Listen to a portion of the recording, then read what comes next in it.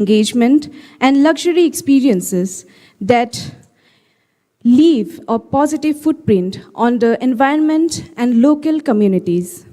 We will also hear about the ecotourism initiatives of the state of Odisha. Let's join hands and celebrate the champion cause of the responsible tourism in India. A big round of applause, ladies and gentlemen, boys and girls. Lovely, thank you. And now, ladies and gentlemen, boys and girls, let's also take a moment to thank our sponsors. The presenting sponsor of the Green Tourism India Conclave is Meghalaya Tourism in association with Incredible India.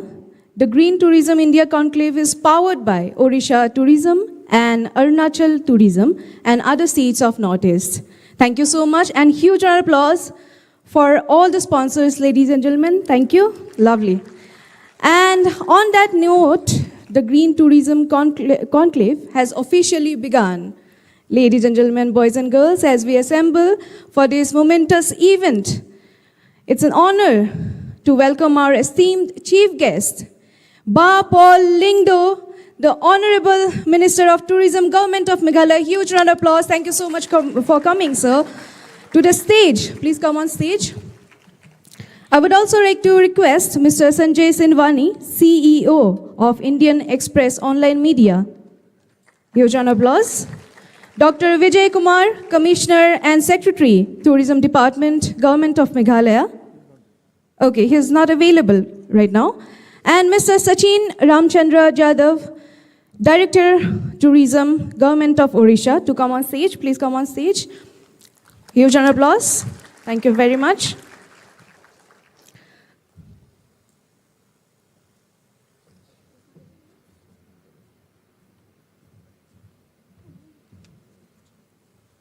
Thank you so much. And now, ladies and gentlemen,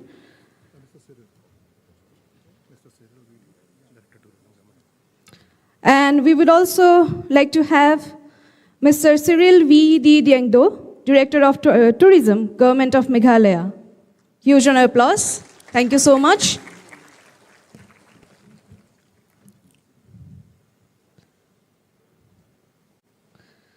Okay, so sir, looking very handsome. So please join us in the traditional Indian custom of lamp lighting to symbolize an auspicious beginning and our unity in pursuit of green, responsible tourism. Huge round of applause.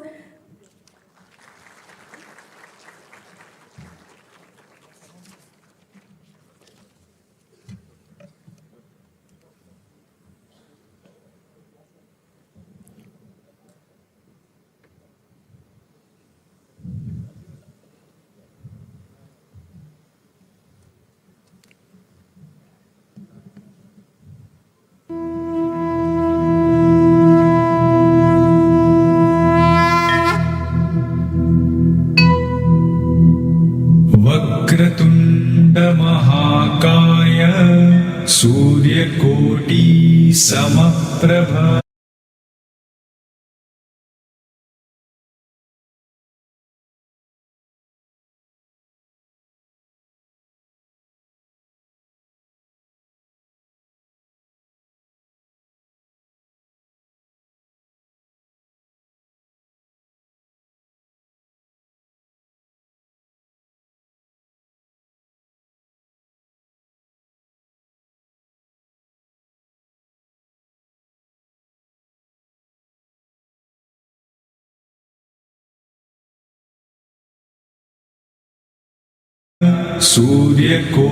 Thank you very, very much.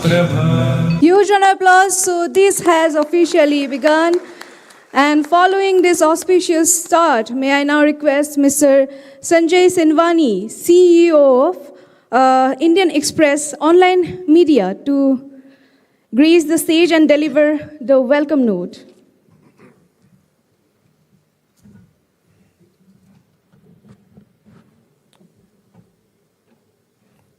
A very good morning and warm welcome to all the delegates and participants in this auditorium today. Also welcome to all the speakers and panelists who have come from across India to share their ideas and their thoughts about ecotourism and green tourism A special thank to our chief guest, Shri Paul Lyngdoh, Honorable Minister of Tourism, Government of Meghalaya. It's a privilege and honor to have you here, sir. On behalf of Indian Express Group, I am delighted to welcome you to the Green Tourism Conclave 2023. I believe this is the first but not the last of these series. Today, we'll see day-long deliberations on responsible and sustainable tourism, which will create awareness and share learnings for the northeastern states of India to emulate, adopt, improvise on some of the best practices being followed in other places, and also to share their own learnings, because they also have been practicing a lot of green tourism, eco-friendly tourism. So this is a place about exchange of ideas, which will help the tourism industry to become more sustainable, and this is the need of the hour. Today, the way we are all encountering climate change, the turbulence in weather, I think it's a need that we all work towards sustainable tourism and make it a way of life. The northern eastern states represent a very diverse natural beauty and cultural diversity. From snow-capped mountains of the Himalayas to the lush rainforests of Meghalaya, the region has something to offer everyone. It's also a great generator of employment. So there's a need to grow tourism, but if done in the right way, it not only generates employment and growth and creates economic activity, but it also is a sustainable form which will last for decades. Sustainable and green tourism has a lot of challenges. It requires both industry and consumers to change the way they behave. I can give you some examples. If you go to any five-star hotel or any good hotel, you will find, captions in the bathroom saying, please, if you do not want your towels to be recycled, don't, or if you want them to be recycled, throw them in the bin. Otherwise, you hang them. But when you look around in the bathroom or a place to hang the towel properly so that it can dry and be usable next day, you just find a hook, and if you leave it on the hook, it will not dry and it'll stink the next morning, so you can't reuse it. So I think there are small things which require a lot of thought, and a lot of these small things and small initiatives can make sustainable tourism viable. So I've started noticing this, that while everybody is doing a lip service, the real practice is happening only in few places. And even when you don't leave your towel in the bin, most of the people who come to service the room pick it up and take it away any which ways, because that's the practice that they've been following. So how do you make sustainable tourism and get into practice with all the stakeholders? I think that's the challenge which everybody has to address. These conferences can throw ideas, it can create deliberations, but I think the industry and the trade and the consumers have to push. And I see a lot of young students here who will be the future of this industry.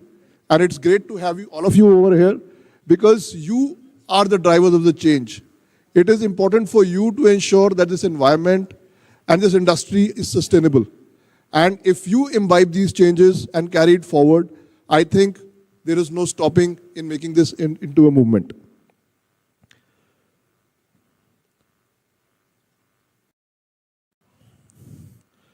Before I end and ask the Honorable Minister to give his speech, I would also like to thank the Department of Tourism, State of Meghalaya, Odisha and Arunachal Pradesh for supporting this initiative.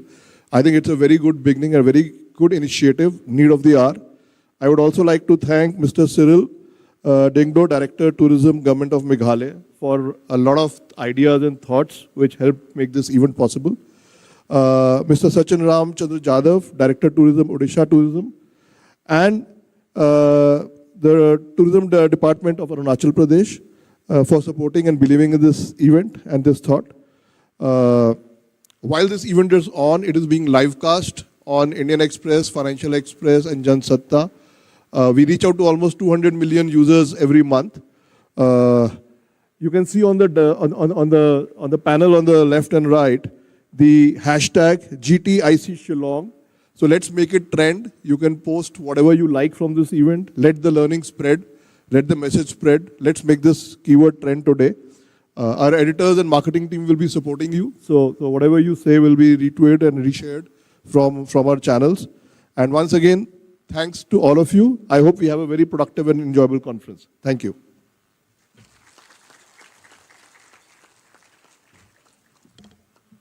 Thank you so much, Mr. Sindhwani, for your inspiring words. The Green Tourism India Conclave is an amazing initiative from Indian Express Online Media, and we wish it all the success. Huge round of applause. Lovely, thank you. And now, ladies and gentlemen, boys and girls, we would like to invite Mr. Cyril Diengdoh, the Director of Tourism, Government of Meghalaya, and Managing Director of Meghalaya Tourism Development Corporation, to give the welcome address.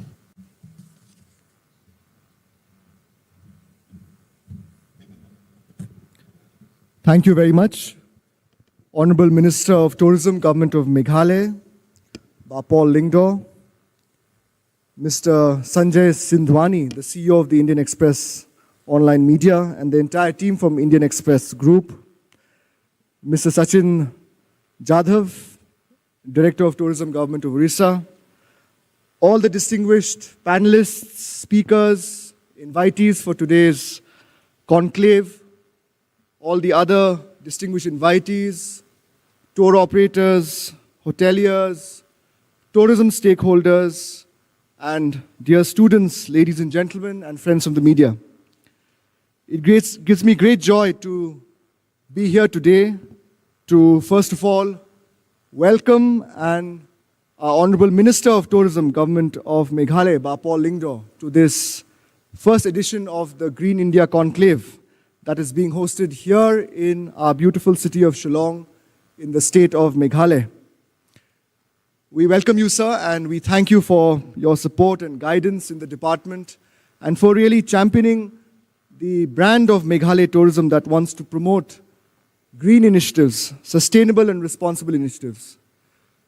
Just over a month ago, in the month of September, when we celebrated World Tourism Day, Honorable Tourism Minister was here in this very auditorium presenting awards to our champions from the state of Meghalaya, be it homestays, be it tour operators, be it travel companies who are promoting sustainable and green and responsible tourism. Even if you see the Meghalaya tourism policy, green tourism, especially responsible and sustainable tourism, is at the heart of our policy.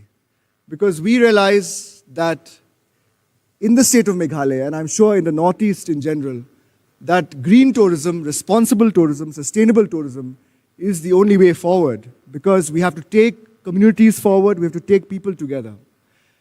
Meghalaya is a beautiful state which is rich in tradition and culture, and in terms of the community engagement, since the resources are owned by the communities. And they are the true champions of promoting a brand of tourism, which is the very topic of today's discussion. Today we have travelers from all over the world who wish to see beautiful untouched places, who wish to see best kept secrets of India's Northeast, including the state of Meghalaya, be it the living root bridges, be it the beautiful caves, be it the waterfalls, the sacred groves, the forests. There is something that for every tourist that the northeast of India and Meghalaya can offer. And this brand of green, responsible and sustainable tourism is what we wish to promote. In a way, the state has been taking many initiatives to ensure that our tourism is sustainable and it looks at the environment and keeps the environment in mind. We have in the past come up with various initiatives, including ensuring that at tourist locations we are able to define the carrying capacity. We are able to tell communities and stakeholders not to litter, to have zero waste being generated, and to have the principle of right pricing so that we get the kind of tourists who are able to appreciate the value of the nature-based tourism that Meghalaya has to offer and ensure that the value chain in terms of livelihoods which this tourism sector caters to meets all the persons in the value chain, especially the key stakeholders, the community, the people involved directly in the grassroots to promote tourism. our homestay scheme, our vehicle scheme, and various other schemes ensure that responsible and sustainable tourism is at the heart of our strategy. So I'm very happy that today we have stakeholders from the northeast of the country, including from Odisha, who are here to share the best practices to this distinguished audience, so that really the northeast of India and the state of Meghalaya can take forward the best practices that we have and take them to a global level. I thank the Indian Express Group for with the vast presence of the Indian Express, the Financial Express, in social media, in print, electronic media. I'm sure this message and the learnings that we have today, which are being live streamed, will be shared with all those practitioners who wish to understand what sets the Northeast and Meghalaya apart and distinguishes it in terms of responsible and green tourism. Just over a month ago, one of our beautiful villages, Kongthong, was recognized as one of India's best rural tourism villages, which is a hallmark of the type of tourism that we wish to promote and wish to spread out in our beautiful state of Meghalaya. So once again, I welcome our Honorable Tourism Minister, Paul Lyngdoh. We look forward to his valuable words in terms of how this conclave and this entire concept can be taken forward so that our communities benefit, the people benefit, and all practitioners benefit. I once again thank the other participants who have come all the way to this first conclave of its kind, especially the Director of Tourism from Odisha Tourism, Mr. Jadhav, all the other distinguished speakers who have come from various tourism states, including Arunachal Pradesh and other northeastern states who are supporting this conclave. And not to forget to mention India Tourism, Incredible India, which also is supporting this conclave. I think it's important that all key stakeholders come together to support such initiatives, and I'm very happy that we have been able to come together through the Indian Express Group on this very important topic. And I'm sure that the deliberations today of this important event will go a long way forward in promoting green, responsible, and sustainable tourism, not only in this beautiful region of the Northeast, but in our beautiful country of India. With these words, I conclude my address. Thank you very much. Hon'ble, Mithela.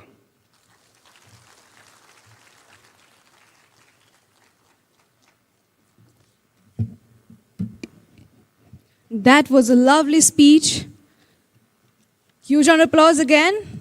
That was a beautiful, beautiful speech about this part of Northeast, Meghalaya, and we love Meghalaya. And ladies and gentlemen, now I would like to call upon stage Shri Sachin Ramchandra Jadhav, Director of Tourism, Government of Odisha, to speak a few words.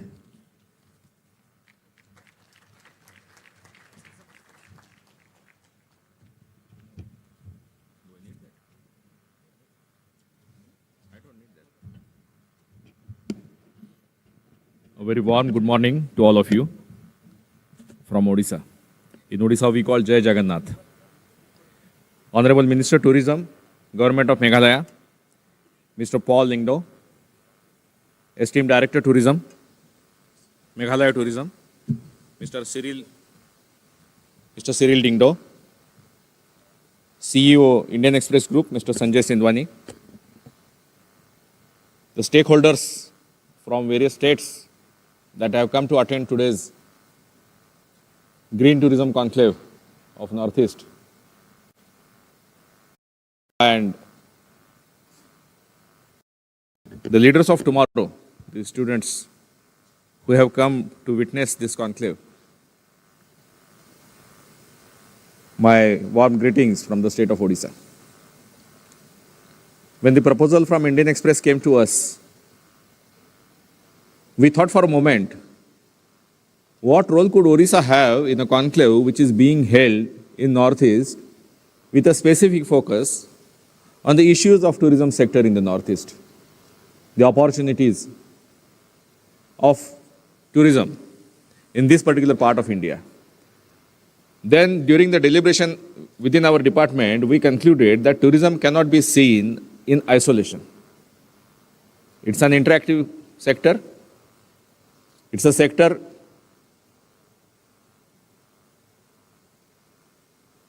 essentially connected to trade, commerce, travel activities. Leisure comes later. Leisure tourism is just one aspect of tourism. Essential to tourism is connectivity with each other.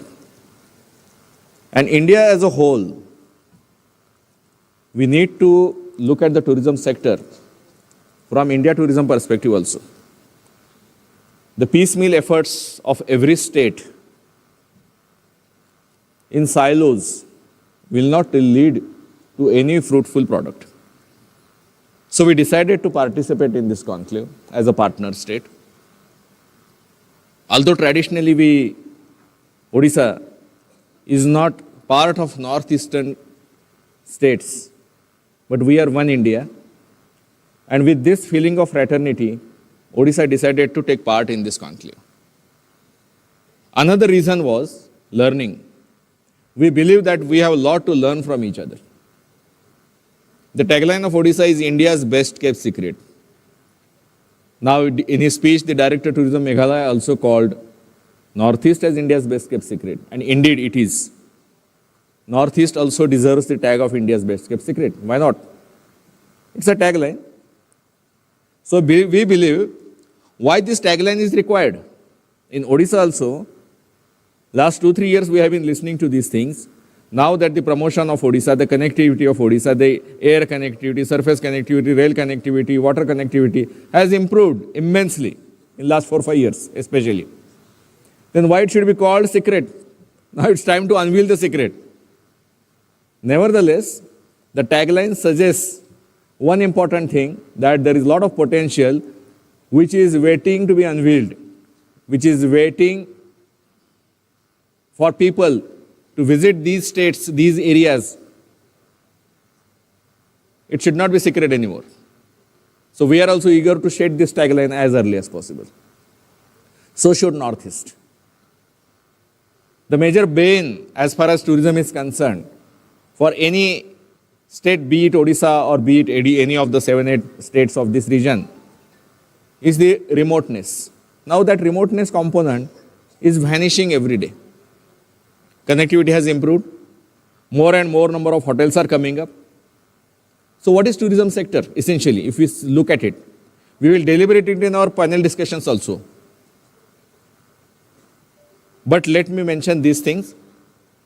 And why Odisha is here, let me mention that also. Tourism, as I said, it is about trade and commerce, and it is dominated by private sector. It is essentially an unorganized sector. So although the employment potential of this sector is immense, it is huge. It is in multiples of 7 and 8 compared to other sectors like manufacturing. One five-star hotel room, it generates direct and indirect jobs of not less than 15. Just imagine the potential of this sector. So we need more such high-value hotel projects in our states. We need the tourists to stay for more days in our state. The Director of Tourism Meghalaya now mentioned that one village in Meghalaya was awarded the best rural tourism village. Odisha was also awarded one of the best rural tourism village in the same event. Tourists should visit these villages and they should be thinking of staying for more number of nights in such villages. So we need more homestays in such areas. We need a conducive tourism policy from the state. We need good infrastructure that will facilitate good connectivity, that will facilitate erection of good hotels in these areas. And we also need promotional efforts from the state. And I believe this today's conclave organized by Indian Express Group in association with various state governments is a good step towards that thing. It is not just brainstorming, it is also promotion, because more people get to know about the state. Not just tourists, not just travelers, but also investor community. And the state's primary responsibility is to instill confidence in the minds of investors. It is essentially an investor-led field, and government's role is behind the curtain, back of the stage. So I believe today's panel discussions will highlight more on these points, and we will come to some conclusion towards the end of this conclave. Also, I do believe that this association of Odisha tourism with the Northeast will pave a way to a fruitful and meaningful cooperation and coexistence and co-trade between Odisha and Northeastern as far as tourism sector is concerned. I extend my heartfelt thanks to the Indian Express Group and Meghalaya government to have us invited on this dais and give us an opportunity to share the Odisha tourism stories with all of you here. Thank you very much, and I wish all the best for today's conclave. Thank you.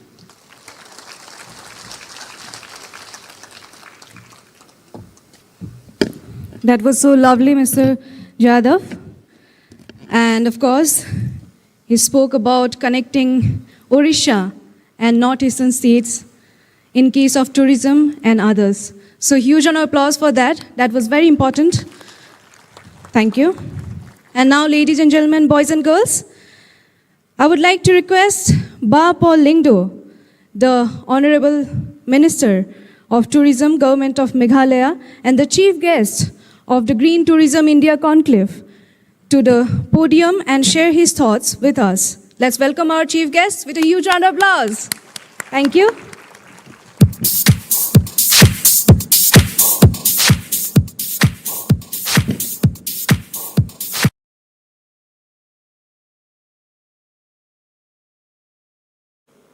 Thank you, and good morning, friends. Mr. Sanjay, Sindhwani, the CEO of the Indian Express Group, Mr. Jadhav, Director of Tourism,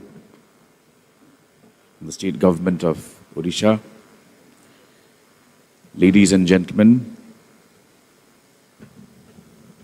our Director in the Department of Tourism, Mr. Cyril Diengdoh, Mr. Mukesh Singh, panelists, hoteliers, members of the media fraternity, our young friends drawn from various institutes, dignitaries, guests who have traveled all the way from various parts of the Northeast to be part of today's Green Tourism Conclave. It is indeed with profuse pleasure that I welcome all of you to this conclave and to our beautiful city of Shillong. Shillong, probably some of you might not know this. The etymology of Shillong goes back to its supposed divine origin. Shillong is the name of a deity, a god, and the name came from two words, Shillong, meaning self-created, which reinforces the belief that God, being the creator of the universe, created himself first. We here, as part of this conclave, which is a major initiative to push Meghalaya tourism forward, along with the rest of the states of the Northeast. We're here to collaborate, plan strategies, and look for ways of where we can synergize. Just a few yards away from us is Hotel Pinewood, a hotel that has attained the unique status of being rated as one of the top 50 hotels in the country because of its colonial past, because of its decor and ambience. And when somebody asked me whether Pinewood is a 5-star hotel or not, I said, just move out of your hotel room and you will see not 5, but hundreds and thousands of stars. That's Meghalaya. And if somebody asks me, Somebody asked me whether your ACs are working all right. I said, step out of the room. The entire space around you is a natural AC. It cannot be confined in one single machine. That's Meghalaya. And I'm proud to say this, that we are hosting the Green Tourism Conclave in the state capital of a state that has 76% of forest cover, which is one of the highest in the country. Clean, green, responsible, sustainable tourism. That's the ultimate aim of our government. And we would like to partner with the rest of the region to synergize our efforts. I've always been advocating the need. Each of our states has different approaches to tourism. But in today's discussions, probably it would be in the fitness of things if you also talk in terms of a regional tourism policy for the Northeast. Because each of the 8 states of the region are so interconnected, not only geographically, but historically, and in so many other ways, socially, and in so many other ways. And if somebody were to be interested in cultural tourism, Meghalaya has 2 major tribes, the Khasi Jaintias and the Garos, who practice what is known as the matrilineal system. And it's a system that is now on the decline in the rest of the world, but is still very thriving and being followed here in Meghalaya. The state also boasts of one of the longest cave systems in the world. We've had explorers from Europe who came and discovered that we have caves which are as long as 23 kilometers. We have the wettest places on earth, Charapanji, Saora, and Mausanram. And Kong Thong, which our director has just mentioned, which backed the tourism award from the union government this year. I was stunned when I visited this village and see that people communicate by whistling to each other. A person whistles and somebody from the audience would respond to that whistling sound. I mean, these are ancient practices that, apart from what Mr. Jadhav has mentioned about Odisha's best kept secret, I think in Meghalaya we do not have much of secrets anymore, but we still have sacred groves. We still have a lot of things which are also sacred.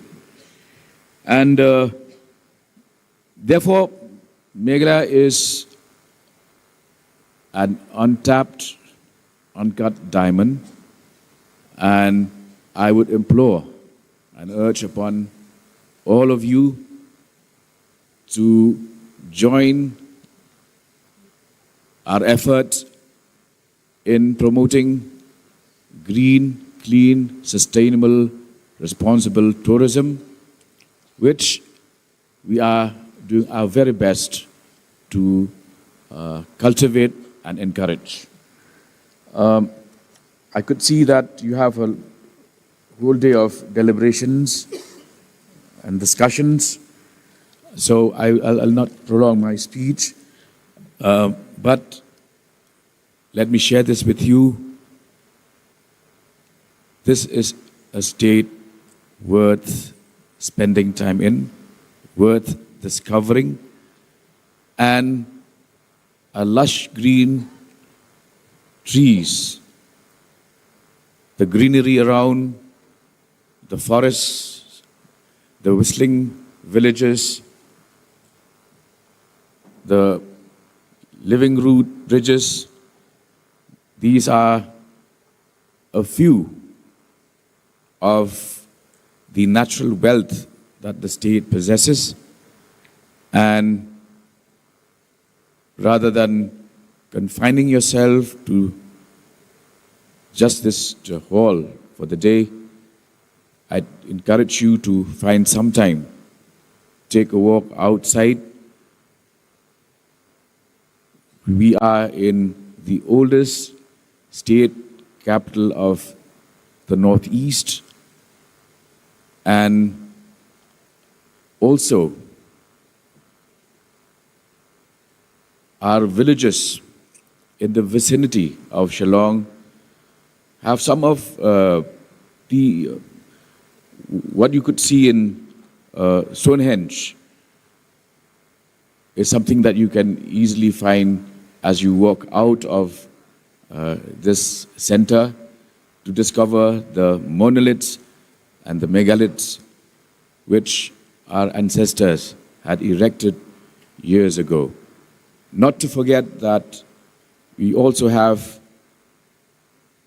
our caves, and one of our caves located at Sora, Cherrapunji Mahmuluk Cave is the epicenter of geological interest, because based on that cave, the geologists have earmarked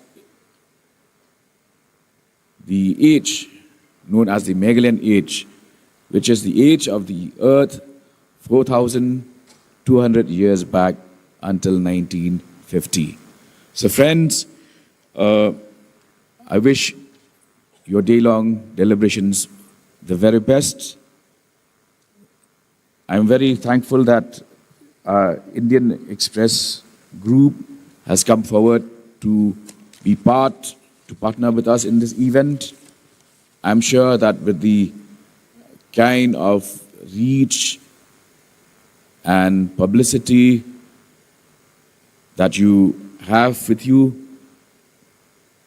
this event will surely reach to far than those of us who are in this hall. And with our sustained efforts to keep the tourism flag of Meghalaya flying higher and higher, we will be able to ensure that we not only take ourselves forward, but take the country, take the region forward, and ensure that tourism does become a sustainable means of livelihood, and also that we open our doors to visitors to discover this remote part of the country, which has so much to offer and so much to be discovered. Thank you. Kublai Mithala Jai Hind.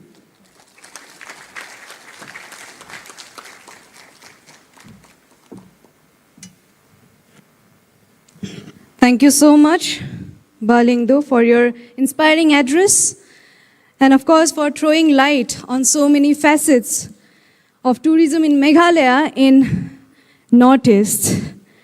And of course, from wonderful weather to rich culture, heritage and history to beautiful landscapes, we have it all. So we are Meghalaya. Thank you so much. Huge round of applause for Lyngdoh. And now, ladies and gentlemen, boys and girls, I would like to request Mr. Sanjay Sindhwani, CEO of Indian Express Online Media, to felicitate Lyngdoh, the Honorable Minister of Tourism, Government of Meghalaya, the Chief Guest of the Green Tourism India Conclave 2023, with a memento.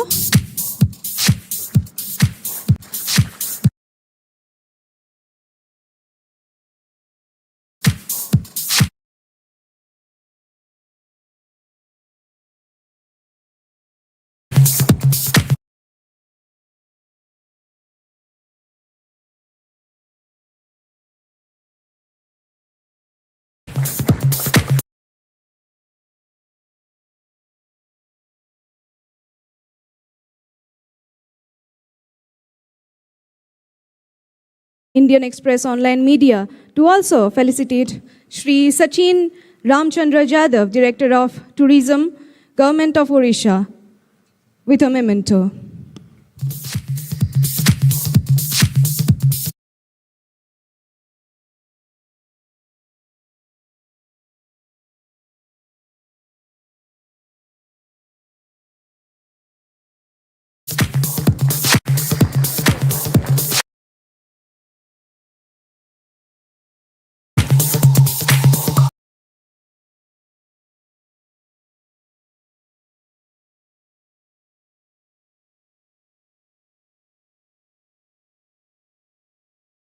Gentlemen, boys and girls, I would like to request Mr. Sanjay Sindhwani to felicitate Mr. Takum Kena.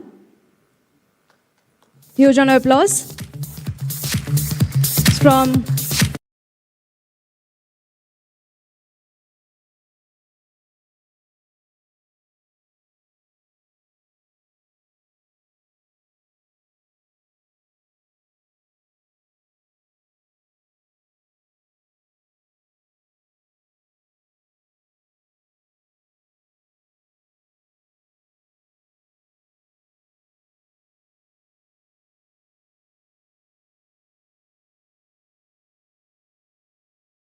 Thank you very much.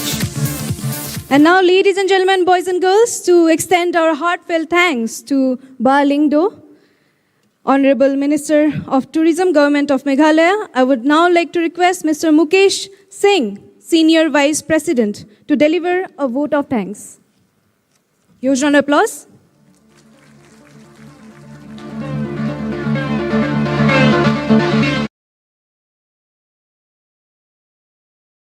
Everyone, I take this opportunity to thank everyone on behalf of Indian Express Online Media for attending the first edition of the Green Tourism India Conclave and for making it a success. We really appreciate Meghalaya Tourism for its association with the conclave. I would like to personally thank Paul Lyngdoh, the Honorable Tourism Minister of the Government of Meghalaya, for taking time out from his busy schedule to grace the event with his presence.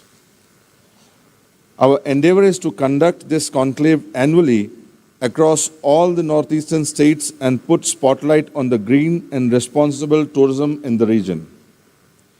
As a responsible media house, we at the Indian Express Group will take this message across and outside India with its global reach of over 200 million users.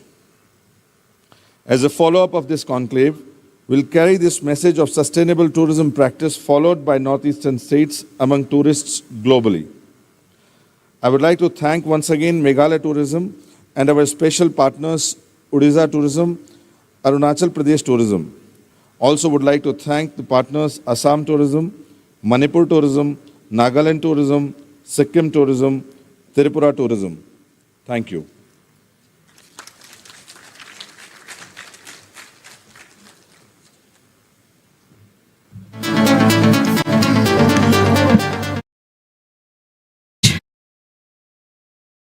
Do you want to have some fun now? Yes, I think I should hear a louder yes. Do you want to have some fun now? So we have a treat for you all. Can you guess what that is? Yes? You can? How can you guess? Because it's a surprise for you. You don't have to guess because I am going to tell you. We have a cultural performance for you by the Dathime group, showcasing the rich musical heritage of Meghalaya, ladies and gentlemen. Boys and girls, Dathime means from the roots, and the group performs the indigenous music of the Khasi and Jantia tribes. The aim of the musical group is to preserve folk culture and defend dignity. Dathime also does folk fusion and music with Khasi rhythms. Today they are playing a drum and cymbal medley with the song Kashat Ka Kamin. I think everybody of you know this song. Who now knows this song? Can you raise your hand? No? Okay, Kashat Ka Kamin, which will transport you to magically, to the rhythm of the hills with some improvised beats. So, ladies and gentlemen, huge round of applause. Let's welcome them. Thank you.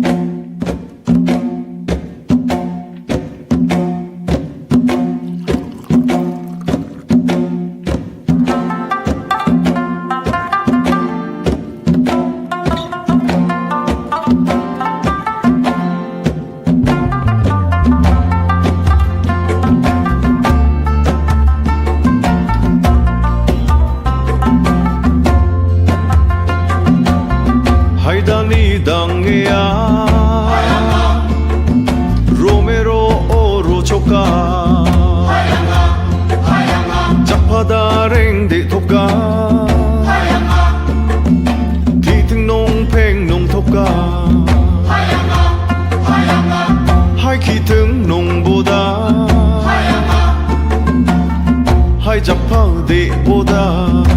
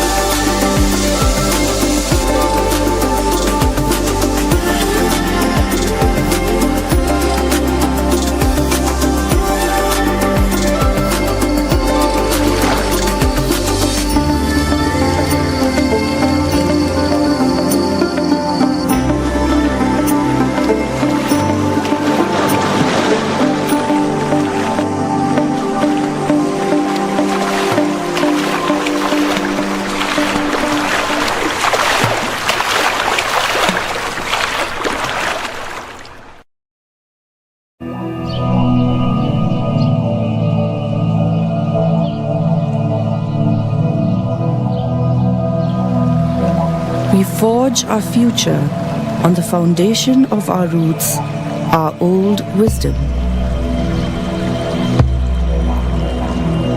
In the forested slopes of southern Meghalaya, the people are keeping alive a unique and centuries-old engineering tradition to commute across some of the most rugged terrains in the world.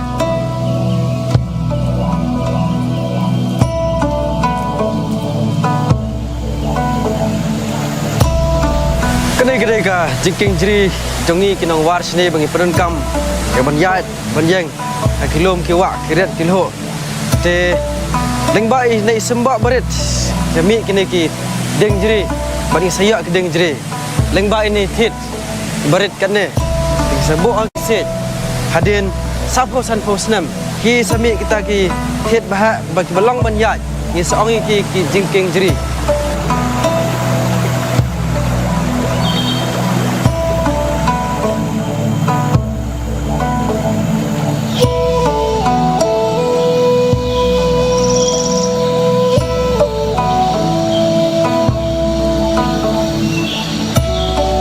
The Ficus elastica is a towering giant of these forests and can grow dozens of meters tall.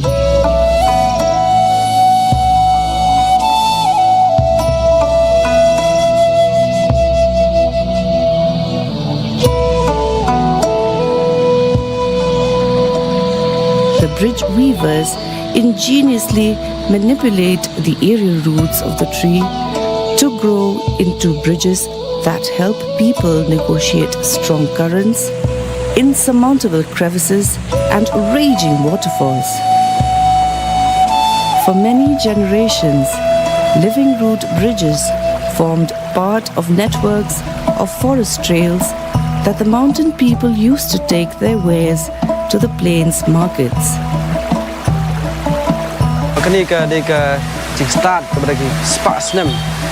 Ba long shaman shwa jengi ladon ke jengi jengai ba ki long din mandin ke ya ban perenkam ban persuk ki banyat na ko we jikas ko ipat khamtam ha bakilaj shabri shalangkha baru khamtam bakilaj shakiyaw bihat. The bridges are a long-term dedication built to serve present as well as future generations as they take years to develop. Members of the village come together at specific times of the year, taking up the role of architect, designer, engineer, and retrofitter.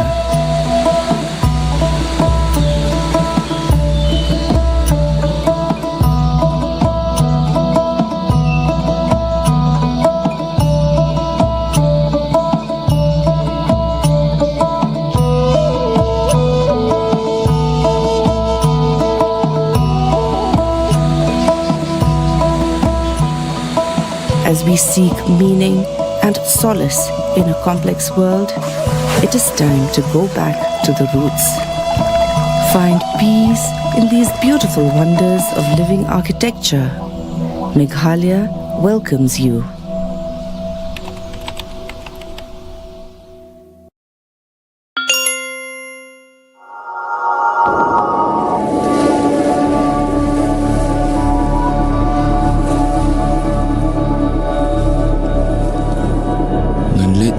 Seorang Bankiu Shakilung Kari Utiu Sokha Utiu Pawanglung Kari Jungka Simping Kari Ukaitor Kari Ke Jingshinrang Kari Ke Akor.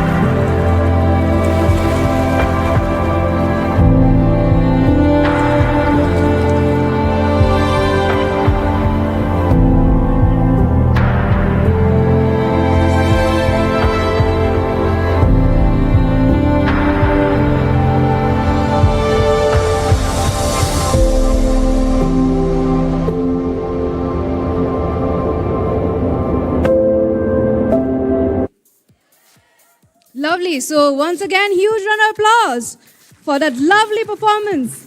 Wow. You know, this performance filled the entire hall with so much more energy so that we can start our first session. Ladies and gentlemen, we will move to the first session now. And the session is titled The Great Outdoors. What makes the Northeast the perfect destination for adventure and ecotourism.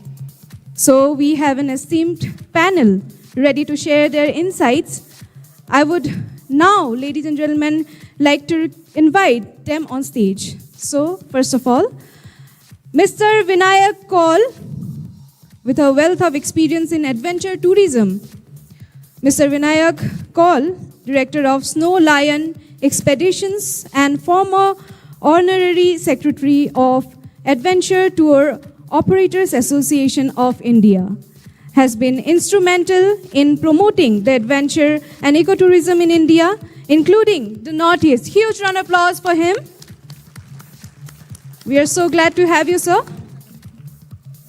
Thank you so much. And next is Miss Akanksha Garg, an influential figure in the tourism and hospitality industry with a passion for sustainability. Miss Akanksha Garg is the founder-director of Waxpole Hotels and Resorts.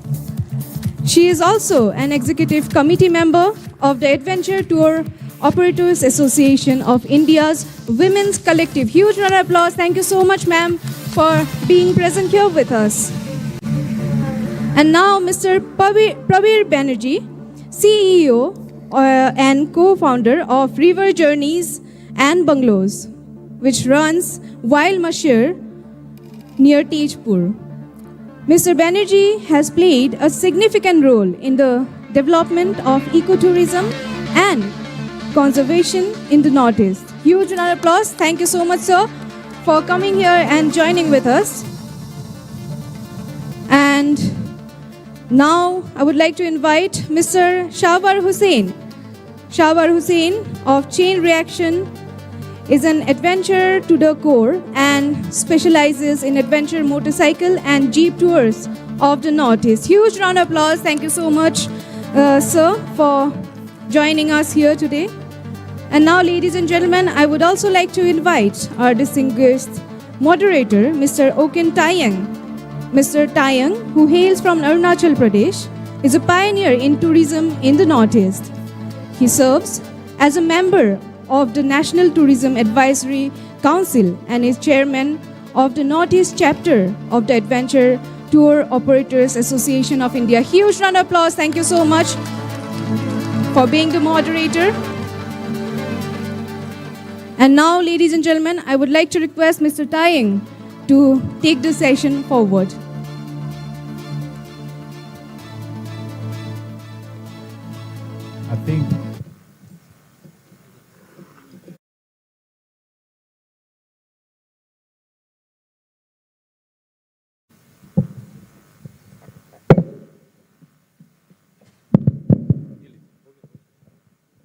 I think we need a chair for Mr. Hussain. Is he here?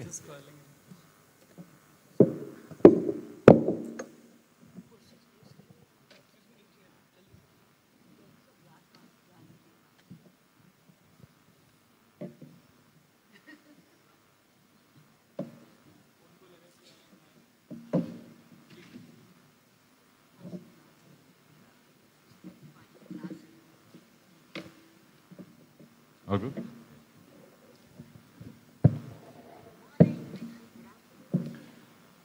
Is it an afternoon or a morning? Good morning, everybody. I think we are sort of in between. So really, it's always a pleasure to come back to Meghalaya, for many, many years. As a domestic tourist, Shillong has been a very favorite destination. And as a tour operator for last almost 2 decades, Meghalaya has been part of our active itinerary. And Meghalaya has something for everybody, whether you want to see the culture or a festival like Nongtrem, or you want to do trekking, the Scots Trail, or if you want to marvel at the waterfalls, Nokalikai, all the Seven Sisters. And the caving is a new sensation, and it's a big, big place for water sports. I know lots of world-class kayakers come here and do kayaking and all kind of activities. So it's really indeed a hub, true to our theme today, for outdoor and nature-related activities. So really glad to have a very wonderful and distinguished list of panelists here. I kind of know almost all of them. They are very, very interesting bunch of people. So let me start with Mr. Shawar Hussain. He is absolutely an amphibian operator. You know, he's a motorcyclist. He runs vintage jeep tours, and also he restores old cars, classic and vintage cars, and a first-class craftsman. You know, we doing a World War II museum, so I had 2 wooden propellers made, and if you look at them, this is really amazing work.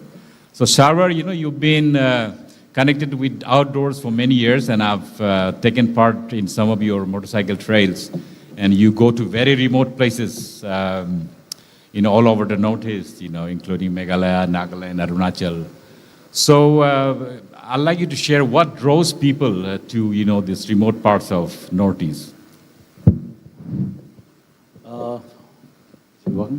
Thank you, Okan, and good afternoon, everyone. I've been doing these motorcycle tours for about 20 years now, almost, and I've got a lot of clients from outside India, Indian as well, and most of them come to the Northeast because they think it's, you know, people have different conception about Northeast India. They think, the first thing they ask me, many of them are, is it safe over there? I said, yeah, of course, Northeast is as safe. It's very safe, in fact, safer than the rest of the many other places in India, and also very safe for women. But they come here, they want to see the back of beyond. They wanted to see where they wanted to go to places where they cannot find a McDonald's or a KFC and all in the middle of the jungle. So things like that interest them, and like that they can, you know, interact with the locals, the villagers, and I take them to interiors, to the places where there are no hotels. It's just the homestays, the local homestays where they stay. So the culture, the tradition, the natural beauty, everything, these are the things that interest them. That's why they come back. Yeah, excellent, you know, input from you, and of course, there's lots of misunderstanding of what Northeast is to not only our mainland Indian, our compatriots, but even people from outside. Some small incident happened in one corner, they think the whole place is disturbed. I mean, even for myself, the first time I went to Nagaland, I think way back in 1999, you know, I was waiting for a bullet to come and hit me, but, you know, 20 years down the line, you know, it's the safest place and most friendly people. So we really have to make an effort to break this stereotyping and generalization, you know. And Delhi, for example, I keep on telling people, you know, there are more people dying in Delhi in road accidents than people that die of insurgency and all this in Northeast, you know. I mean, it's a very, very safest place on earth, as far as my experience. So, okay, taking the session forward, we have Pravir here on my left. So Pravir is one of the founders of a place called Wild Mashir. I think is definitely one of the big example of what luxury accommodation is in Northeast. And based on a heritage colonial theme, Wild Mashir is a 145 years old structure. Now is an heritage property. And then, you know, so in the beginning, you know, I was in a part of the process when the place was being set up, and just looking at kind of price tag they were deciding, I was thinking, "Aisa mein koi aayega bhi kya," you know, but people started lining up right from Maharani Gayatri Devi, Amir Khan, and all those kind of people. So it's really, really, you know, an example of if you have a strong will and a vision, things work out. Now, Prabir, what I want to ask you is, now there are lots of people who want to do outdoor stuff. They want to sweat, rap, trek, you know, dirt, you know, get into the dirt. But in the evening, they want to come back and sleep in a very luxurious place. Wild Marshal offers. So, I mean, can this be replicated in other areas, and what are the challenges, and if there's anything that can be done in other parts of Northeast? What's your take on this? Okay, thanks, and thanks Indian Express, thanks Shillong, thanks everyone. The most distinguished guest we've had in Wild Marshal is this gentleman. He got married there.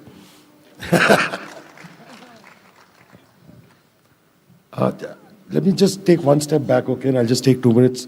We were talking about the uncut, unexplored diamond of the Northeast. This is actually a very, very unique experiential place. We've got two major assets that we have in this region. One is our people and cultural heritage, and second is our environmental inheritance. In terms of, and remember, this is one region that has never been captured by the Mughals. This is one region where our rivers stem from Sangpo, and Sangpo means purity.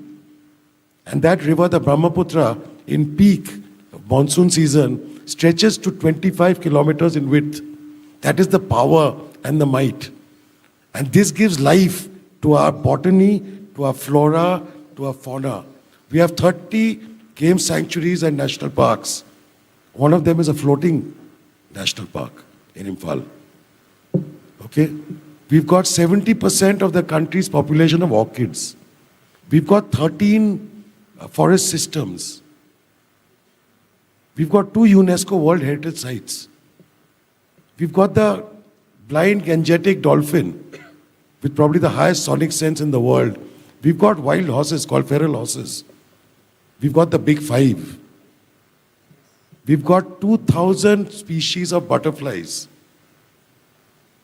I won't get into the reptile species because it's not the most popular thing to talk about. So there's lots to do, but people think that this will be a 2-week destination. No, it won't. Let me give you an example of Wild Marshal. We've got the 10th edition of Kaziranga National Park, which is a UNESCO World Heritage Site, which is 40 minutes from Wild Marshal. The Nameri Tiger Reserve with river rafting, 20 minutes. The Pake Tiger Reserve in Arunachal, 40 minutes. The Brahmaputra dolphin viewing, 1 hour, 10 minutes. The monastery in Rangapara with its Jews history, half an hour. So from one destination, you can actually get a glimpse of the culture and the environment of the entire Northeast if you want to. So it's so similar, it's so replicable. We've got 8 communities around us, mainly from the Sino-Tibet, Sino-Myanmar region, and the huge, what we call the Adivasi tea tribes, who have come from the erstwhile Bengal presidency, from right up from the hills down to Vizag in Andhra Pradesh.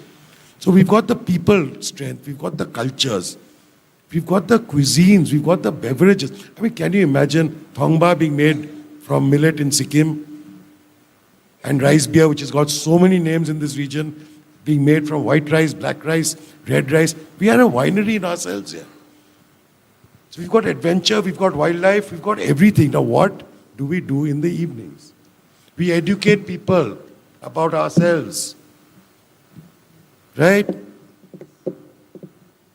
We have people who come in here. Look at the range of people that come into this region.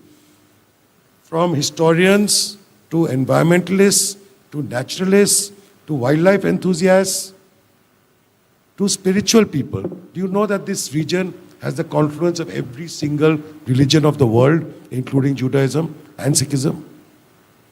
So our job, I think, in the evenings, if you really ask me, because there's very little to do except probably party with your beverages, is to educate our guests that this is a natural heaven, this is your Shangri-La. This is from the blue hills to the red rivers. I think that is where I'd like to stop, because I think that is our primary role in the kind of roles we all do when it's related to the Northeast. But can you briefly share, your challenges you face with the wild marshal going in where you are located right now? Yeah.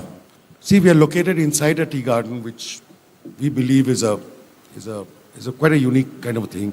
We've developed our own botanic ark, and we've got 90 varieties of birds visiting us, etc., etc., etc. Connectivity is one problem. Surface transport in this region is expensive. we did a rough back of the envelope calculation. For a couple to come and spend 2 nights, 45% of their cost is on vehicle hire. 2 is, we are so swamped by this whole thing of Kaziranga and Majuli and Kamakhya and the smallest island near Guwahati. The unexplored remains unexplored. So the challenges are actually, and we've managed to, we've always had people who are from the local communities. We have nobody from outside. They are home trained, homegrown. Our head chef today, who makes probably the finest souffles in the world, his previous job was to chase monkeys with a catapult in a tea garden factory. We've got the talent, we've got the skill set, but it remains unexplored, for which we need policy interventions, for which we need an integrated tourism policy. Excellent point from Prabir. And, India has a big population, lots of travelers from, different communities across India. So the footfalls are very strong. But, tourism at the end of the day, if it doesn't benefit economically to the people, if it doesn't enhances the community's lives, it really doesn't meet what it stands for. So, and also, there's so much of tourism going on, so much of push on the numbers. Like Prabir had mentioned, Kaziranga has lots and lots of, there's innumerable numbers of accommodations. So, and it's nice to have a place like Mashir, where it's kind of balanced out in terms of quality. Ideally, I would like to have less people traveling with giving lots of money rather than have lots of people traveling with less money, because we have to take care of the kind of impact these travelers have, whether it's ecological, environmental, or even cultural. And I'm so happy there's lots of young people here today. What we deliver today, what we talk about, is all has to be brought to reality and practice by the new generation. Okay, let me get to the lady in the panel first. Sorry, haven't been very chivalric. Should have been the ladies first, but anyway. So Akanksha, besides many feeders in your cab, the hotels, the Wexford hotels you have run, these are placed, I believe it's placed close to parks and natural reserve. So you're at a very thin dividing line between active wildlife and natural, ecological territory, and then, tourism on the other side. And also you being part of the Sustainable Tourism Society, I'd like to get an insight into how you balance, the delicate ecological and environmental impact with an active tourism activity on the other side.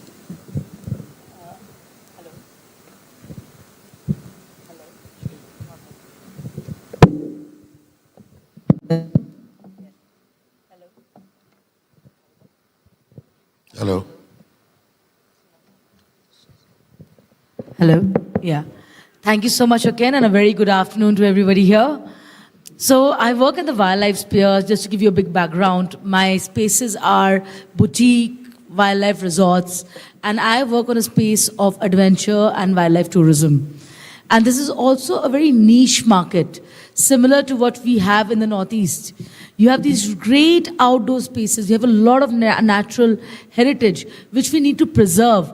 But at the same time, we want to give our clients or our guests the experience that they can come back, they can come here, experience, take it back, and send some more guests. Now, like you just mentioned right now, okay, and there's a very fine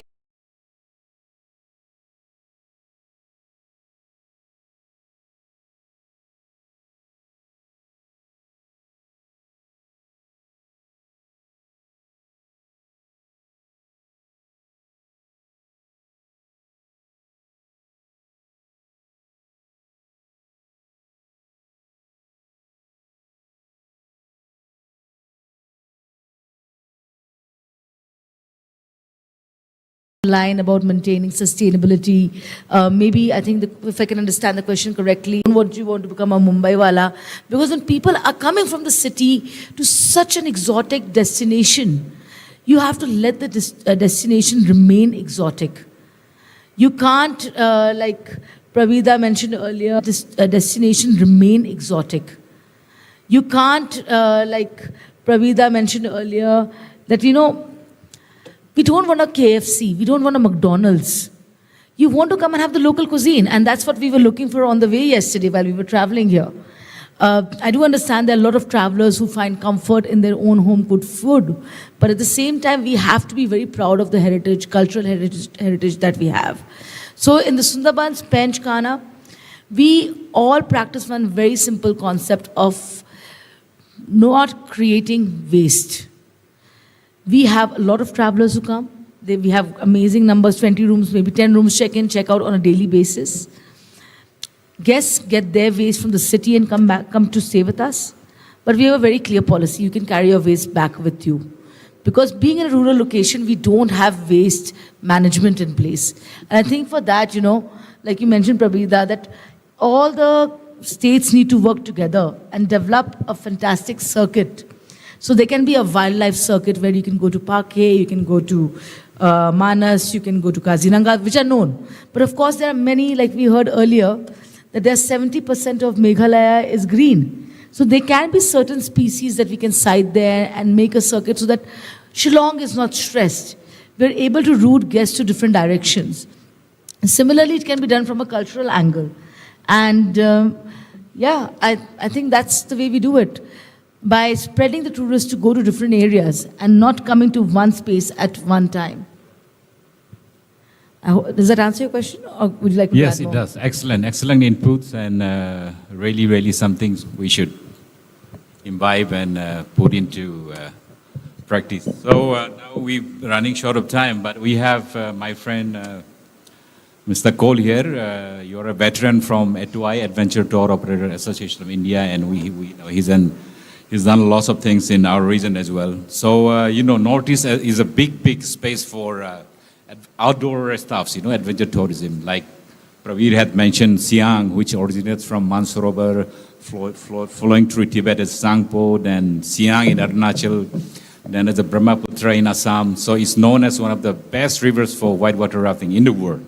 And Meghalaya is, the caves in Meghalaya is completely top level.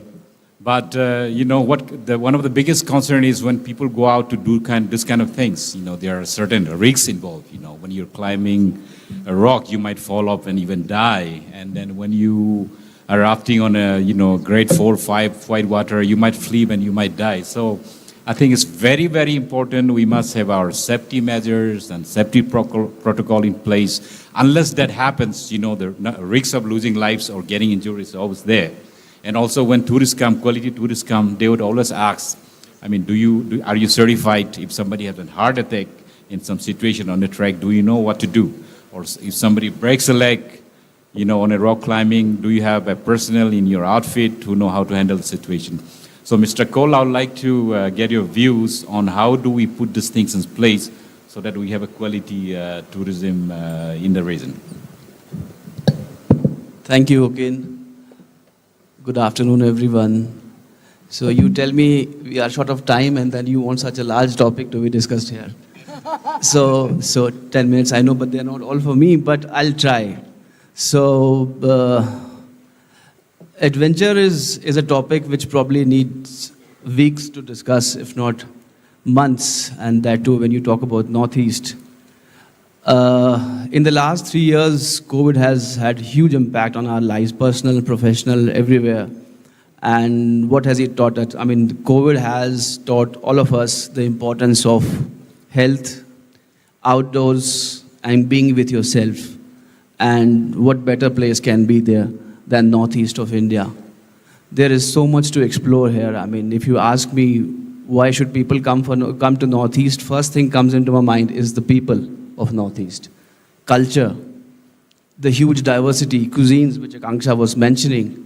And talking about adventure, if I go by a textbook definition, what is adventure holiday? Any activity, any trip which has cultural immersion, which has physical activity, which has natural environment is considered adventure holiday. And every nook and corner of Northeast of India can give you adventure holiday. There is so much to explore. There is mighty Siang where you can go rafting. There is Brahmaputra where you can go top quality cruising. There is Nagaland with great Hon'ble festival. Of course, you can go for trekking. Sikkim has been for decades the playground for trekkings in the Himalaya. There is Manipur with great cultural influences.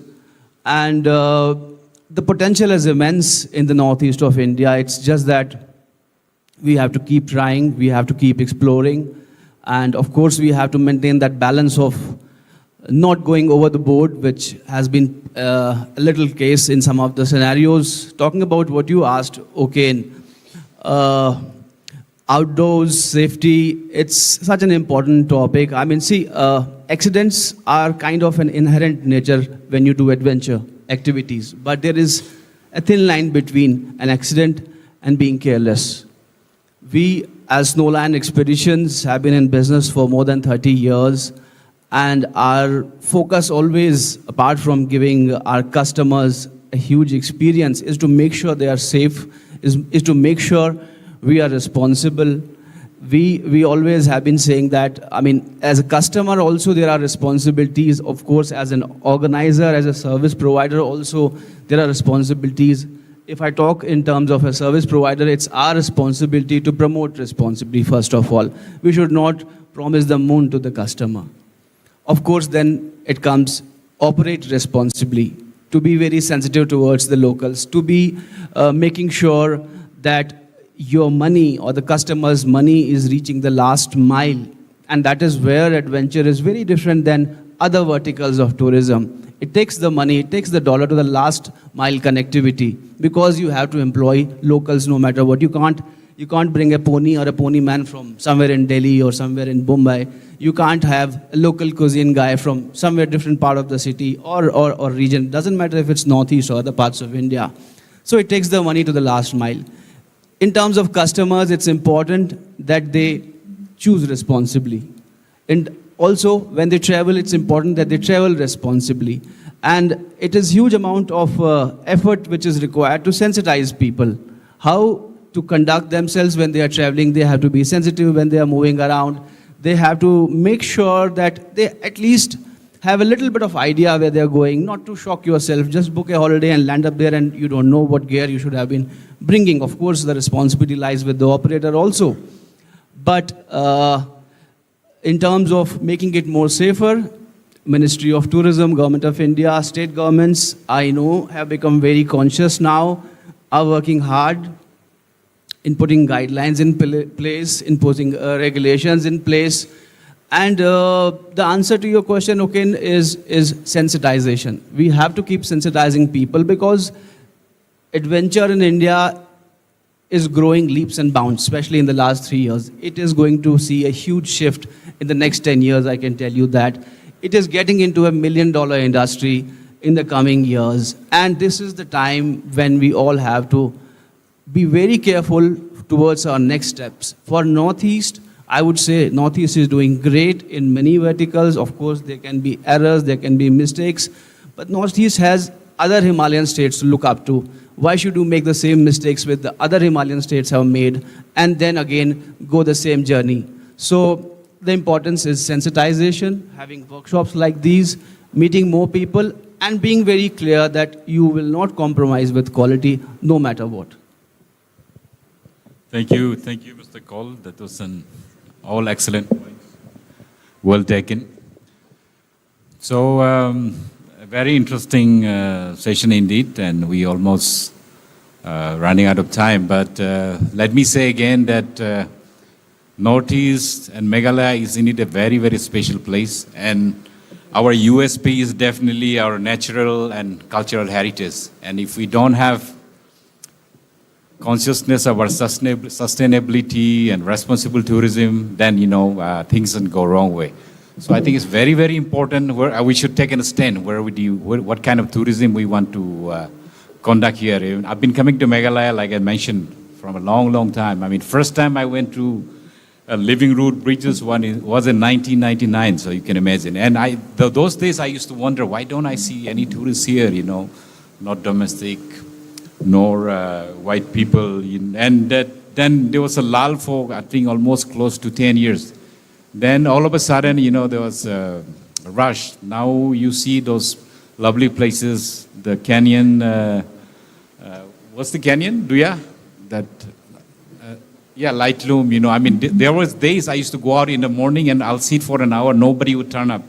But now when I go back, you know, there's not a place to stay yet. There's so much of people.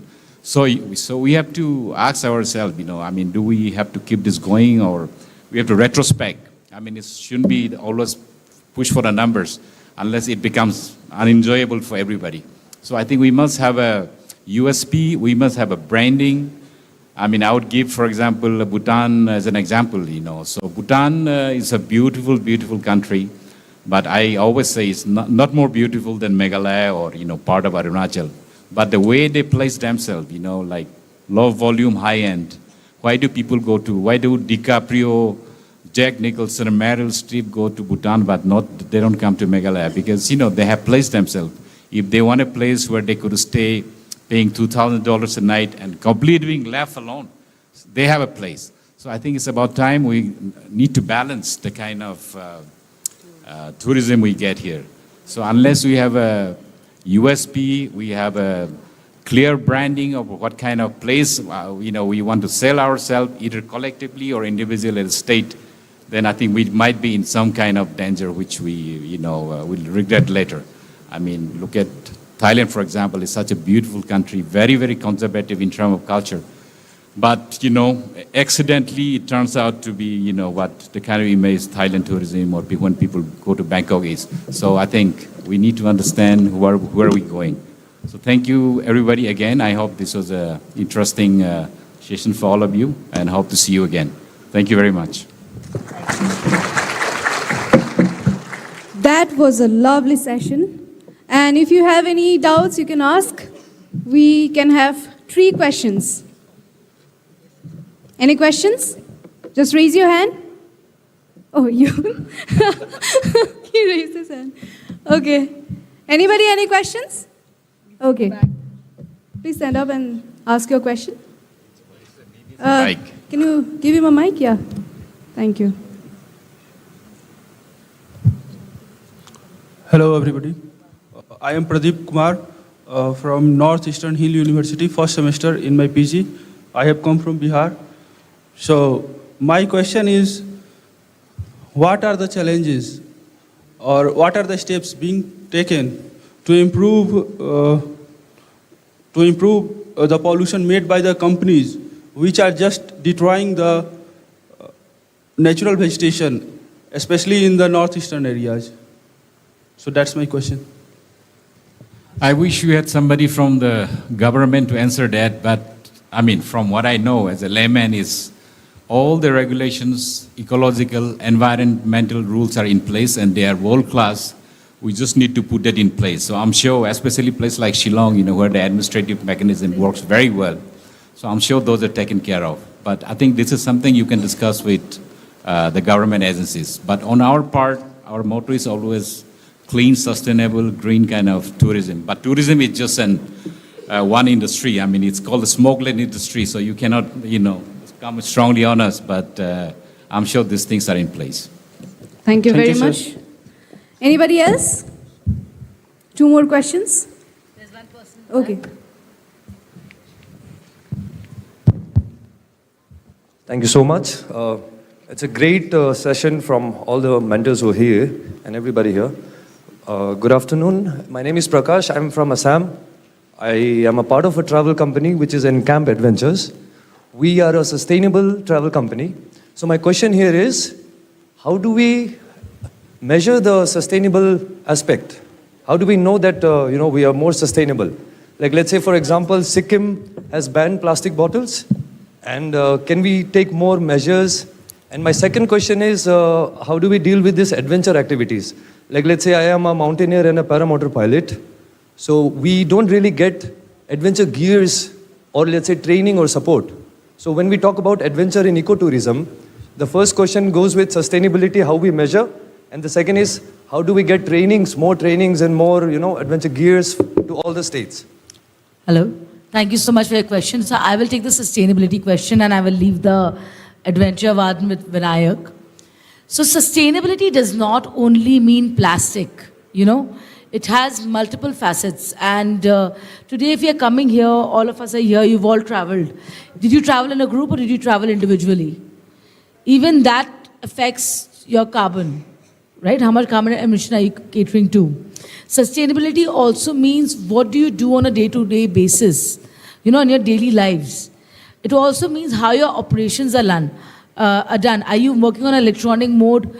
Even if you're working on electronic mode, are you saving so much data which is useless on the electronic mode, which is being saved on some server? So it's a very big aspect. But if you do want to know are you sustainable or not, there are a couple of certifications. These are self-certifications which you can do as a first step. They are offered by the Ministry of Tourism, Government of India, which is the STCEI, the Sustainable Tourism Criteria for India, and the Responsible Tourism Society of India, RTSOI. They also have their self-certification. So what you do is basically go there, they will give you a handbook, they will guide you. You can assess your own company and your activities, how you're doing it. Because, it's one step at a time. But you can't you also at the same time need to educate the people and vendors you're working, because you are a tour operator, right? You said you're a sustainable company. If you don't mind me asking you quickly, why do you say you're a sustainable company? We measure carbon footprints and then mitigate it to zero, ma'am. So you're working towards net zero? Yes. Yeah. So that is one aspect. But also, since you are a tour operator company, you also have to look at sending tours to different areas within the Northeast, so that every region has economic development, right? Right. So that's something you can focus on. So we have a almost 8 number of campsites in Meghalaya only, ma'am. So that's 8. Maybe if there are other people coming to this 8, you can move further off and help another village. Right. That would be a sustainability impact. Absolutely. And at the same time, working with local people, training them, upskilling them will be a great support. The idea is to get more insight from the government side and more understanding on how we can be more responsible. So that's why I said you can approach the Responsible Tourism Society of India for that. Yes. That's one. Or you can also take a help of the STCI. That's done by the government. That was actually designed by the Responsible Tourism Society of India for the ministry. All right. So I hope that answers your question. Yes, ma'am. Thank and you I will so pass much. it to Vinayak for the second one. If I make it easy for you, your answer to outdoor gears, I would say decathlon, but if you have few more lines. Yeah, so good question first Bit of short all. of time. Good question first of all. Yeah, whenever he gives me mic and he says short of time, and you want me to speak.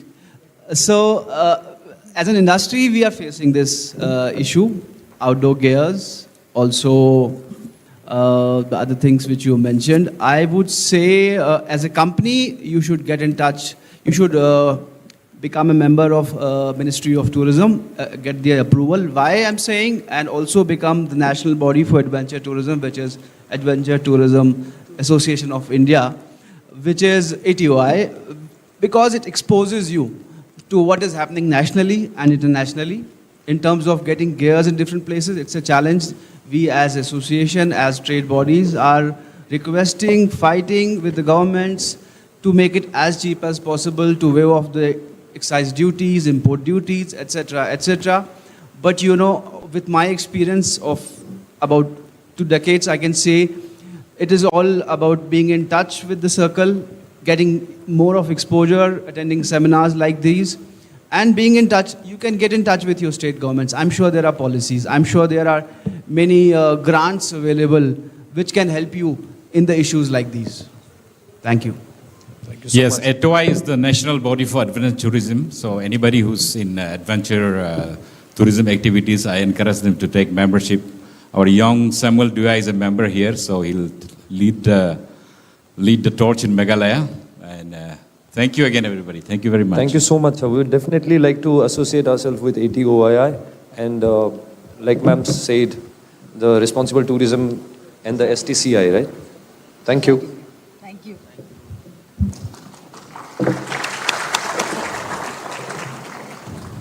Thank you very much. That was lovely and insightful and of course knowledgeable. Thank you so much for sharing your thoughts and ideas. That was so lovely.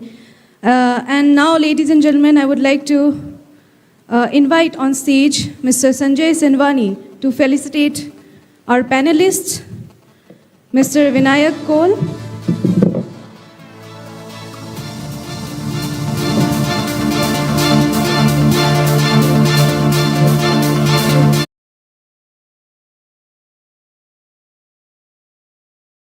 sir.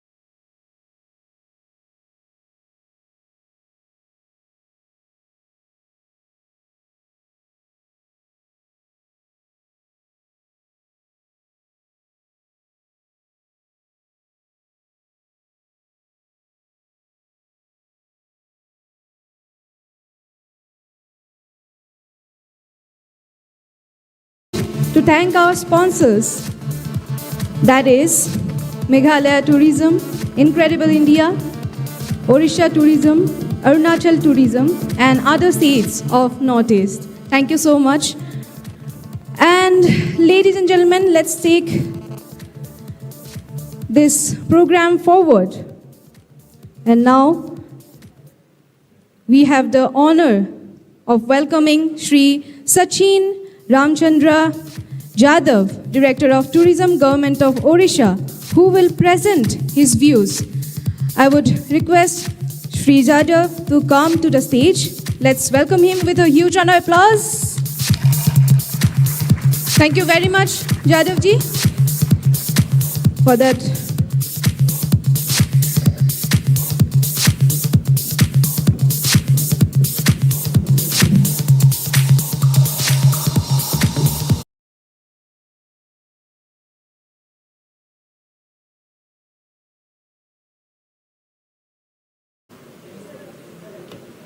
Good afternoon, everybody.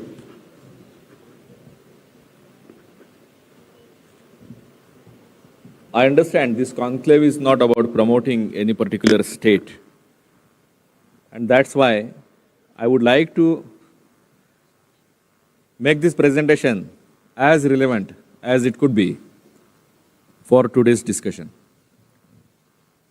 When we discuss tourism, we need to understand, and especially when a person from government side like myself is talking about tourism, we need to keep one thing in mind, that tourism is one sector that the government deals with. Unlike any other government department, this sector is primarily driven by individuals and private agencies, not by the government. Unlike, let us say, if there is a question of national security, if there is a question of welfare, if there is a question of poverty eradication, if there is a question of some certain developmental programs, then it is the government that takes the center stage. It's not so with tourism.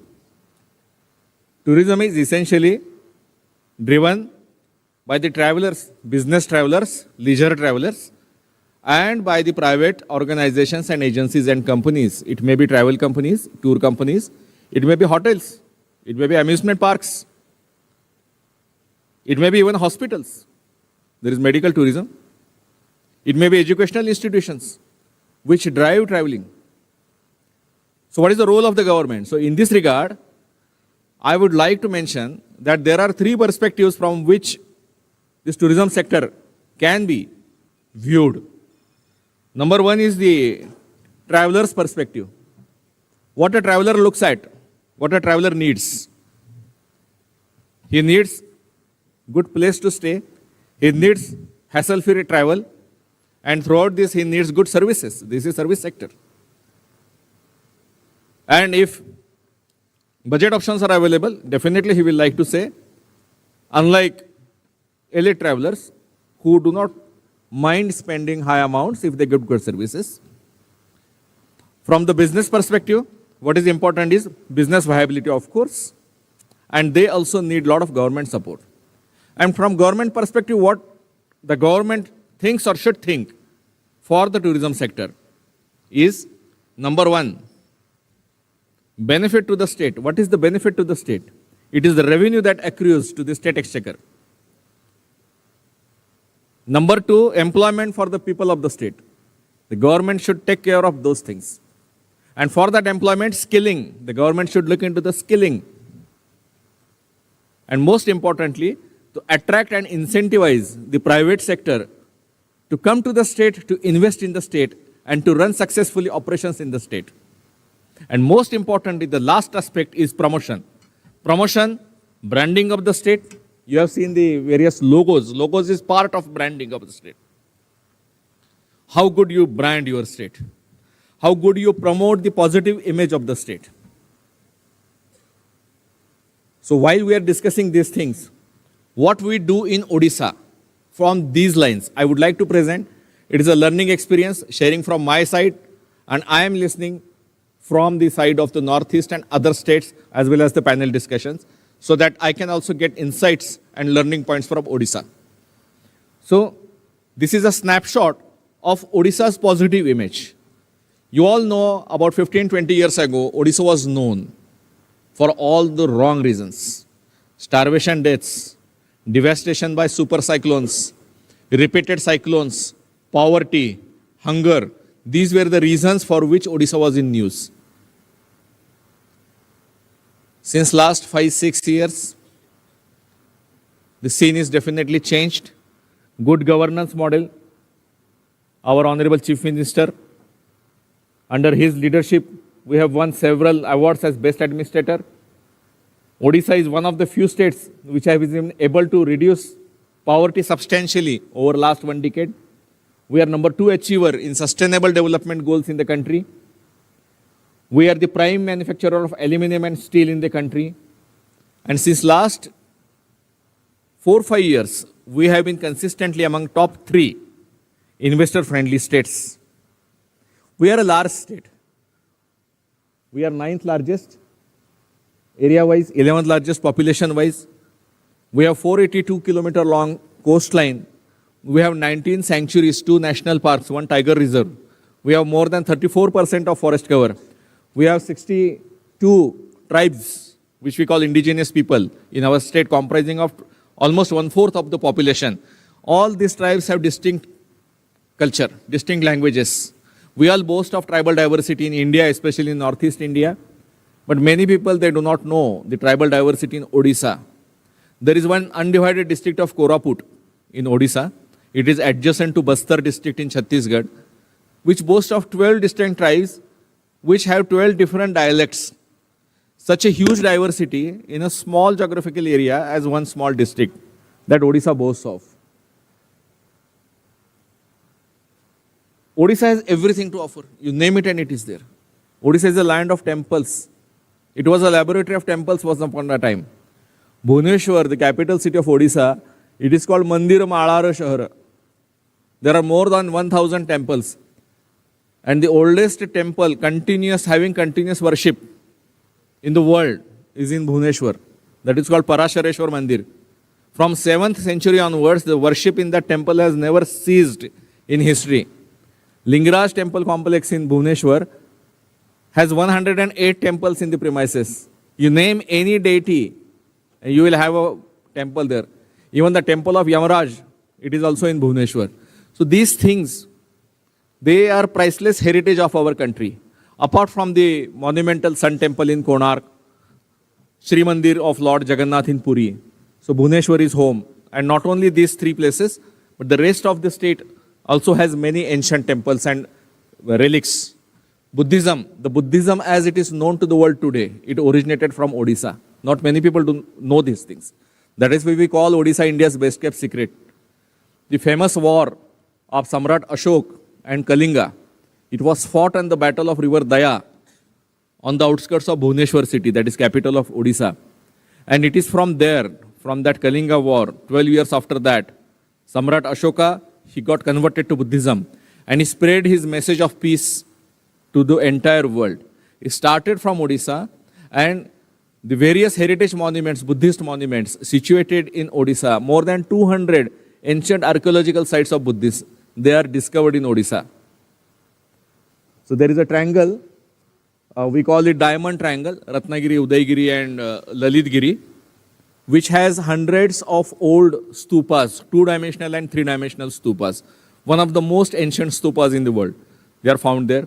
We have living colonies of the traditional Buddhists in Odisha, as well as the Tibetan guests, His Holiness Dalai Lama, when he left Tibet and came to India, one of the important settlements of the Tibetan fraternity there in Odisha, it's a place called Jirang, Chandragiri. Of course, there is one stupa also built in association with the Japanese government near Bhubaneswar. It is Dhauli Shanti Stupa. So there is a footmark of Buddhist heritage. There is a footmark of ancient Indian culture, Hindu civilization in Odisha. Apart from that, we have forests and wetlands. As I have already mentioned about the sanctuaries, we are home to two big wetlands. One is Bhitarkanika. It is a natural extension of Sundarbans. It is not geographically contiguous, but it is part of the same ecosystem. It is hardly 147 square kilometer, but you find world's largest density of crocodiles in Chilka, this Bhitarkanika lake. More than 2,000 crocodiles are found in this lake. World's largest brackish water crocodile, 24 feet long. It expired some 4 years ago. It was in Bhitarkanika.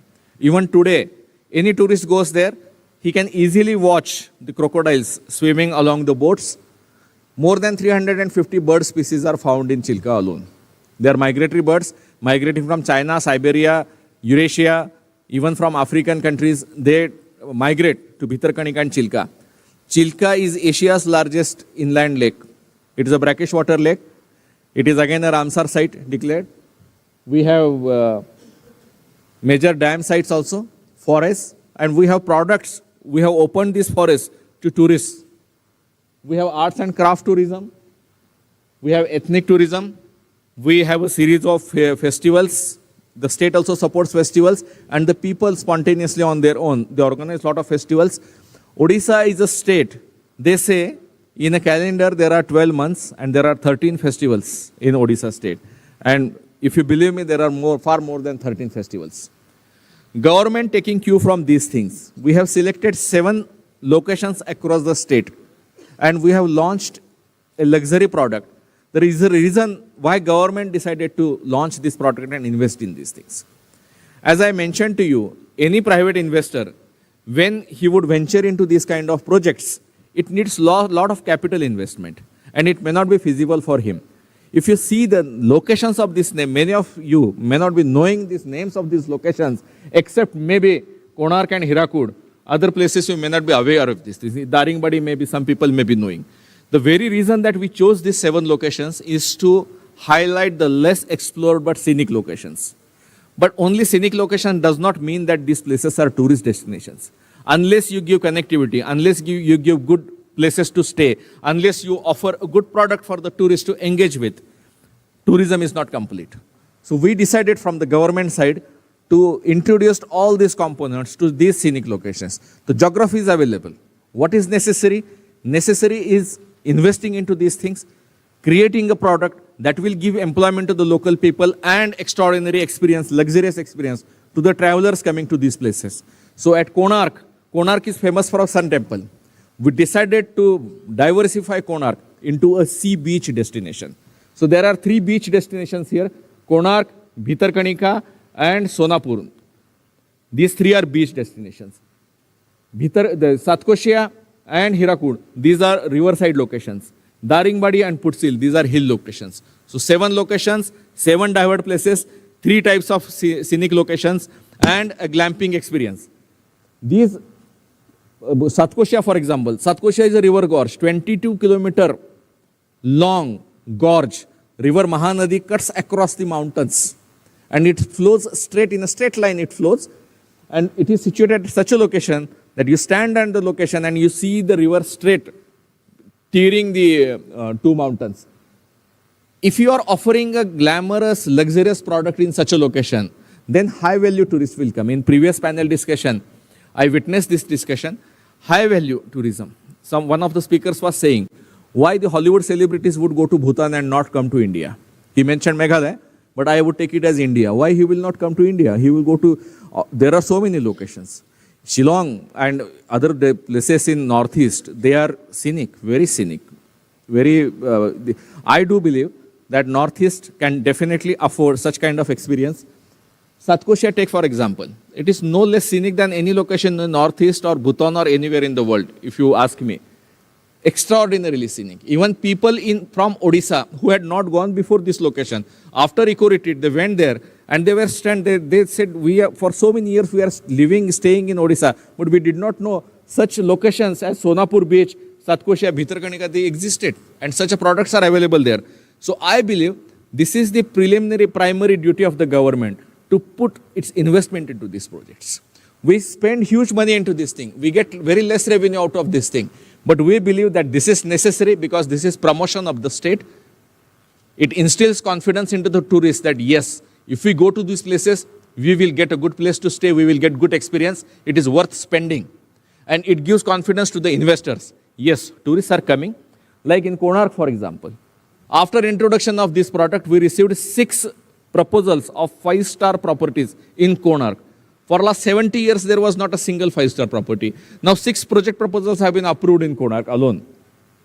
So this is about boosting confidence of investors. So these are some of the snapshots of the Konark. That one photo in the extreme corner is a photograph of Konark Eco Retreat. It is bang on the beach. And I dare say that it is the only glamping product in the entire country which is situated bang on the beach. From your luxurious tent itself, you can see the sea tides. It is an environmentally sustainable model, I dare say, because we have taken steps in that regard. Nearby, this Pipli and Raghurajpur, these are art villages. Raghurajpur has recently received the award from the Union government for the best rural tourism village, along with one village in Meghalaya, as the Director of Tourism was mentioning. And it showcases and promotes local culture, art. It gives employment to the local people, apart from offering extraordinary experiences. It is a zero waste project because we are very conscious of the environmental norms. This project being government project, we have to be extra conscious because the National Green Tribunal is also very cautious about these kind of projects. And after the project is done, it is a seasonal project. It's a 3 months project, 90 days. After this project is done, this project is wound up and the sites are left as it was. Not a single, plastic bottles are not allowed at all here. Not a single trace of any garbage, let us say one cigarette butt. It is found in the sands or in those locations. That in this 19 sanctuaries, the forest department of our state government, it runs eco-tour camps. It has been opened. More than 50 eco-tour camps are available. There is a dedicated website also for this booking, and various experiences are offered in this. Now, what is the major role of the government? I believe the time is up, so I will wind up in very small time. What the government does, primary duty of the government is to facilitate and incentivize and attract investors. To that effect, we have Odisha Tourism Policy. Recently, the latest edition of Odisha Tourism Policy 2022 is launched. Earlier, there was a policy in 2016, before that 2013. And the kind of incentives I have listed there, 30% of capital investment subsidies there. Apart from that, there are other incentives, fiscal incentives, and there are certain non-fiscal incentives also. Like we have a dedicated land bank of about 3,000 acres identified in prime tourist locations of the state. And that land is ready, available on the shelf to give to the projects. And there is a single window mechanism for approval of the projects. And that is how we have been able to add 1,200 rooms in 5-star category in last 3 years alone in Bhubaneswar. 4-5 years ago, there was only 1 or 2 5-star hotels in the city. Now there are 6 5-star hotels and 1,300 more 5-star hotel rooms are coming up in next 1.5 years in Bhubaneswar, Puri and Cuttack in these 3 districts. Now this is very important because simultaneously the government of Odisha is also incentivizing direct flight connectivity from Bhubaneswar to international destinations of Bangkok, Dubai and Singapore. This is done with twin achievement of two-way tourism inflow as well as to connect the Odia diaspora staying in these regions. But when we are connecting directly to foreign destinations, it is also equally important that accommodation facilities in Bhubaneswar are available. Otherwise, the people will find it very cumbersome to come to Bhubaneswar and travel to these international destinations. So these are various tourism products that we have named in our tourism policy. It is one of the progressive policies in the country, we do believe, because we have studied the policies of various other states and made this policy. These are the brands that have come up or that are coming up. We have written it on the bottom of the slide. This Wonderla is one group of amusement parks. Their amusement park is going to be inaugurated in coming June. This kind of employment generation, investment of more than 6,000 crore in tourism alone and 147 tourism projects approved in single window system. So this is the success of tourism policy. The next intervention that the government ought to do and is doing in Odisha is infrastructure development. Now this infrastructure development, as far as tourism department is concerned, we are focusing on development of infrastructure at tourist destinations. But the other infrastructure that is needed, that is airports. 7 airports have been added to Odisha in last 3 years. At even small places, they are covered under the Udan scheme as well as the state government sponsored schemes. There is a road connectivity. Just like the Golden Quadrilateral project and the National Highway projects, Odisha has its own Biju Setu program to connect the district headquarters with the same standards as National Highway. And these are some of the locations which are covered by integrated master plan development. And apart from that, we are also not neglecting small places which are frequented by budget tourists, because that also needs to be taken care of by the government. So there are certain locations in Odisha famous for tourism among the domestic tourists which are taken up for development. We have developed various circuits for the guidance and facilitation of tourists, especially going by road. If they are traveling by road, in COVID times, we discovered that people would prefer to travel by road. And so we launched the campaign of Odisha by road. So we have this Buddhist circuit, as I have already mentioned, Chilka circuit, ethnic circuit, wildlife circuit, golden triangle circuit. So these are some of the facilitation points. This is a beach line and we boast India's first blue flag beach. That was in Odisha. It was in Puri. That blue flag is mentioned there. And on the same lines, these yellow dots, we are developing at the same standards. And Puri beach has been able to maintain the status of blue flag for 3 consecutive years. It is very difficult to maintain the blue flag status. They have very high standards of maintaining. And those who do not know about blue flag is a certification. There is a FAA. There is an organization in Denmark. They certify these beaches. Only those beaches are certified as blue flag, which are offering good tourist amenities without compromising the environmental standards. So these twin objectives are satisfied by this Puri beach, and we are developing 5 more such beaches. These are some of the places of interest for pilgrims and tourists. You all know about the Puri Ratha Yatra. So this is a photo of the premises, and these colorful 3 rathas are there. So government has pumped in thousands of crores of rupees in an integrated heritage corridor development for this particular product. And we believe that this money doesn't go waste because it creates a conducive environment for the pilgrims to visit and the investors to come. Investors to invest in hotels, good tour companies, good travel, giving hassle-free experience to pilgrims and travelers coming to these areas. This is the photograph of famous Dhauli Stoop, and this is the same river on the bank of which Lord Samrat Ashoka, he fought a war with Kalinga. And these are the places of Buddhist heritage. Odisha is also a place of art. Sambalpuri textile you must have heard. So it is not, Sambalpuri is not alone. There are more than 40 textile types and saris available in Odisha. We have silver filigree home also. These are some of the famous dances. Odisha has one of the most famous 8 classical dances. Odissi dance form is from Odisha.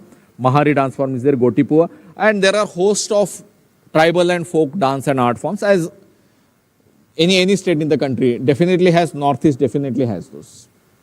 We have these road itineraries published on our website. Our website has grabbed national awards also. These are some of the famous tribal places. And I believe that this is one particular aspect that organically connects Northeast with Odisha. And I do believe that there is a lot of commonality and common threads and common opportunities between these two regions. And it will definitely offer good business opportunities for the hotels and tour operators both. And we are working on this model. I was having discussion with Director Tourism and Honorable Minister Tourism of Meghalaya on these lines. So we will definitely like to work on these lines along with the fraternity of tour operators and hotels. Odisha is a home to cuisine, good products. These are some of the products that we have already come up and coming up. So among this, eco-retreat, luxury houseboat, cuisine promotion, water sports, these are already there. Camping is already there, beach taxi is already there. Caravan is something that we are coming up. And sports tourism, we have recently hosted 2 hockey World Cups back to back. Asian Athletic Games we have hosted. And we are the only state which has sponsored the Indian national hockey team as well as organized 2 hockey World Cups. These are some of the infrastructure products. The above 2 projects, they have been completed recently. So I have these videos, but I will not take your time on those things. Talsari Beach Promenade, these are some of the riverfront and seafront promenades. And as you can see, wayside amenities, there is another slide. So the entire state is covered with more than 43 wayside amenities, which are run professionally. These are the awards. I will not take time on this thing.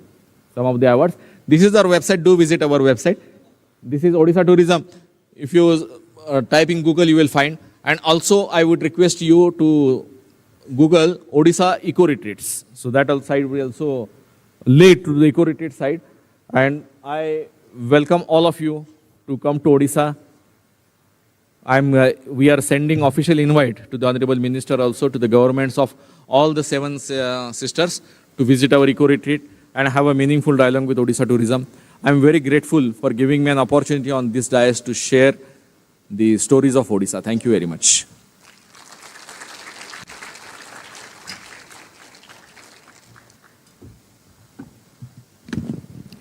Thank you so much, Jadhav ji, for that very enlightening presentation.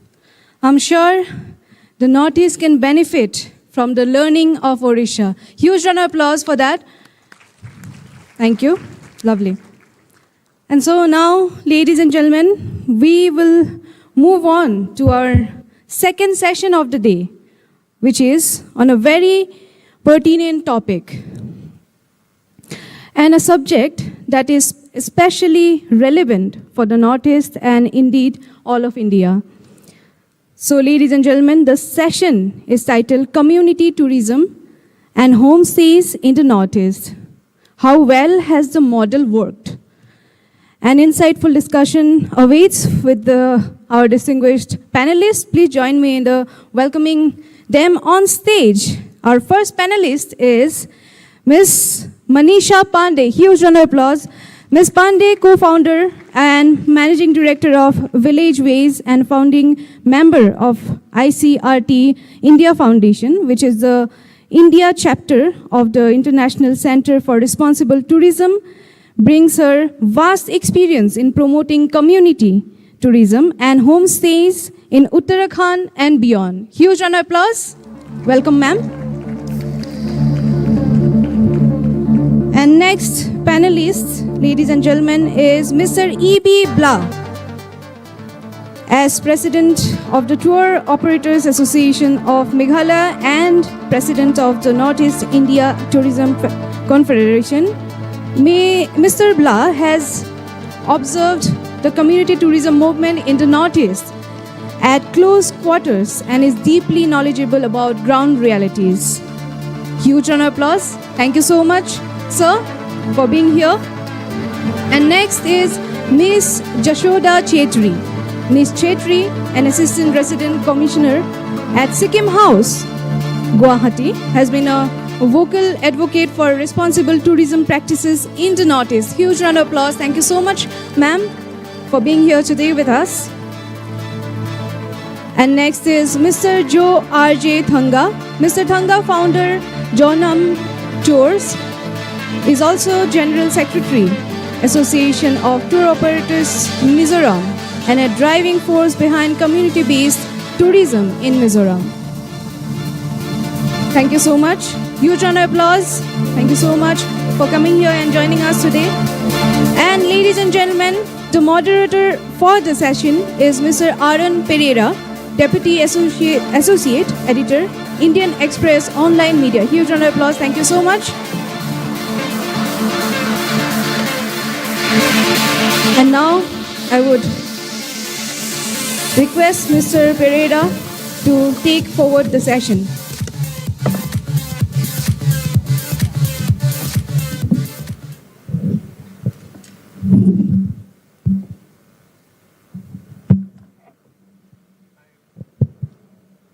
Hi.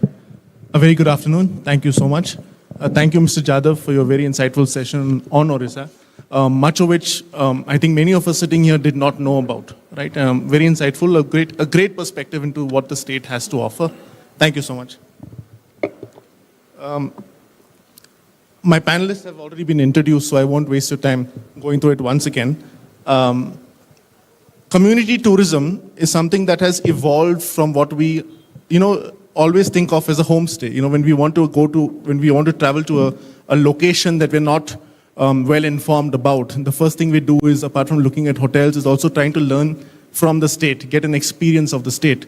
There are many websites, one of them like an Airbnb, where a tourist or someone who wants to travel to a state and backpack will Google, find out about, you look for the reviews to find out which homestay is a good homestay to live in. And then you'll make the phone calls, try and see if you can get a second opinion about the place. It has now evolved from just being homestays to something that's gone a little beyond that, where people want a homestay, but they also want an experience along with that. And that is something called community homestays or community tourism involving homestays. I'll begin this discussion with Manisha, who's worked with, who's in fact her foundation Village Ways has brought about this change in community tourism. You've worked, in 2 states, largely apart from other parts in the country, Madhya Pradesh, Uttarakhand, your home state. You've gone back, you've set up these communities. What has been the experience? What has been the learning? How has this subtle shift happened?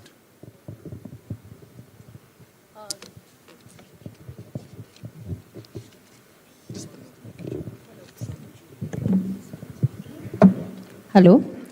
Good afternoon, everyone. And at the outset, I would like to thank Indian Express and the Meghalaya government for this opportunity to be here. It's my first home in Northeast because I've sort of spent my childhood here, so it's really good to be back. Coming to the question, I think, the whole shift, because for us, it was way back when we started in 2005, I think, when the whole concept of rural tourism also was very new for the country. And I think the only research we found at that time, even which is prevalent now, is the most common way of staying in a rural area was staying in a homestay. Homestay typically has no definition. I would say that the definition is in fact becoming more confusing by the day, because homestays have been interpreted in different ways. Every possible stay is being termed as a homestay. So I would say it has actually landed up in a more confused state than it was at that time. But when I say that, I think the only research which we found was that homestays particularly meant that you will be engaging people who have the resources to participate in tourism, because it's a very individual, run and invested sort of setup.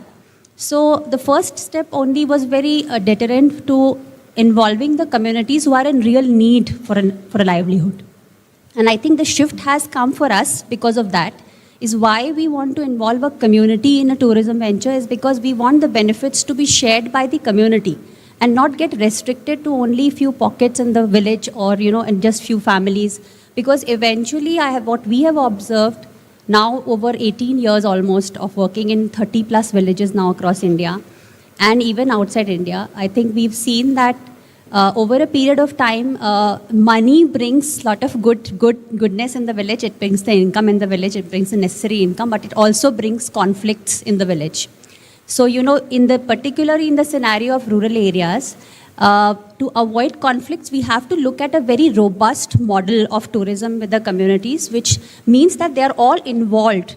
And they are not just sharing the benefits, but they are also sharing the responsibility of the dangers tourism can bring into their area. I would start the conversation there, I think. Thank you, Manisha. Mr. Joe, lovely to have you. We were chatting earlier, and we were talking about Mizoram, where you come from as a state. It hasn't made its mark yet on the tourism map, but it has a homestay presence, right? What has been the experience there? What have been the learnings from the state? Thank you so much, and good afternoon, everyone. So yeah, on the context of Mizoram, for tourism, like community tourism and homestays in Mizoram, we have been blessed. We are lucky also. Like I just want to start with recently when we went through this changes, because the trend is changing. As we know, Indian travelers have evolved through the years, and they want to seek experience that allow them to live like the locals and immerse themselves in the culture of the destination. So that is what community tourism is all about, and homestays is all about. So we have a very good example, after our government and the tourism department have taken the initiative, in 2016, under the pilot project known as New Economic Development Policy, that is NEDP, there were some more than 40 homestays which were developed. And later on, we added up to it.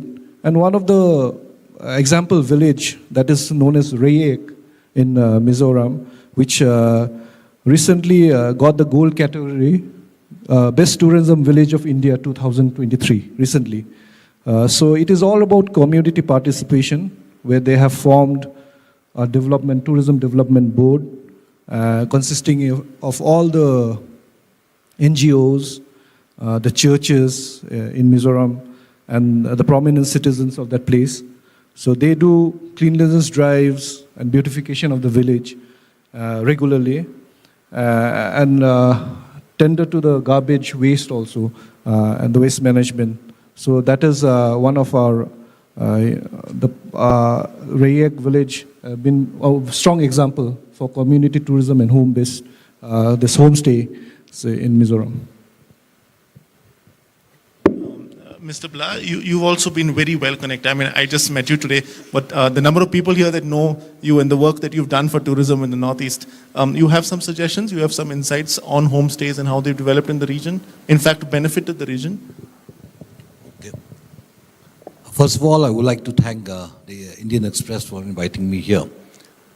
This is a very important discussion today on green tourism. In fact, before I answer to your question, I would like to take a little bit of a history here. We have seen the Northeast now. Today it is in the tourism map, especially the state of Meghalaya and Sikkim and some other states. They have done very well in tourism now. But you take a few years back, 10, 15 years ago, nobody knows about tourism here. So definitely, since you don't have tourists coming to the region, many of the communities, they don't know anything about tourism. They are not aware what is tourism. And with the coming of tourism now, because of the social media and other things, so the tourists have started coming. Because before that, even if you ask them, I think I'll remind you what Mr. Oken Tayang has mentioned earlier, that even if you say people coming to Northeast, tourists coming to Northeast, they don't want to come. Because they say, okay, there's lots of militants and all, security problems. And in fact, he has mentioned, I think, about the problems that we face. You also mentioned about this thing. I remember one of the thing I was talking about the crime rates. I think you may have more crime rates, in a place called Paharganj, Delhi, than the entire Northeast. I was mentioning, but then you have the maximum hotels in Paharganj and lots of tourists, foreigners staying in Paharganj. So that is what I think. So that's why Northeast is safe now. And with this, now you have tourists coming. And now when the tourists started coming this side, you know what happened? They found that the properties that are available in the Northeast are not up to the mark. There are no good properties where to stay. Now, definitely when there are no good properties, so the good high-end tourist doesn't come. Like from Mr. Jadhav has mentioned about that also. I think he has mentioned about the good properties that needs to be coming up the site. Because even if Bollywood stars, they go to Bhutan, why they go to Bhutan and why they're not coming here. So then definitely when no good properties are there, so definitely the good tourists doesn't come. But now slowly you have seen now, even I think most of you are staying in a 5-star hotel in Shillong right now. So this is the first time I think you've seen a 5-star hotel in Shillong, those who are frequent visitors to the site. So now properties have come because with the market demand. Now when the demand is there in the market, definitely people started coming into the business. And when they come to the business, especially Northeast, because I'm taking Northeast as a composite destination for tourism. I've always been mentioning earlier everywhere that Northeast is a composite destination because for a tourist coming to Northeast, he's not bothered about political boundaries. He's bothered about what he wants from the Northeast. Okay. So when they come this side, so what happens is that they go to the villages. Even in Shillong, you feel like about 5-10 years back, tourists come, they stay in Shillong and there's one-day trip to Cherrapunji, Sora, or to other locations. But today you'd find maximum of the people coming, tourists coming, are staying outside the city, Shillong. More than I think 70-80% of people are staying in outside the Shillong. So that's why, because there are accommodation available for them. Now, what happened is that they say that, okay, there are so many guest houses and hotels coming up in the rural areas, across not only in Meghalaya, but across the Northeast, because they have seen that there's a market demand. But one thing is that, you know, Northeast is one of the biggest, I think, eco destination in the country. People coming from major cities coming to Northeast, they expect that they will have a kind of a holiday where they are free from seeing big buildings, seeing all that, you know, the crowd, like whatever they're seeing. If there's the same thing they're getting away back at home, so might as well not come to the site. So what happened now, this concept of homestay have come. Now when the concept of homestays came, most of the people are not aware because what is a homestay? Because prior to that, they have not even seen tourists. And now forget about getting tourists coming and staying in their house, in their home. Yeah. So what happens, some of them says, okay, homestay means I will provide some accommodation in my, compound. Yeah. Some of them you see have got they have constructed some few rooms, 2, 3 rooms, 5 rooms inside the compound. They themselves are staying in the main house and then they give the keys, the tourist comes, they give them the keys and stay there. So that is the concept of homestay to them. Now slowly they have realized that people want, when you say homestay means they want to stay in your home.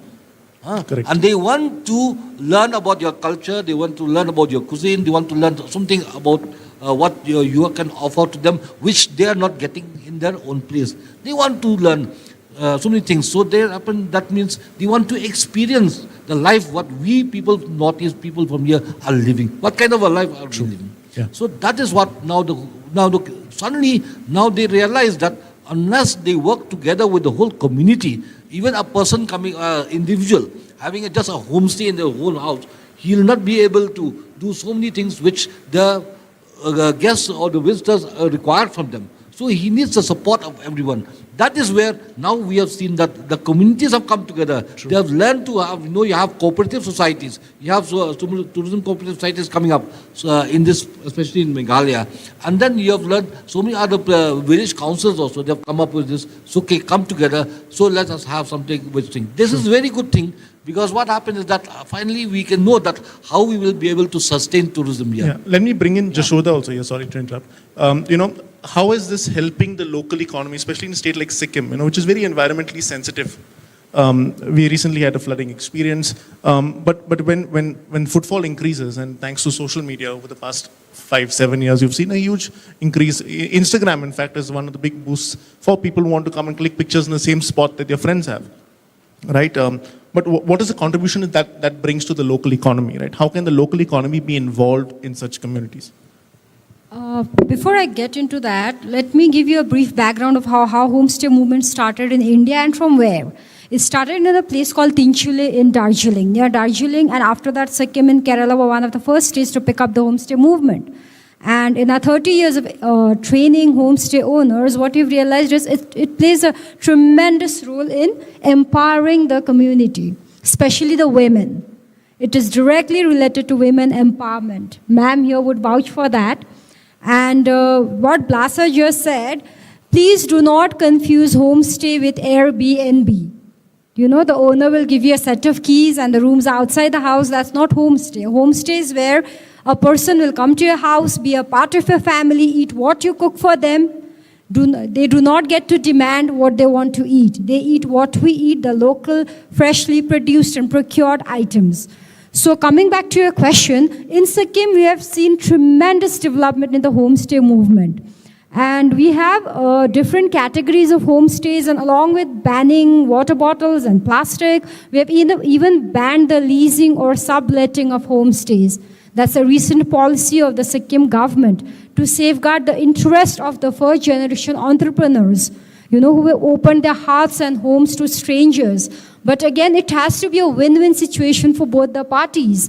For that, there is a lot of mechanism in place. You know, the safety, the registration, the verification, everything happens. So I think homestay is a very good concept, especially to empower the ladies of the family, because there is no other person than the woman of the house who can represent the traditions, the customs, the culture in the most authentic manner possible. And whenever you stay in a hotel, all hotels will give you a very standard experience.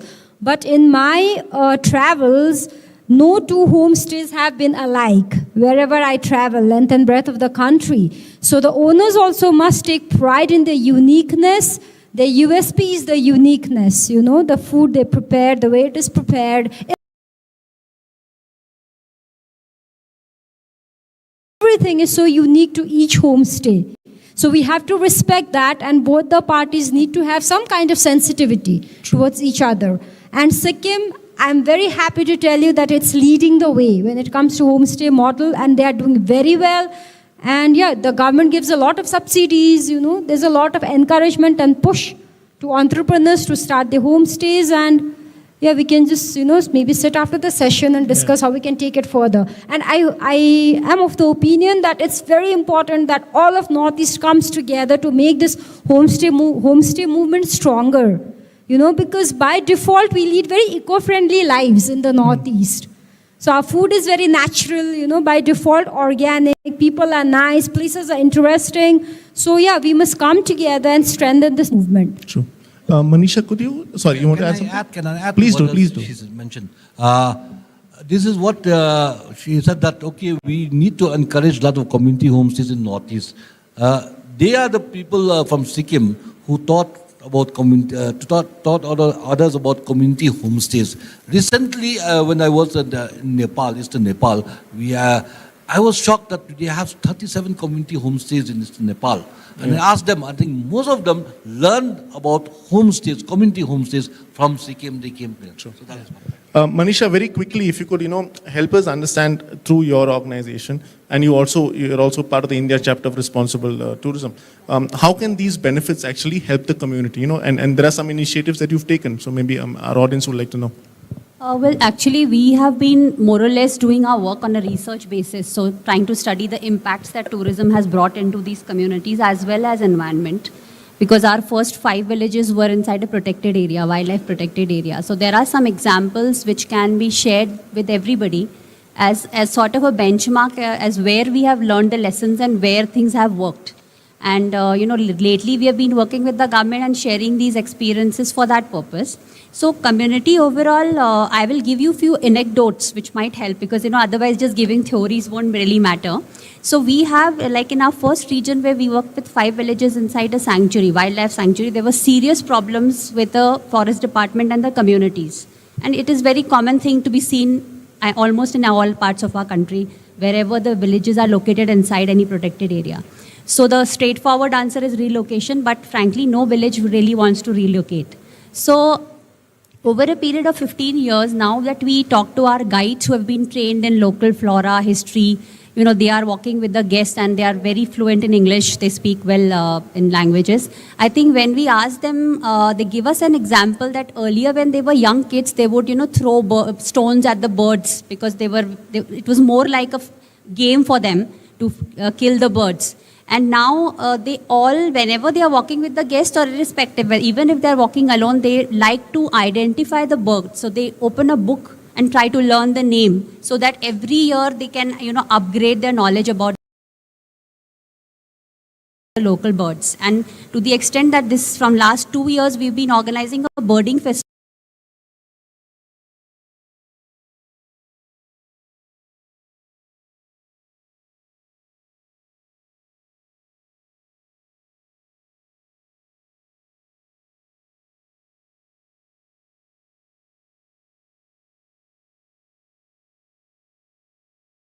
Which is completely hosted by the 5 villages, and all the guides are from these villages.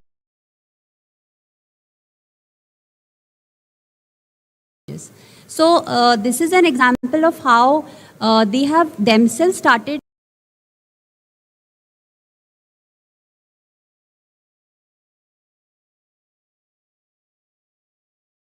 to redevelop their association with the forest, which they were sort of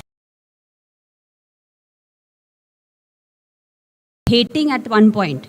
At one stage they were in that, their spirit was that the forest has become a burden for us. Today we can't do anything because the forest laws are implicated on us. So just a change in perspective perhaps is what I think tourism has the power to change, not just, first is that conservation can't happen without the community support. Yes. We can't do that. It is impossible. So, and the communities, if they don't have any benefits from the forests or any environmental regions, they are really not interested to conserve. But when you bring in a little income to them directly, the benefit, plus the conservation has to be done in consultation with them.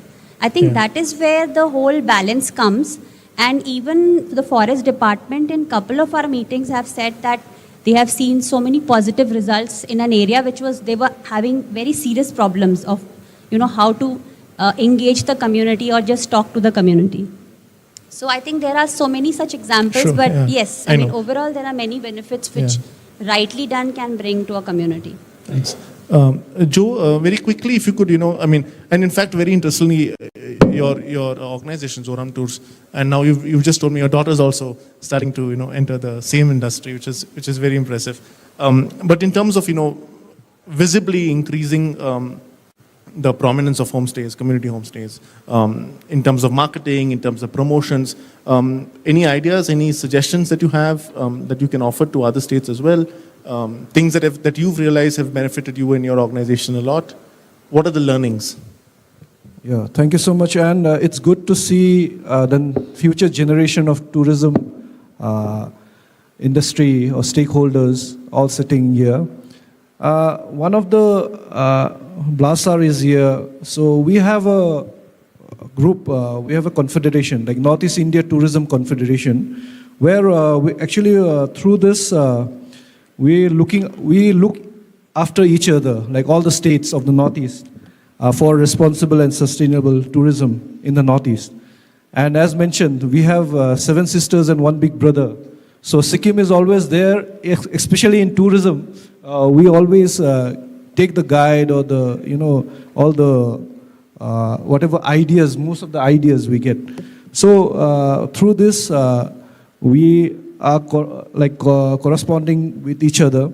And we need, as mentioned by our earlier panelists also, we are also, we need to stress in the Northeast of high value, low impact and niche tourism in the Northeast. So there's a very fine line, thin line between this, and of this outdoor and ecotourism is the need for this. We have to limit ourselves as to how much we can absorb and not running after footfalls only. So we have to be very careful in this. For example, for Mizoram, our population is only around 13 lakhs.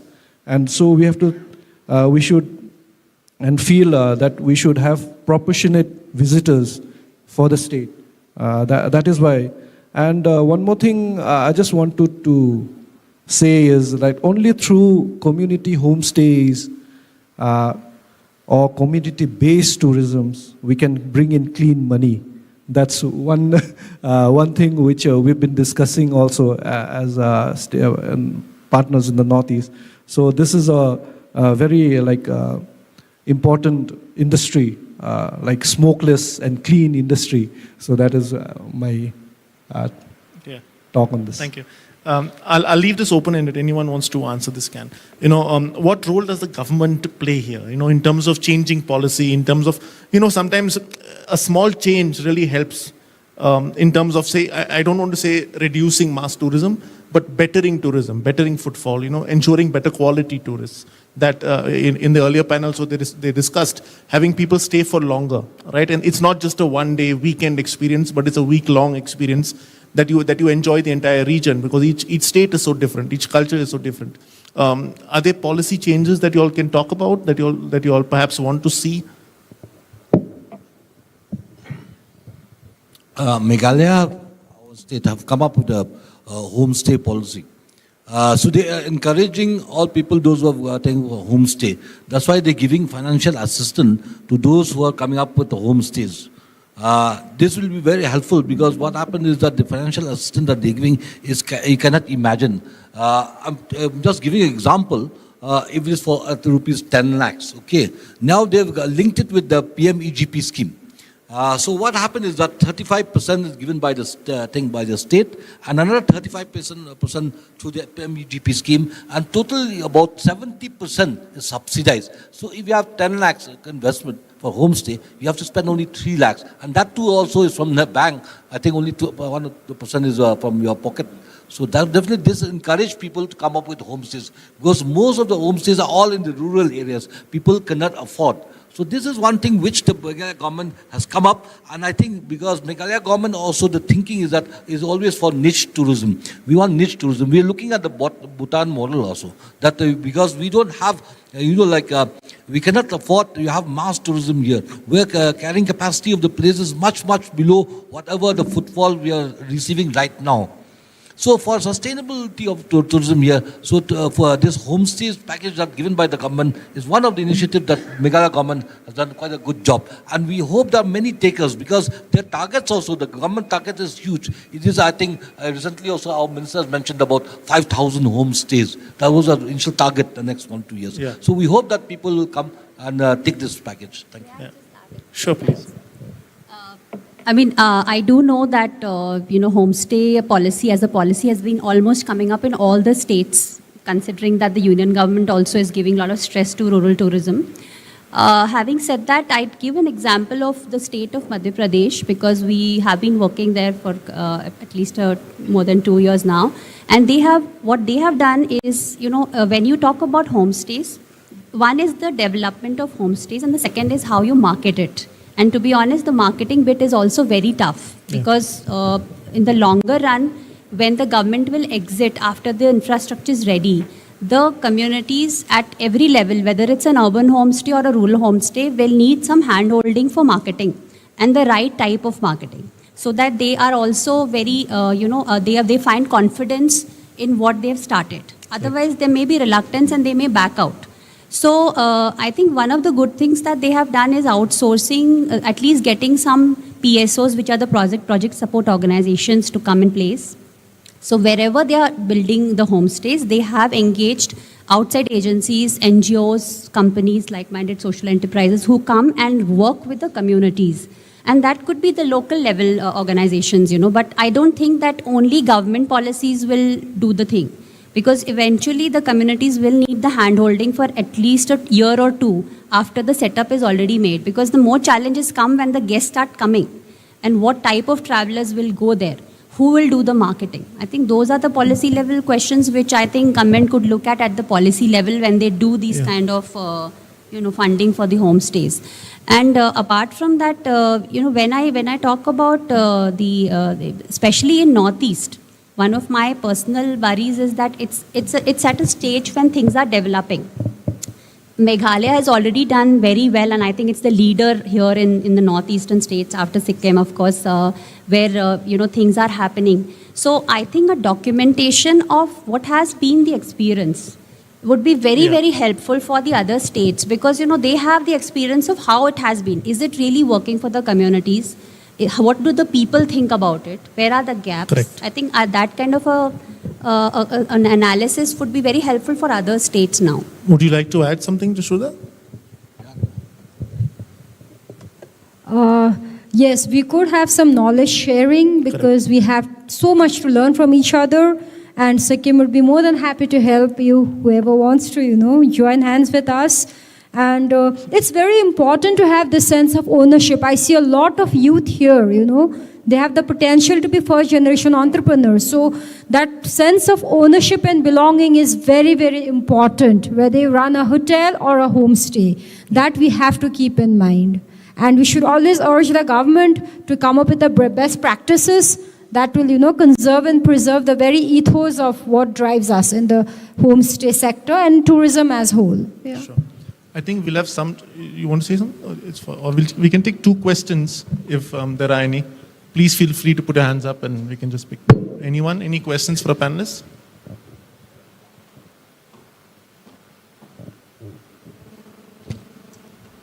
On homestays, on initiatives that maybe a lot of young people and most homestays also are also run by a lot of young people. Ideas, suggestions. We can take 2 questions. Anybody wants to ask a question? I think we have one. Yeah. Good morning, ma'am and sir. I am from KL Bajuria, first semester student. My question is that if somebody wants to open in Northeast stay home, what are to expect? What are the challenges to expect?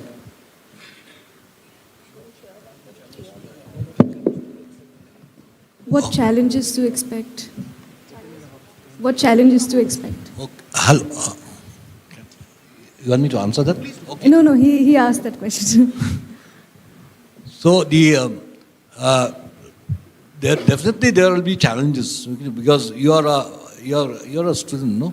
So what happens is that now when you come for a homestay, definitely you will need lots of support from whatever source you can get the support from. Like I just mentioned just now about the tourism policy of the government on the homestay that they're giving. That is one part is the financial support. Now other things is that I would feel that because you're coming in this field of tourism, and as a person who's running or operating a homestay, you have to have some basic knowledge of how tourism works, how hospitality business works. So now you have seen here in the audience, we have lots of students here, and I've seen many students from IHM here also. You know what happened? You can go to the IHM or to the institution and start learning little about what is how to operate a homestay, how to serve the people, how to accommodate them, you have to learn how to how to set up the furnitures in your place, okay, and the rooms required, the size, the bathrooms, all these other things which you require for a homestay. Because when a tourist comes, okay, he will need also the basic amenities that is required. Because you cannot just come and say a tourist coming to your house or to your home and just expect him or her to stay without the basic necessities. So these are the very important things which you require. And that is what, not only that, when we come with the homestay, not only after you've started the homestay, we have also encouraged people to go for these capacity building programs. Because what happened, capacity building for service provider is very, very important. You have to keep on learning and learning. And then this is one thing which you can do. And I feel there's nothing like self-acquired knowledge. Because why? That is more important, and you gain lots of experience from self-acquired knowledge. Thank you. Thank you very much. Any other quick questions? Or I won't stand between you. Okay. Go ahead. Can we quickly have the mic to him, please? Thank you so much. My question is, in terms of challenges, if a community, say in the rural areas, villagers are ignorant or unwilling to accept tourism or establishment of any homestay, how does one tackle or try to bring about the change or awareness to these ignorant villages? Reasons could be that they could try to preserve the lands or remain secluded, or are just plain racist to outsiders. So how does one tackle to try to bring awareness if they're not willing to check the model?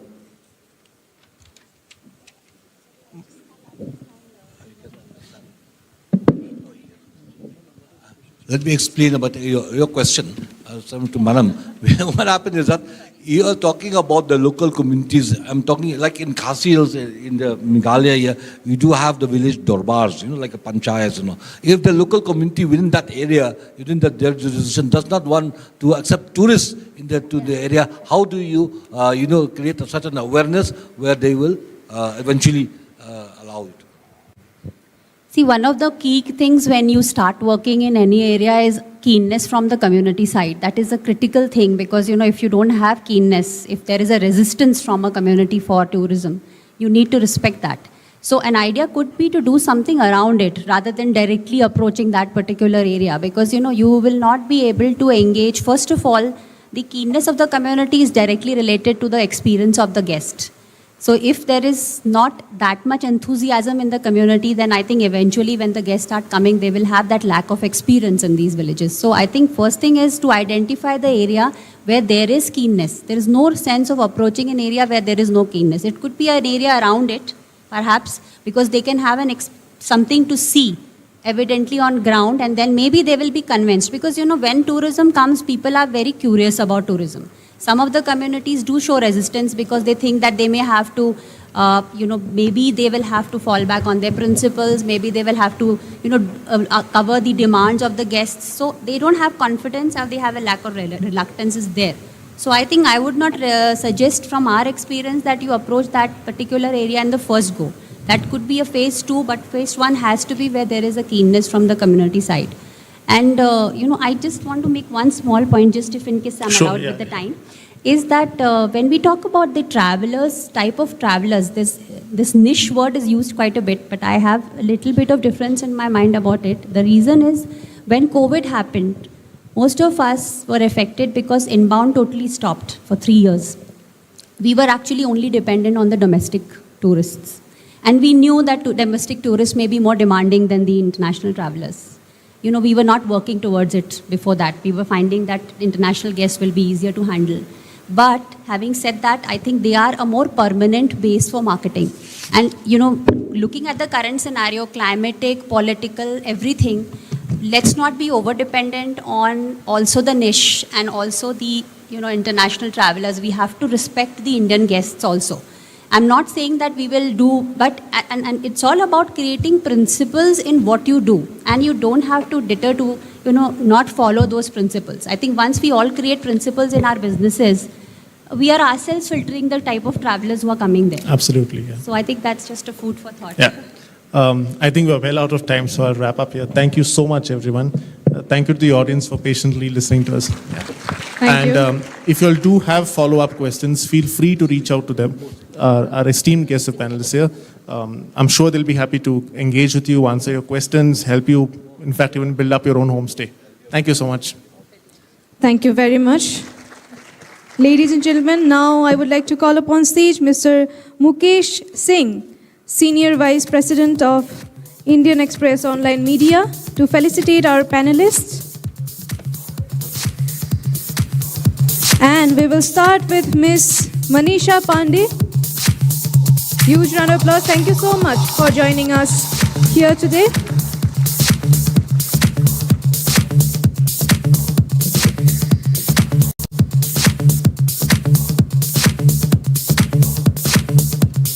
Lovely.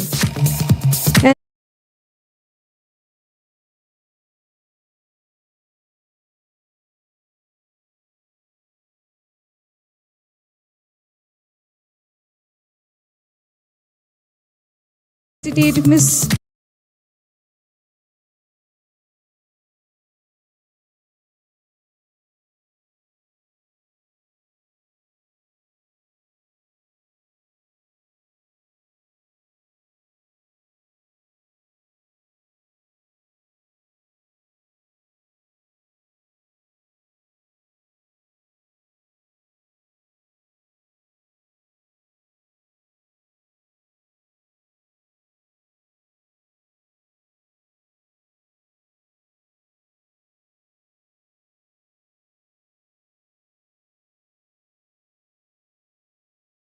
you all loved it.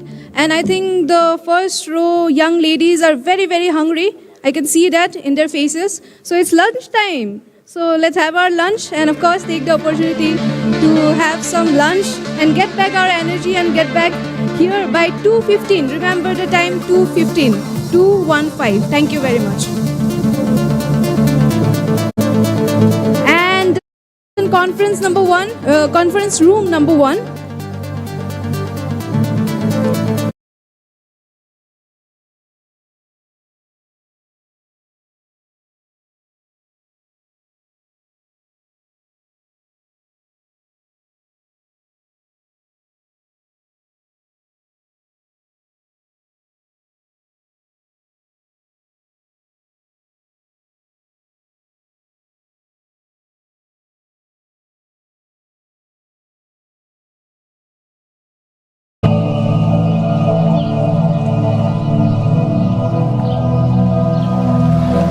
We forge our future on the foundation of our roots, our old wisdom. In the forested slopes of southern Meghalaya, the people are keeping alive a unique and centuries-old engineering tradition to commute across some of the most rugged terrains in the world.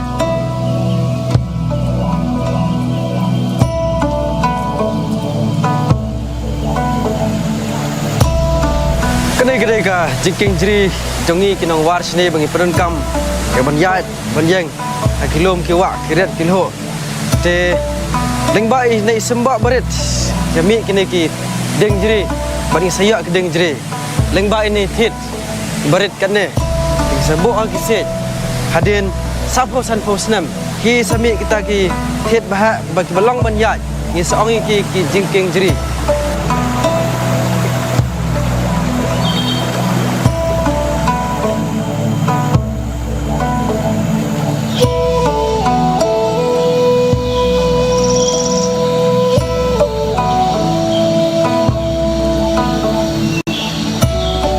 The Ficus elastica is a towering giant of these forests and can grow dozens of meters tall.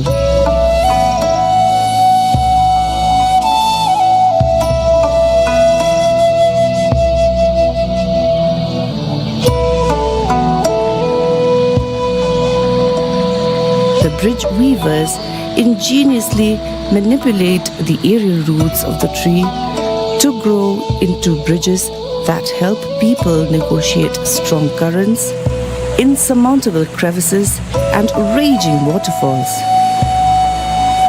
For many generations, living root bridges formed part of networks of forest trails that the mountain people used to take their wares to the plains markets.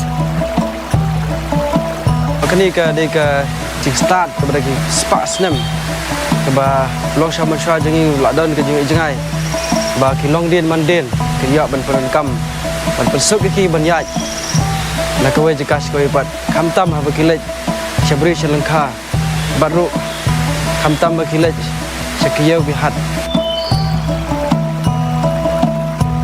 The bridges are a long-term dedication built to serve present as well as future generations as they take years to develop. Members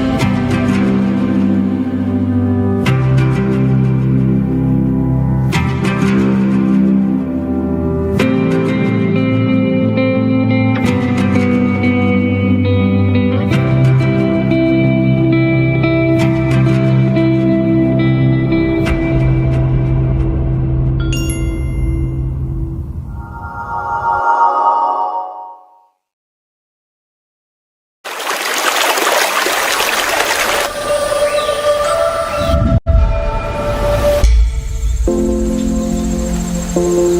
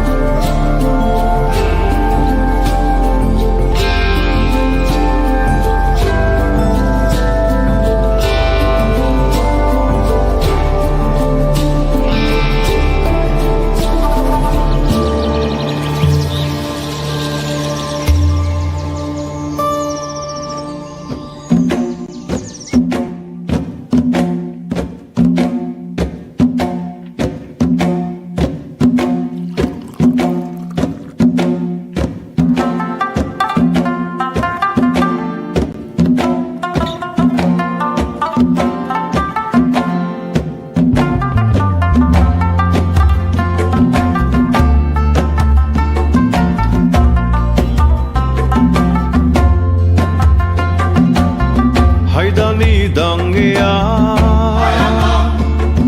Romero oro choka Chapada reng de toka Titing nong peng nong toka Hai khiถึง nong boda Hai jappa de boda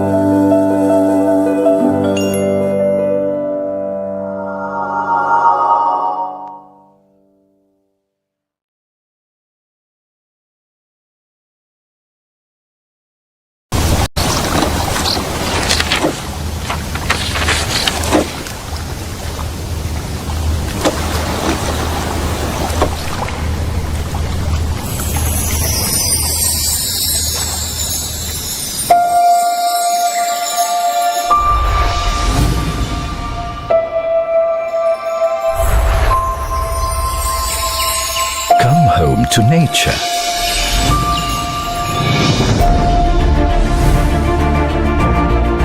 Come home to divinity. Come home to calm.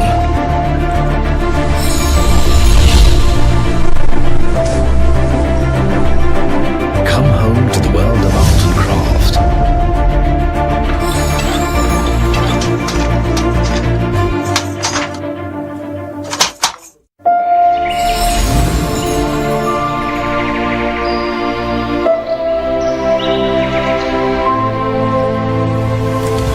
Come home to beauty.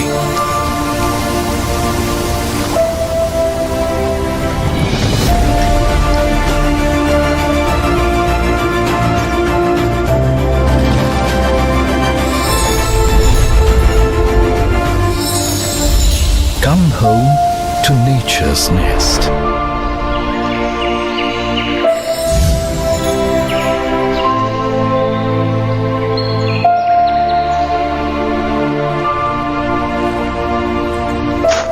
Come home to adventure.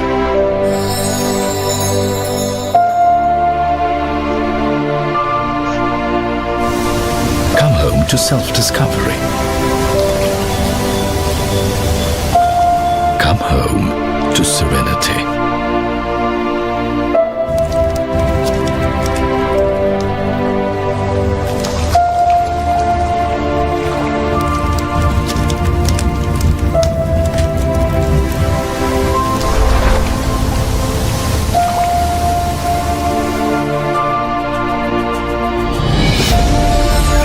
Come home to history.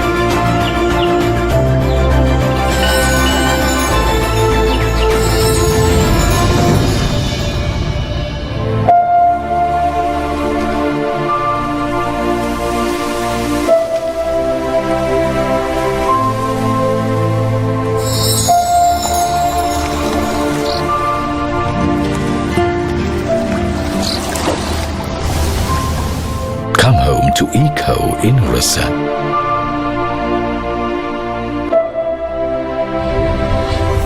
Odisha, India's best kept secret.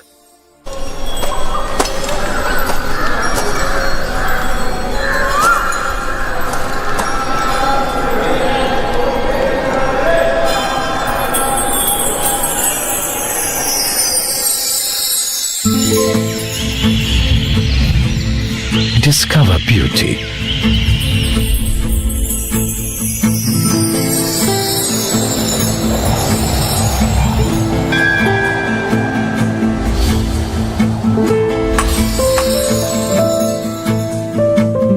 Discover history.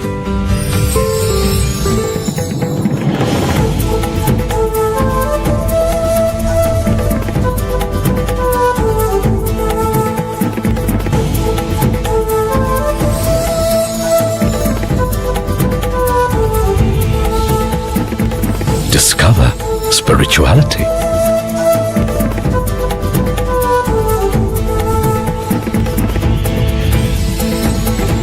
Discover faith.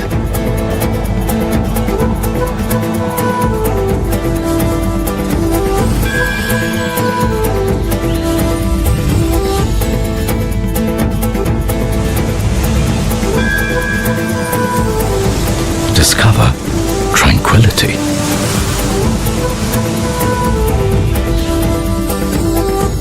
Discover wonders.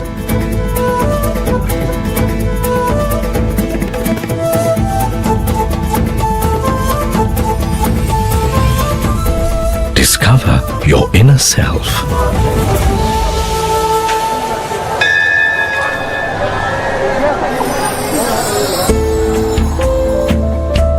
Discover divinity.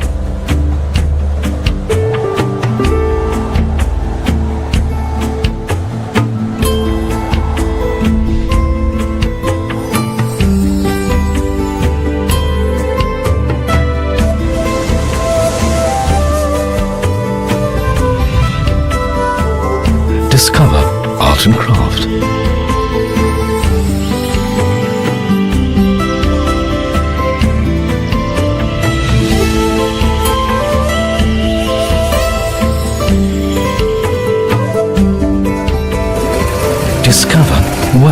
leadership.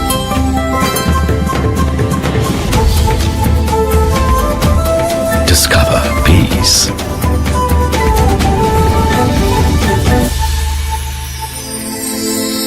Discover heritage in Odisha. Odisha, India's best kept secret.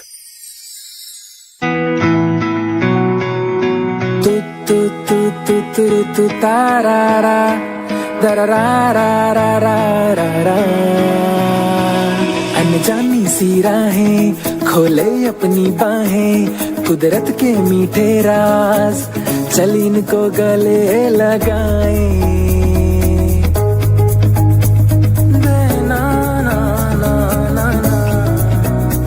सागर के किनारे सुखों के लम्हे प्यारे मंजिल की परवाह छोड़ रास्ते रहबर तुम्हारे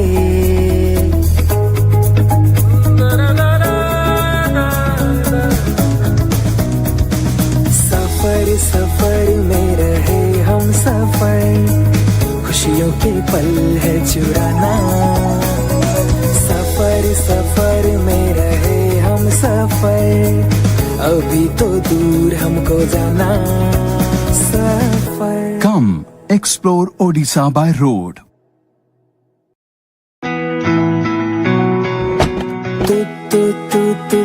Tu tarara darararararara अनजानी सी राहें खोले अपनी बाहें कुदरत के मीठे राज चल इनको गले लगाएं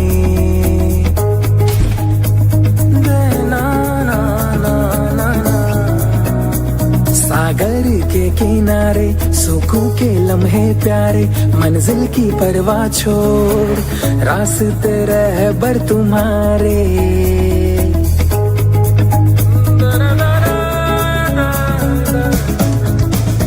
सफर सफर में रहे हम सफर खुशियों के पल है चुराना सफर सफर में रहे हम सफर अभी तो दूर हमको जाना सफर Visit Odisha, India's best kept secret.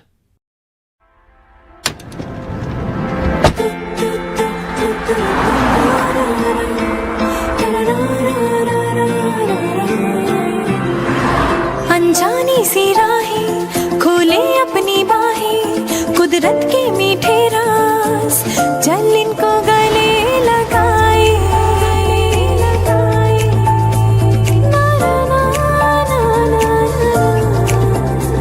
सागर के किनारे सुखों के लम्हे प्यारे मंजिल की परवाह छोड़ रास्ते रहबर तुम्हारे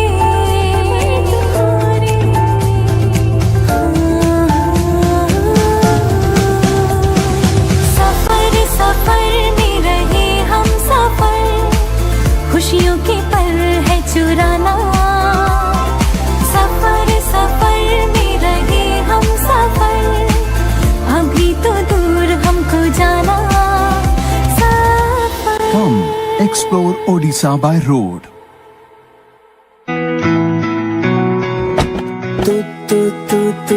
Tu tarara darararararara अनजानी सी राहें खोले अपनी बाहें कुदरत के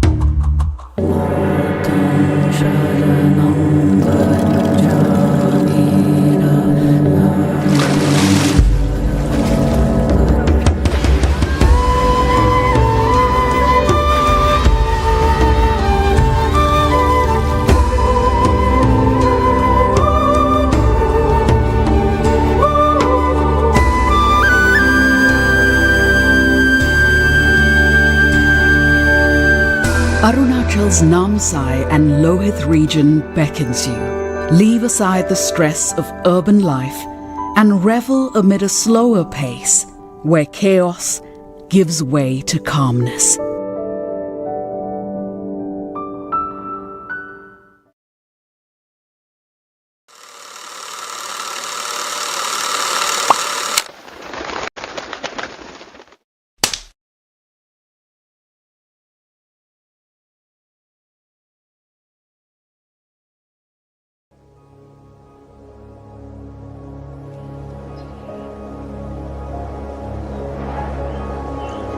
Patkai.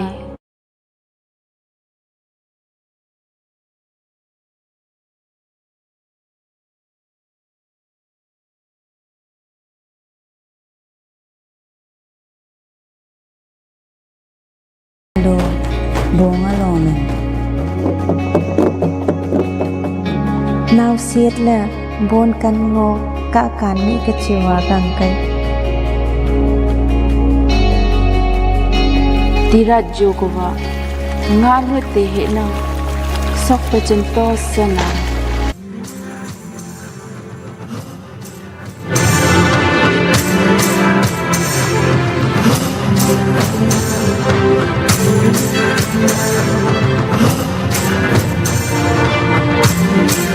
जहाँ यादगार होता है हर एक किस्सा इको रिट्रीट ओडिशा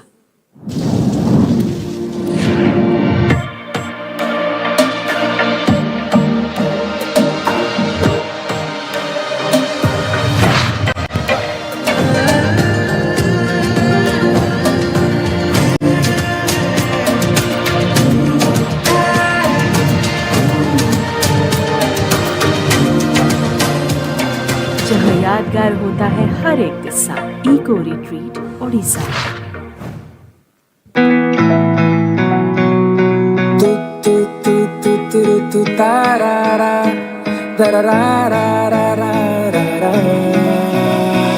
अनजानी सी राहें खोले अपनी बाहें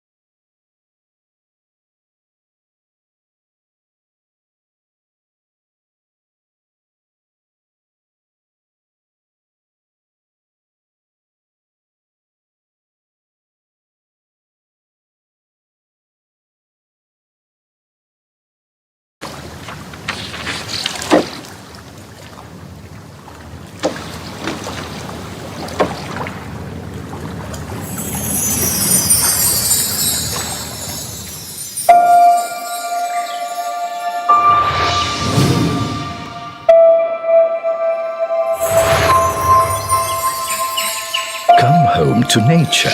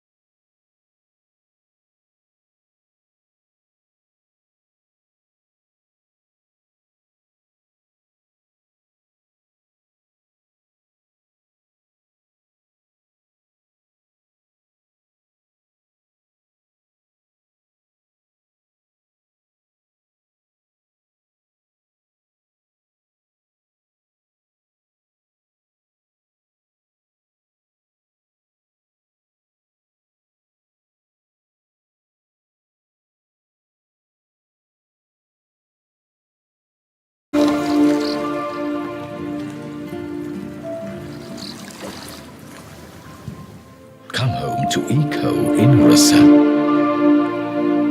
I hope you all had your lunch and Come home to eco in Orissa. I hope you all had your lunch and now feel energetic. I can see the young ladies now they are also yeah. So we will be starting our next session in a few minutes. Thank you very much.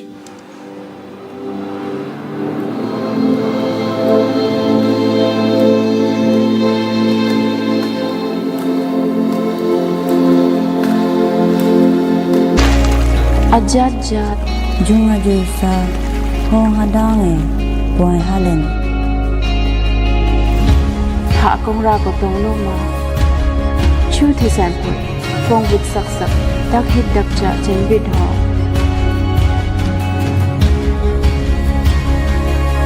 Thật su đề Trên to tiêm mà San như bội cổ Chạ ra và chung chung cha khi gạch ta Hạ tang vào Lyngdoh lạc Now may we proceed with the second half of the Green Tourism India Conclave 2023. And now I would like to invite Mr. Gerald Samuel Duya, a seasoned tour operator who is General Secretary of the Tour Operators Association of Meghalaya, as well as General Secretary of the Tour Guides Association of Meghalaya, and is very clued in to what is happening in tourism in the state. On stage to present a case study. The subject is Tourism in Meghalaya, Challenges and Opportunities. Huge round of applause. Let's welcome him.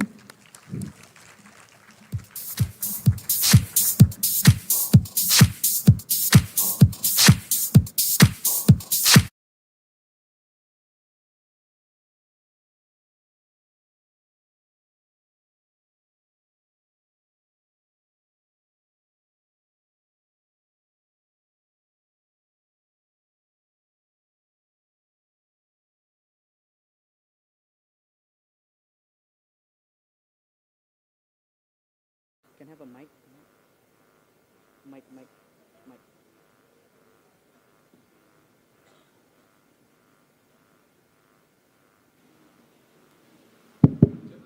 Check. Huh?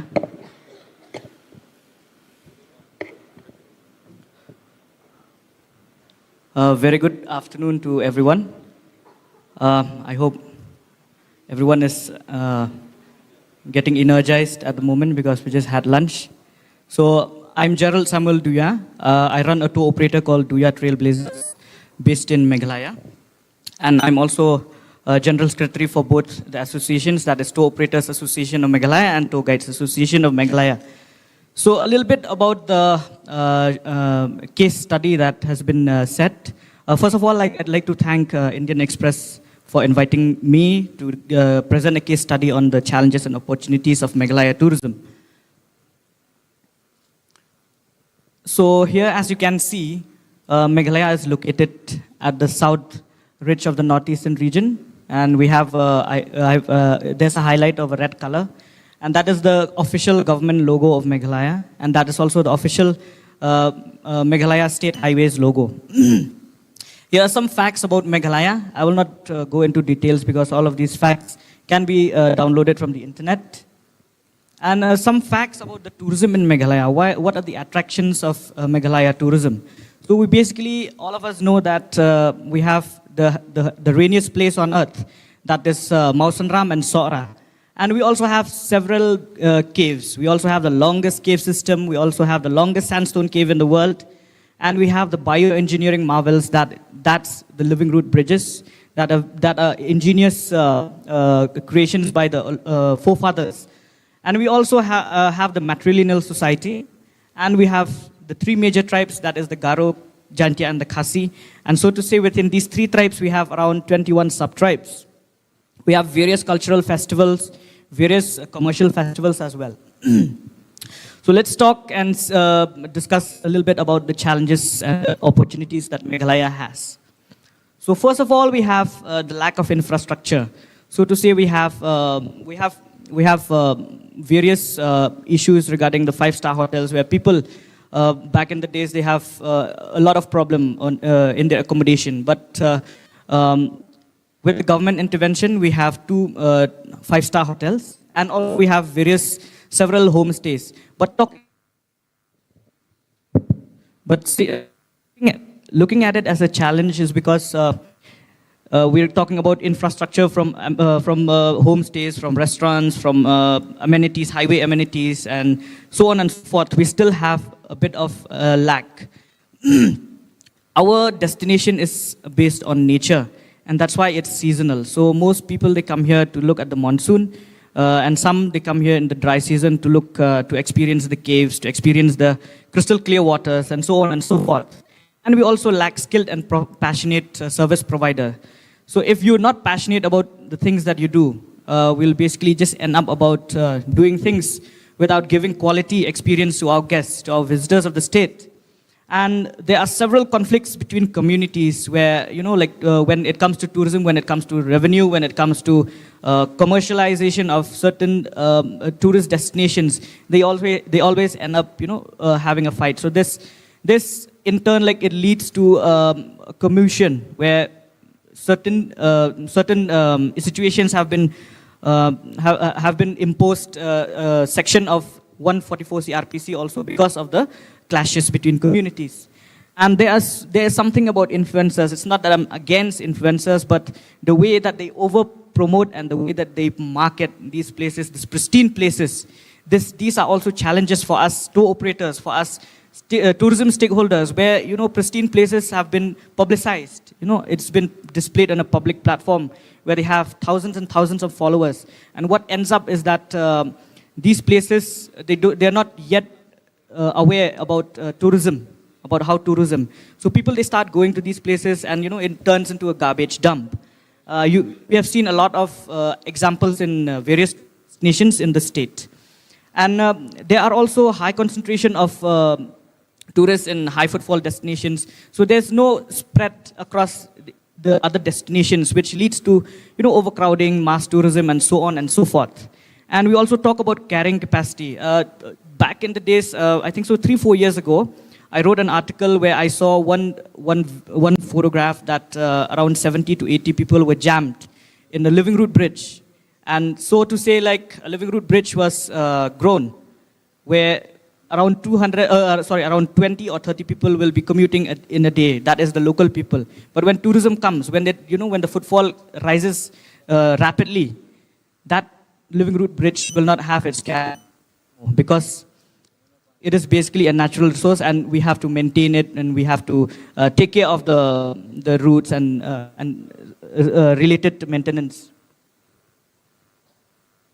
And talking about the lack of tourism awareness, like I mentioned earlier about the influencers and all, we still have people in Meghalaya, they talk about tourism, but there's no awareness given to them, or there's no awareness that has been brought to their notice. Because when you start a tourism, we don't look at tourism, promoting a destination in one day.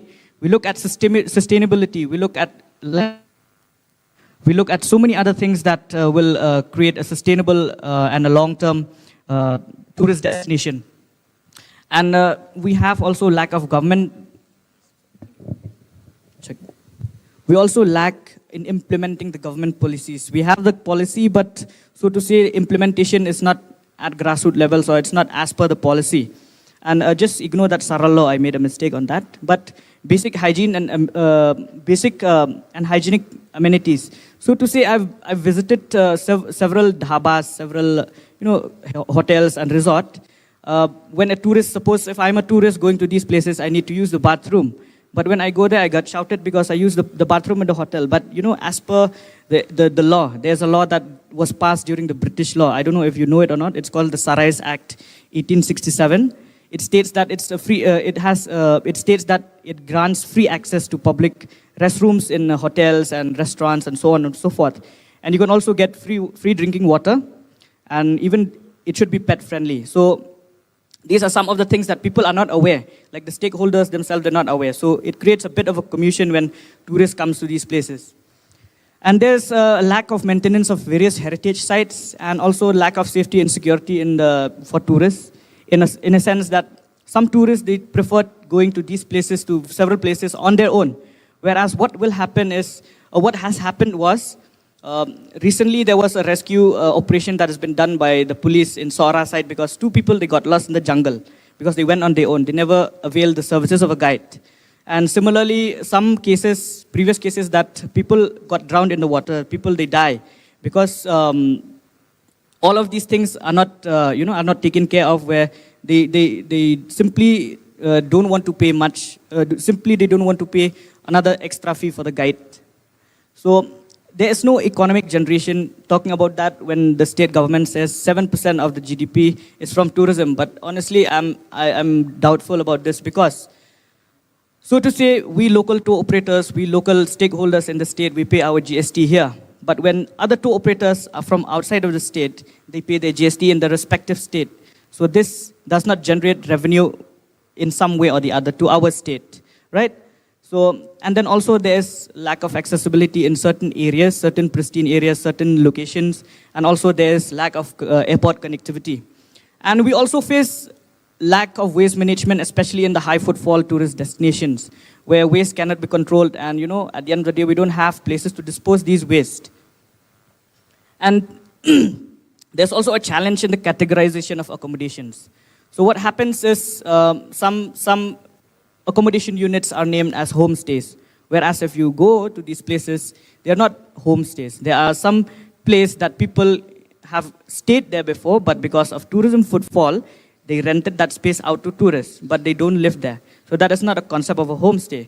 And there are also some properties that names themselves as guest houses, resorts, which are not up to the, the criteria that the government or the ministry have given. And there's also a lack, I've been receiving this point here, where people from, especially foreigners, they would prefer to go on a backpacking trip or on a, on a solo trip. They would not want to hire a vehicle. But when they see these vehicles that ferry local passengers from villages to this city, they have a name tag that's called Tourist Maxi Cab. So in fact, tourists thinks that it is for the tourists, but the fact is that it's not catering the tourists. So these are these are some things that confuse the people traveling here. And also, like I mentioned earlier about the wrong assumptions of the places. So when people don't prefer to take local services of the local stakeholders, what they end up is, they end up creating confused itineraries, where when they arrive here, as per the research from their own respective places, as per their research, they will think that this itinerary will work, but at grassroots level, it did not work. Why? Because they don't know about the timing, they don't know about the duration of the travel, they don't know about the, the things to do here much more, because they don't render the local services of the operators here. And like I mentioned earlier about the incident, okay? So here are some of the facts that I've asked my friends, because we have seen that Meghalaya has come up with various festivals. So here are some of the challenges. I will not read that line, but you can take a picture of it. And there is another challenge by one of the pioneer event management group, and he has mentioned some things about mice as well, that these are also the challenges. I will not read the line because it's quite long and lengthy. You can take a picture as well. And so to say, I've spoken with Dr. Zaman Edi Tongper, and I will just run through a highlight of a few of the findings that he has found during his research. So as you see, like we have a very good data of people, number of tourists that visit Meghalaya. So you can see that the number of more than once visit is quite higher on this data here. And as you can see, the purpose of visits as well, and the source of data about how they know about Meghalaya tourism. So as you can see, like from the internet, there's a huge finding that people knew about Meghalaya from the internet. And also the arrangement of transport done by tourists. So as you can see, most of them, they prefer to do self-bookings. And if we talk about assistance provided by the government to the tourist, it's a no, basically, because I don't think, as per the research findings, it was stated that there are not many government amenities, government-run amenities in the state. And about the Meghalaya tourism app, most of them also are not aware. So this is also one of the challenge, because the government has produced an app basically for tourists and for stakeholders as well. And the type of vehicle that people prefer to come here, and as you can see there, it's like most of the vehicles are renting tourist taxis from other states, not from Shillong or Meghalaya. And overall satisfaction of the tourists with the road transport, as you can see, there's neutral. Most of it is neutral. And the highly visited area, and as you can see, Sora tops the chart there. And the decision on the tourist taxi fares. Most of the taxi fares out here are done by the tourist taxi associations. So it's not a universal thing for that you can take cabs and you can rent the vehicles at your, at the government's rate or something like that. And talking about the duration, we have a high footfall on the, as per the destination covered. And the challenge faced by tourist taxi drivers also, there is a lot of challenges within the drivers community for tourists, faring tourists as well. And as you can see, the heavy tax by the government creates a lot of challenges for them. And the highest tourist footfall in Meghalaya as per the years. And the inflow of tourists, of Indian and foreign tourists, basically the numbers have doubled. And we talk about opportunities. So I will not bore you much more about these slides here. I'll just run through some pictures. Okay. So as you can see, we have diverse natural attractions. We have cultural tourism. We have ecotourism. We have improved infrastructure. Basically, we have 2 5-star hotel categories. We need to skill up the service providers. We need to give leverage to digital marketing, and we need to involve the community so that they gain most of our profits. So as you know, Meghalaya is famous for its living root bridges. These are our attractions. Most of the attractions in Meghalaya are natural based. So we have around 80 plus root bridges. We have several double deckers. We have a triple decker root bridge and many single decker root bridge with various lengths and width. Here are some of the root bridges in the southern ridge of Meghalaya. This is in Maukarnot. It has received a sustainable award in the year, I think so, 2016 or maybe 15. And as you can see, this is a famous living root bridge in Riwai, which is near Maulanong village. This is the same from another angle. That is the double-decker root bridge in Sora, in Nongriat. And talking about caves, like Bapol earlier, our Honorable Minister of Tourism has mentioned that we are living at the present age, which is called the Meghalayan age. Okay, that dates back 4,200 years ago.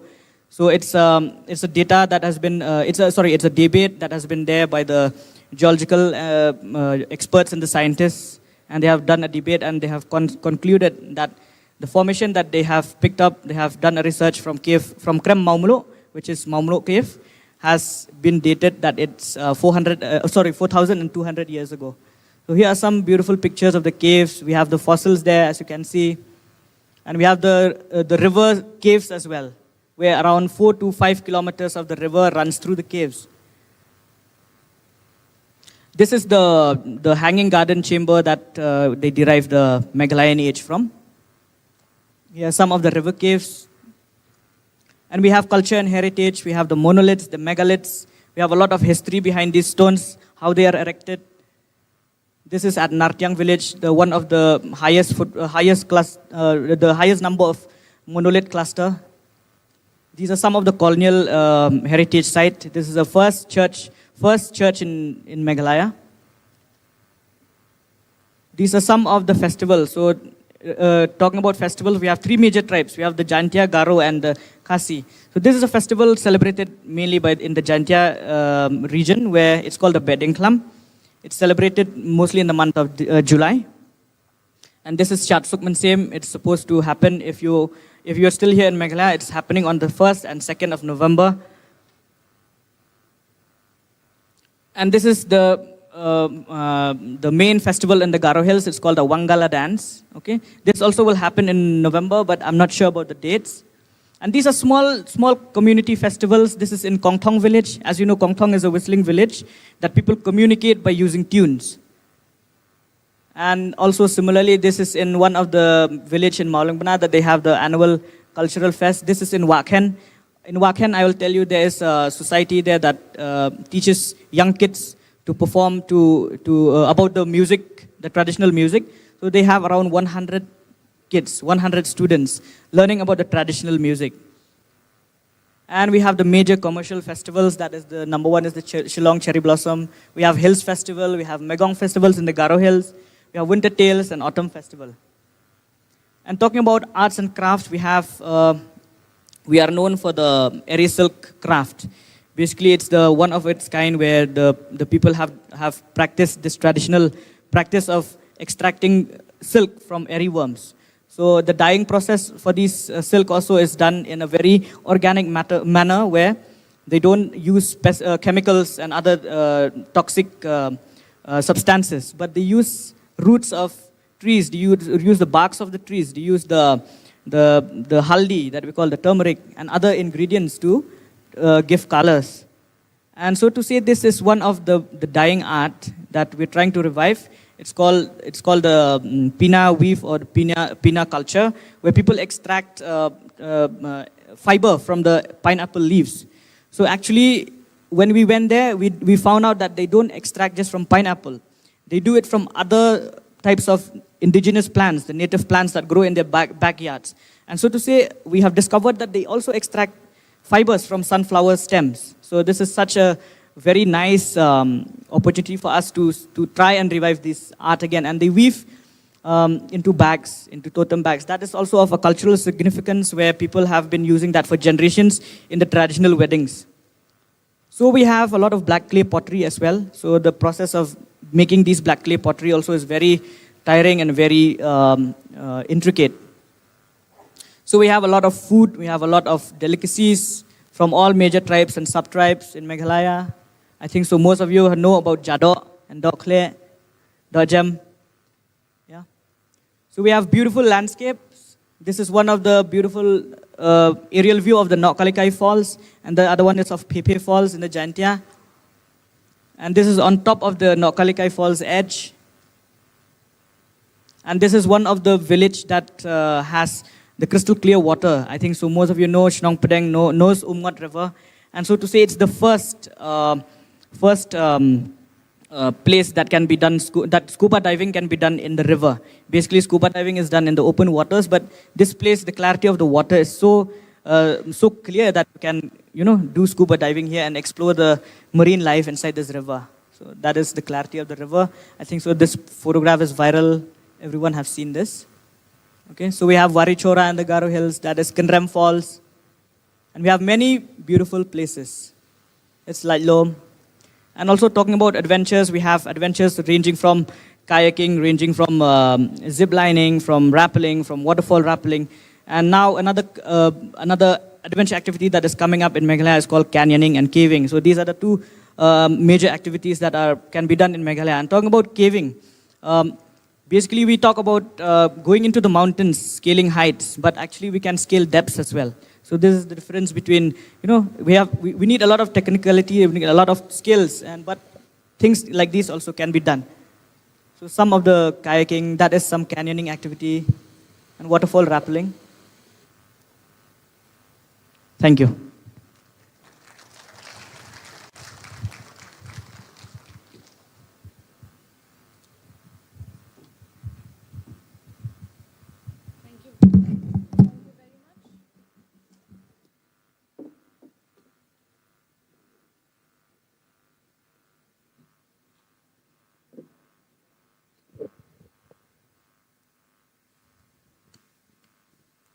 Check.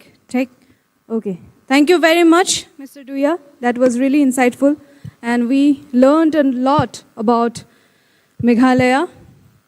And now, ladies and gentlemen, I would like to request Mr. Mukesh Singh, Senior Vice President of Indian Express Online Media, to felicitate Mr. Duya.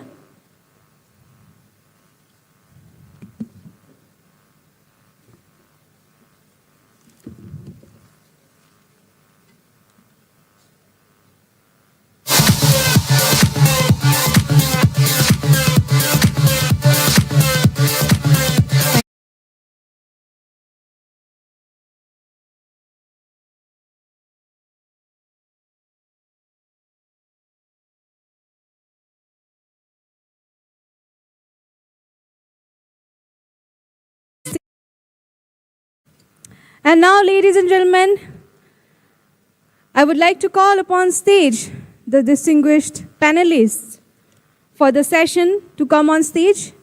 That is Mr. Rajneesh Rai. Mr. Rajneesh Rai is CEO and founder member, the Ultimate Traveling Company, which runs a chain of luxury rented camps across India, including at the Hon'ble Festival in Nagaland. He has been instrumental in promoting luxury tourism in the region while emphasizing low impact and responsible travels. Huge round of applause. Thank you so much for joining us here today. And next is Ms. Antara Phukon. Ms. Phukon, Director, Business Development and Design, Assam Bengal Navigation and JTI Group, hails from the family that pioneered river cruises in Assam. She is passionate about offering unique, responsible luxury experiences to travelers in the Northeast. Huge round of applause. Thank you so much, ma'am, for coming here with us. And next is Mr. Prabir Banerjee. Mr. Banerjee of Wild Mashir brings his expertise to the session as well, emphasizing the importance of sustainable luxury travel. Huge round of applause. Thank you so much, sir, for being here with us today. And next is Mr. Oken Taiyang. Mr. Taiyang, member of the National Tourism Advisory Council and chairman of the Northeast chapter of the Adventure Tour Operators Association of India, who has moderated our first session, now joins us as a panelist to share his valuable insights.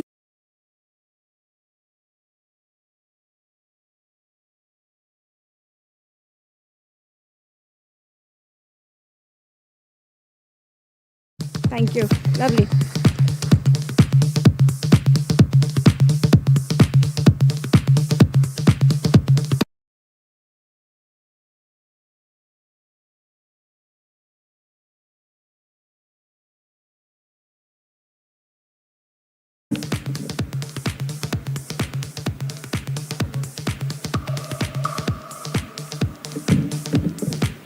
Hi, good afternoon once again.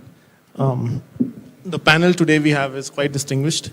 A topic that I think each of us wants to know about, to learn from, more so because it's not very visible, right?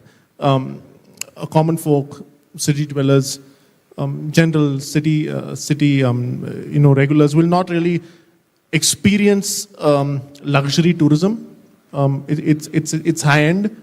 But there are a lot of learnings from luxury tourism, from sustainable luxury tourism, that that domestic tourists, that hoteliers can take away. I'll begin with having a quick understanding of how luxury tourism has evolved from Rajneesh. We tend to associate the word luxury tourism. It's extravagant, it's high end. But somewhere there is, perhaps that's a perception we have. Over the past years also that's evolved, right? People are looking at luxury tourism to be very sustainable. People who offer it want to be sustainable also because you have a clientele that wants to be associated with a brand or an organization or a tour company that is offering them a very low carbon footprint, sustainable model. How has that evolved? What has been the change that you've noticed? More so because you are in the space that offers glamping, right? Glorious camping in locations that otherwise people would not frequent too much. More so now in the Northeast, I believe we had a chat where you're going to have some sort of a camping in the Hornbill Festival. What are your learnings? How has it changed? Jai Hind, everyone. Coming to the point straight away, Aaron. What I personally feel is these terms, sustainability, responsible tourism, luxury, ecotourism, these are quite in things right now. Everybody would like to use it. Everybody would like to associate that, with the travel and tour packages, hotel operations. In the various aspect of, tourism, people would like to, they love to use these terms. But these terms and practicing these terms effectively on ground, there is a far beyond vision and respect and indulgence, I'll say. Responsible tourism definitely involves, your eco-friendly measures, sustainability measures. It gives you a very non-toxic environment, but it comes at a very high price. Commercially, I'm talking about. It comes at a very high price. If you have a look at what Northeast is right now, what Northeast has, there are two terms that I would like to use for Northeast. There is a potential and there is a reality. So the potential, definitely, if you have a look at the potential is immense. Immense. And immense because, the gentleman just before our discussion, gave a very descriptive this thing of about, how exactly is Meghalaya, what exactly are the challenges, what are the opportunities. So you can see there is a huge opportunity over there. But yeah, the reality is that we are not close to it, whatever. If you ask me personally, yes, luxury is the way forward as far as Northeast is concerned. I'll be very, very honest about it.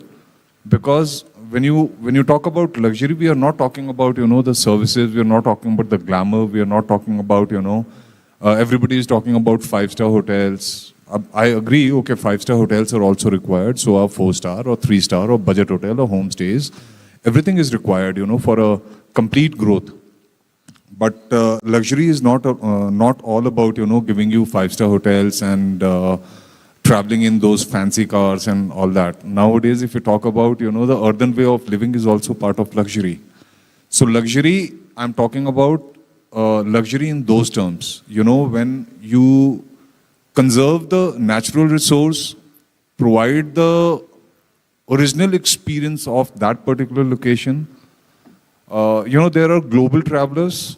India is also, part of it. So Northeast definitely has a mix of Indian travelers as well as, inbound travelers.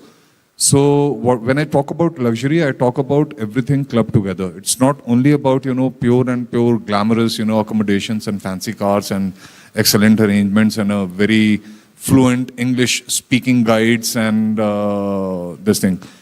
Anybody, all the local people, they can actually work as a representative of their particular community, state, and this thing, and that could be part of luxury. So luxury is definitely the way forward, but preserving the natural resources is luxury.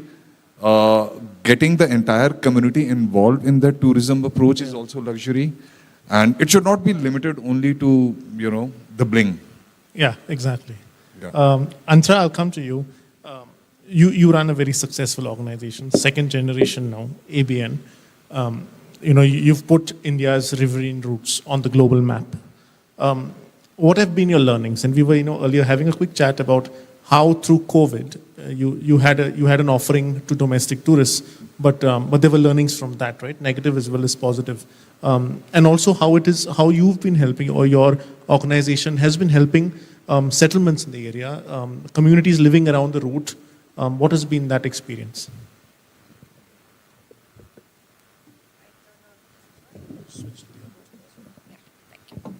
Okay, so that's a very loaded question because there's a lot to pile in there. I think, so I will give a little snippet of what we have been doing, because in us actually pioneering the concept of long distance river cruising journeys and putting our greatest Himalayan rivers on the world river cruising map. So that means that we have a niche clientele around the world that goes on all the greatest rivers around the world, right?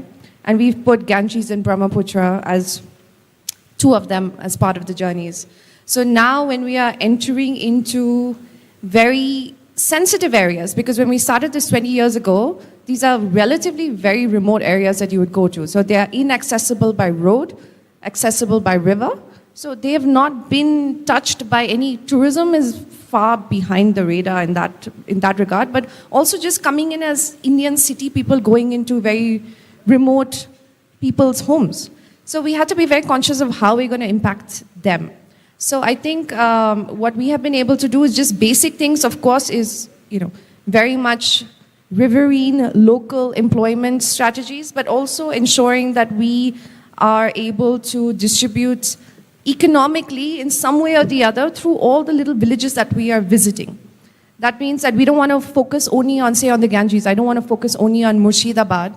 I don't want to focus only on Chandanagar. I want to go to the smaller villages as well. So we've done small things in each and every place.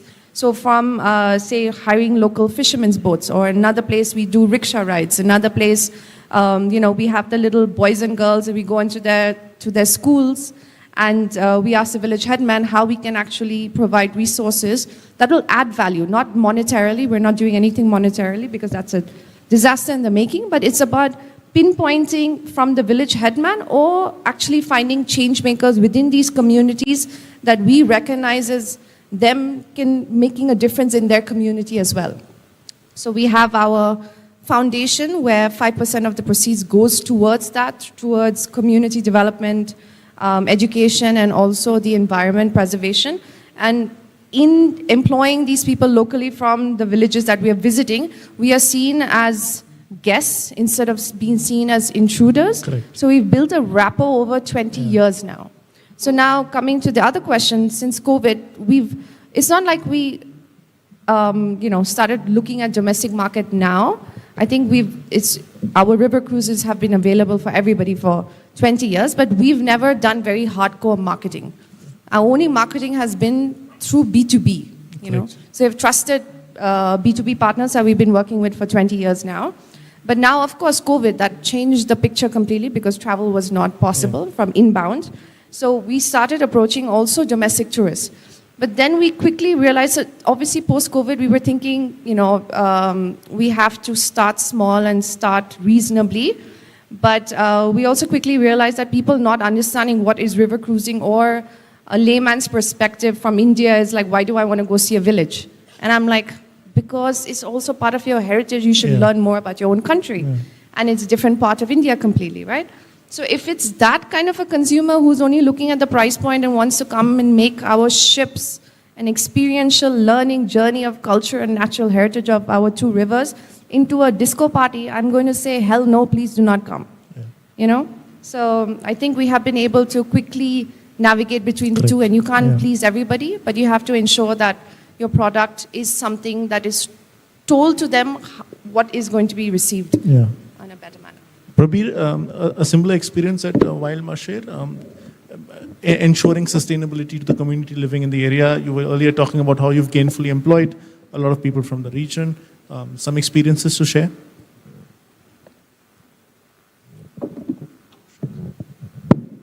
Thanks, Antra. Yeah, no, basically I just want to put my perspective of luxury. I think in this business, there are two kinds of luxuries. One is the tangible luxury, which is your bed sheet, your bed cover, your towels, your food and your silverware and all that. One is the intangible luxury, which, forgive me for sounding pedantic, but what I call luxury for the soul. The community connect, the connect with nature, the connect with your cultural heritage and your environmental inheritance, and your connect with the raw earth, let me put it very, very simply, is what gives that luxury for the soul. And I think there has to be a balance of the two, because if you're charging good bucks, certain standards are expected, certain standards are required. But the fact of the matter is, the tourist today, whether he's inbound or from the metro cities, and in fact we've started getting people from Madurai and Travancore and Trichy, which has never happened before. Because they are also looking for luxury for the soul, I believe so, So when they come in, they are willing to really rough it out right through the day. They have no issues, whether it's jungle treks or it's river rafting or going to villages and sweating it out and trying to climb coconut trees with the locals, the works. But they want their basics in the evening. And if that basic element of the physical luxury is complemented with luxuries from the communities and luxuries from the experiences, and luxuries from music, for example, local traditional music, I think that's the only way to move. And that is, I think, we're not commercially very successful, but I think in terms of perception, we are successful. And I think that has been the reason why we have come where we've come. Sure, yeah. Oken, a similar experience in the Northeast. I mean, Arunachal, where you operate, you do some very interesting tours. You do some very interesting experiences, right? Going to the World War Museum that you have plans for. People normally just want to associate Arunachal with Tawang, but there's much more to it. And people are looking for that experience where, I think largely most tourism sectors today are so overcrowded and mass tourism, I mean, I don't want to make it sound like a bad word, but it really has taken away the real experience of a person who wants to come in and just experience a town, experience a village, learn about its culture. But there is hope, and I think through some of these soul luxury tours, right? Yeah. Yeah, I'm glad that Rasnees has pointed out that Northeast could be a place where we could, sell luxury tours, because pretty much around India, we had the mass tourism is really growing. Every place is being taken over. I mean, any other town is no different from Kulu Manali or Goa. So more and more, I mean, and there's nothing much you can do about it. But I think there should be a place somewhere in India, I mean, where you pay for a price, but you're left alone and you have the experience worth your money. I mean, where you go and the cost is not a consideration, but you get for what you pay. A place where austerity is the synonym for your experience. So I'm really for that vision of plans, and I've been kind of advocating it for a long time, not trying to be snobbish or anything. But, even in India, it's a big market. I mean, with the population of, how much are we now? 1.5 billion? 1.5 billion, yeah. So we have about 800,000 millionaires in this country. And think about this 800,000 millionaires with their family, with their friends. They have been to all around the world. They've been to Ibiza, they've been to Greece, they've been to all the places in the world.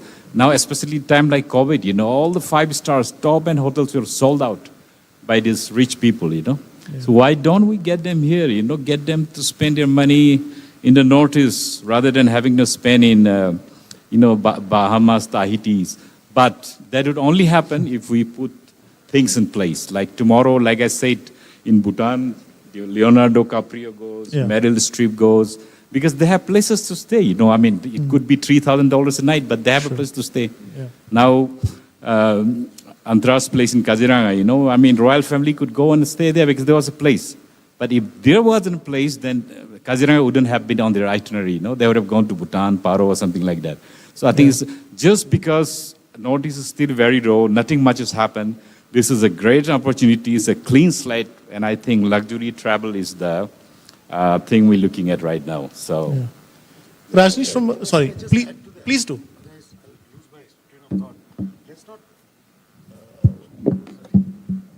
Just let's not forget that 98% of Northeast borders international, Yeah. which means that 1/3 of the world's population live among us. Why can't the Northeast become the entry point for luxury tourism into the country? Let them come here and then do their Delhi, Agra, Jaipur, Jodhpur, Goas. Just food for thought, I'm saying.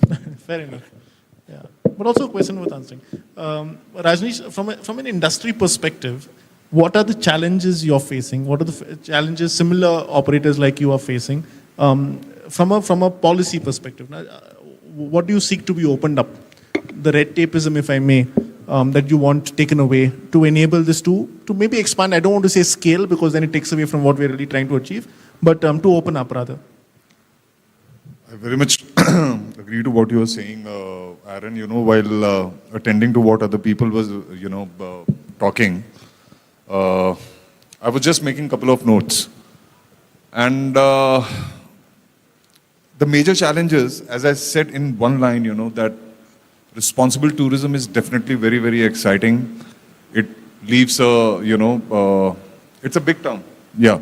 So it leaves a non-toxic environment behind you, but it comes at a very high price. The setup cost is very high. You need a constant training for the individuals, for the community. Right, that's another thing.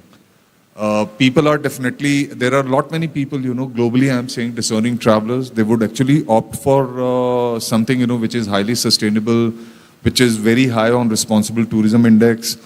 But again, the choice of location gets very limited for them, right? That's another challenge.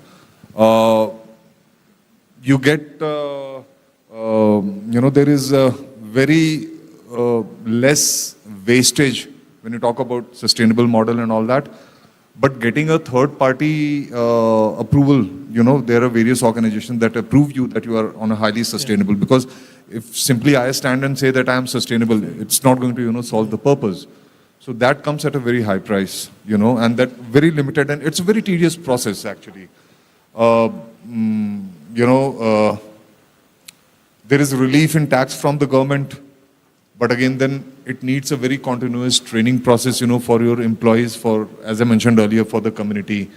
There is energy saving, water saving, but again, organic products come, at a very high price, at a high cost compared to the rest. So the challenges and this thing is there. These are the challenges. If you talk to me about, what to do about a sustainable model, a luxury model, as the subject says. So it is possible, but yeah, definitely these are the challenges. High cost, limited opportunity, locations, continuous training, involvement of the local community wholeheartedly. For that particular thing, they need to be aware that, this thing is in for their benefit. Sure. And support from the government. Just for example, let's say, for example, if you want to use a composter to turn all this waste, into a manure, buying a composter is not a challenge. But operating that composter comes at a challenge because it consumes 25 units in an hour. Yeah. Right?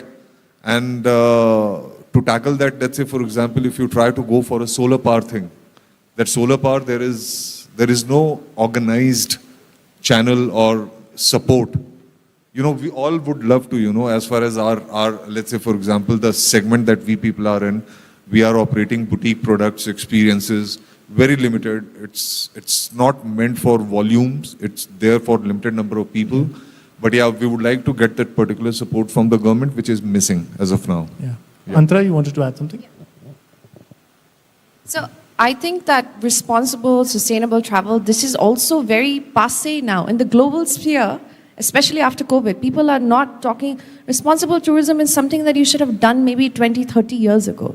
So right now, the talk is all about regenerative tourism, which basically means that, say, responsible travel is about keeping the place as it is, so leave no footprints kind of a scenario, but regenerative is about leaving the place better than you ever found it.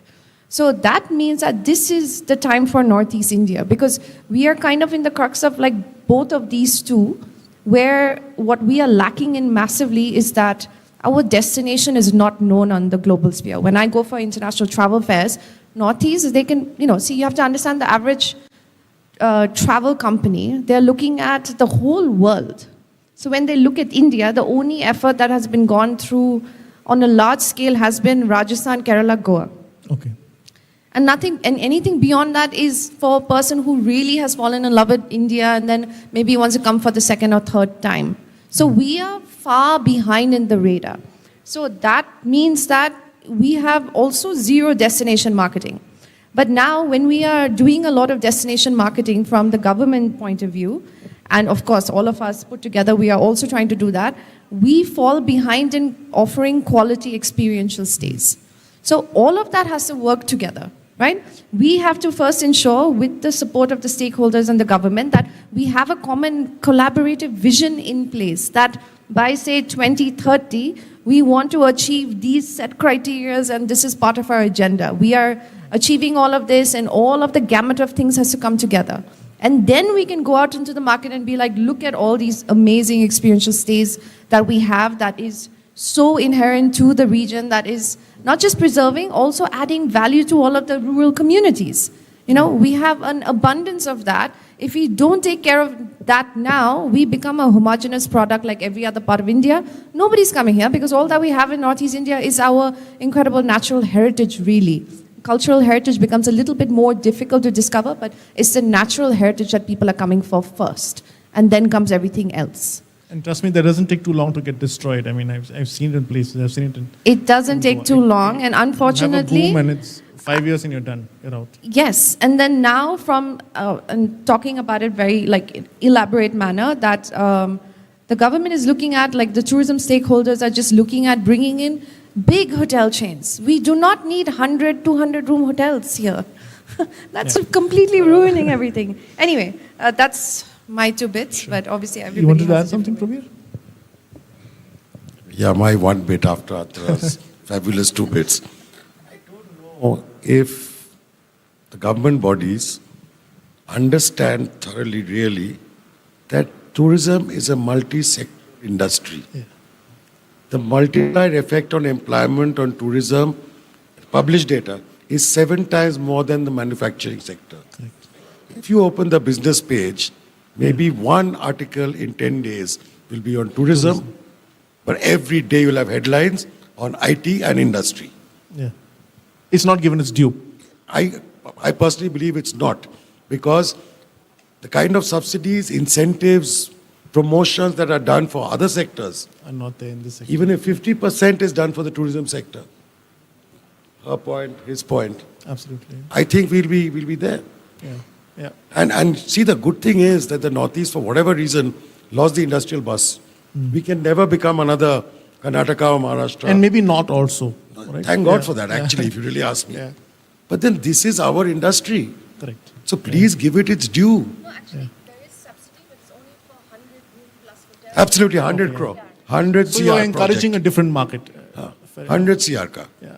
Below that, yeah. Okay, a lot of the conversation happens about, there is obviously no one size fits all. I mean, and correct me if I'm wrong, but how can the Northeast states work with each other to share ideas, exchange learnings, positive outcomes that state governments or tourism sectors within the states have learned, in order to help each other scale? Is there something that can be done? Because I think that is what everyone wants. Yeah, I mean, number one, we call Northeast, sometimes it could be a misnomer, but we're so diverse, so different, but people know us as Northeast. Yeah. But we definitely connected geographically, and then our itineraries are, it's not never singular. When I have people visit, it's usually combined with Assam, Meghalaya, Arunachal. Yeah. So we really are connected, business-wise and more ways than one, even geographically. So, I mean, what needs to be created is the consistency of your facilities, consistency of services, but at the same time, stand out on your attractions and visit sites and heritage. I mean, what we should be uniform on is the quality of services, the quality of accommodation, quality of transport. But at the same time, when people go from Assam to Arunachal, they should feel like, oh wow, this is a completely new culture, new place to see. Yeah. So that's I think is the main key. Any questions from the audience? A great panel. Any questions you want to shoot at them? Someone? Nope. Okay. Is there a model in India? And Kerala had a model that they tried, and when they stopped tourism for a bit, tried to rework what they're really doing, and then got back. Is there something in the global market that, and again I'm going to say the size does not fit, but there are learnings from. Is there something that stand out for you all from the industry that you all have seen and perhaps you think can be adopted in India? So many of them. I know. If you look at even smaller destinations or large, because obviously prime example, Bhutan, next door neighbor, very, has done a fabulous job. But besides that, Slovenia, South America, to Greenland and all of that. So the key for their success has been that their stakeholders are so involved at the common vision that benefits everybody. Yeah. And it has to be flexible. It can't be like, okay, I only want to favor large hotels, or I only want to favor boutique hotels. But everybody has to have a common goal that by this, time that we are all going to achieve this together. And you have a mandate and a set agenda for that. Yeah. And I it's a think- huge success story. And that I think is the biggest takeaway, right? How can you have stakeholders involved in policy making from scratch, right?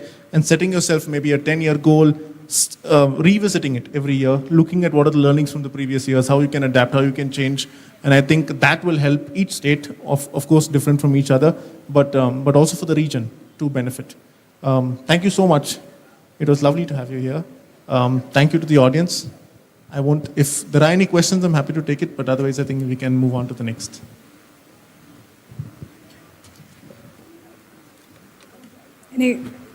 No questions? All right. So congratulations, that was so thorough that nobody has any questions. Anyway, now I would like to request Mr. Mukesh Singh to felicitate our panelist, Mr. Rajneesh Rai.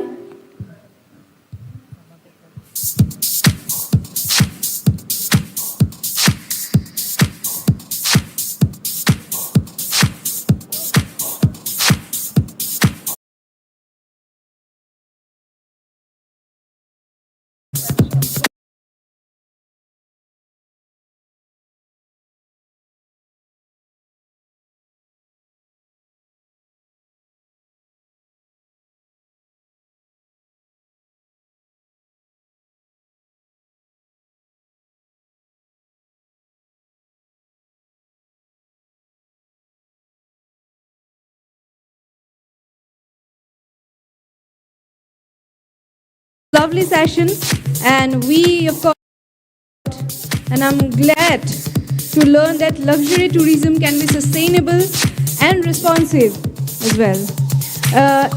Now,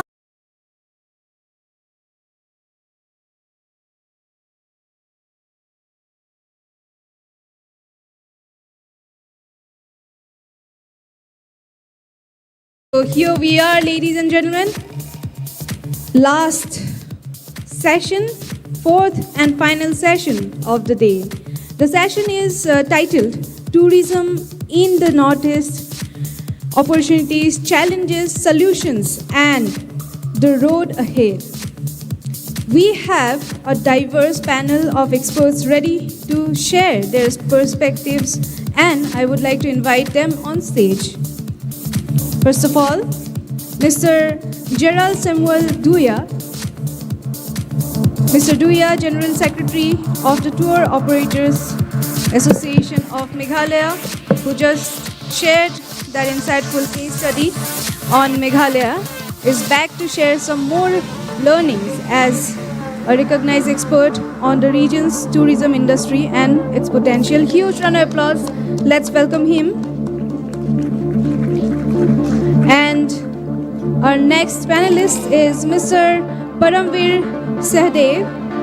Huge round of applause. Mr. Jadhav, President of the Federation of Shillong Hotels, with insights from the hospitality sector and the challenges faced by hoteliers in the Northeast. Huge round of applause. Thank you so much for being here with us, sir. And our next panelist is Mr. Amit Periwal. Mr. Amit Periwal, Director of Clubside Tours and Travels, which specializes in tours to the Northeast, adds to his expertise to the panel with the operator perspective. Huge round of applause. Please welcome. Thank you so much for being here with us, sir. And this session will be moderated by Mr. Vinayak Kaul, Director, Snow Lion Expeditions. Huge round of applause. Please welcome him.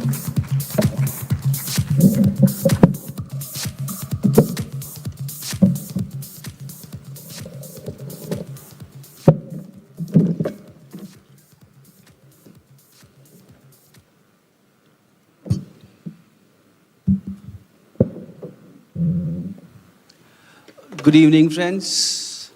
Thank you. So, yeah, we are back here again, and it was lovely to interact with you all in the morning, and we kick-started a very good day, talking about Northeast and its potential in terms of outdoors and other leisure holidays, activities, and we had some very enriching sessions during the day, and to brief you all that a lot of stuff which we were planning or we are planning to discuss right now has been largely covered in the sessions during the day, but that's the nature of our profession, it's all very, very overlapping. But anyways, it's always good to brainstorm even more, and probably we can take out some different takeaways from our session. So, talking about Northeast, if I have to just brief a little bit, we all know the potential Northeast has for outdoor activities, for adventure holidays, for leisure tourism. I mean, I personally feel, and I have believed, and I have said in past, Northeast has the potential to become the tourism capital of India in a very responsible manner. We are at that stage where we can now draw our path very, very responsibly and clearly, and not make the mistakes, and learn from the mistakes from the other Himalayan states. And we have that great potential to just be on the right section of our tourism vertical. So, talking about opportunities, if I ask you, Gerald, we heard you earlier, lovely presentation, and of course we could, learn a little bit more about Meghalaya especially, and I see you have been doing very well in the past. If you give us a quick brief, because I have been informed, again, time is short, but we will have a quick brainstorming session on opportunities and challenges and solution, of course. So what opportunities as a professional, as a young professional, you see in Meghalaya and, of course, largely in Northeast? Thank you, Mr. Kaul, for the question. Basically, we are the first generation stakeholders in the, so to say, in Northeast. We are young entrepreneurs, and some of us also are there, was there for the past few decades. Looking at tourism, how it has evolved, we have seen a lot of dramatic changes, a lot of infrastructure have come up in the recent years. And talking about Northeast as well, we are a nature-based destination. So just to give you an example, there was once a client who called me. He said, Gerald, can you arrange for me a tour that my son wants to pluck a fruit? So, I did not know what fruit was bearing at that time of the year, that season of the year. So what happened was, somehow, somewhere I managed to do that, and the experience that he has until date, he still communicate with me because of that simple experience. So Northeast in itself, if we talk about it, we should come up with a composite destination where all the entire states of Northeast can, we can have a circuit. And also we look at Arunachal Pradesh, we look at Sikkim, we have the snow-capped mountains. Similarly, like you mentioned, so that we learn from other regions that has failed, that tourism has failed, we can start doing something from now in a sustainable manner, so that these things will not happen again and again. And talk about our rivers, our so many natural attractions. And another opportunity that we have here is basically to curate all of these things, all of these elements, where community will be involved, where we can create a niche package for tourism. Just like they mentioned about the luxury tourism earlier, something like that can come up where we can promote high value and low footfall. So these are some of my views about the opportunities we have. Right. I agree with you. Excuse me. Many opportunities, and we just in the beginning stage of our northeastern tourism journey. But of course, where you have potential, where you have opportunities, and where you have growing numbers, Paramveer, I'm sure you agree, there are challenges also. Of course, the challenges which Northeast is facing is not that big a challenge which other tourism with high footfalls are facing. But like I was saying, if we address them earlier, the better. So if you can enlighten us, and of course we'll come to solutions and the road I had earlier, but if you can brief us as a hotelier and as the head of Hotel Association, and especially with Meghalaya getting prominence in the last year or so, even before COVID, what challenges are you facing? You see, tourism in Meghalaya, specifically, when we not talk about the Northeast right now, so I would put it, it is still in the nascent stage. It is yet to develop. We are having good footfalls, which is increasing year on year. The numbers are at about 1.5 million in this current year. But when you compare these numbers with maybe Kashmir, which is having 20 million, the figures of this year is touching 20 million. So we are nowhere actually. But then we are a small place, and We understand the needs of our preserving our environment and be responsible. So that's why there was a lot of talk about luxury tourism. But honestly, if you ask me, it is not going to be easy. Of course, of course. Yeah, we have a neighbor, which is Assam itself.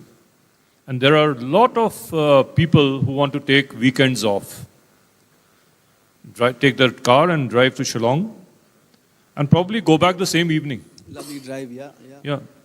So how on earth can we deprive them this opportunity? What sort of a regulation can come up which says that you cannot take your car and drive up and go back the same evening?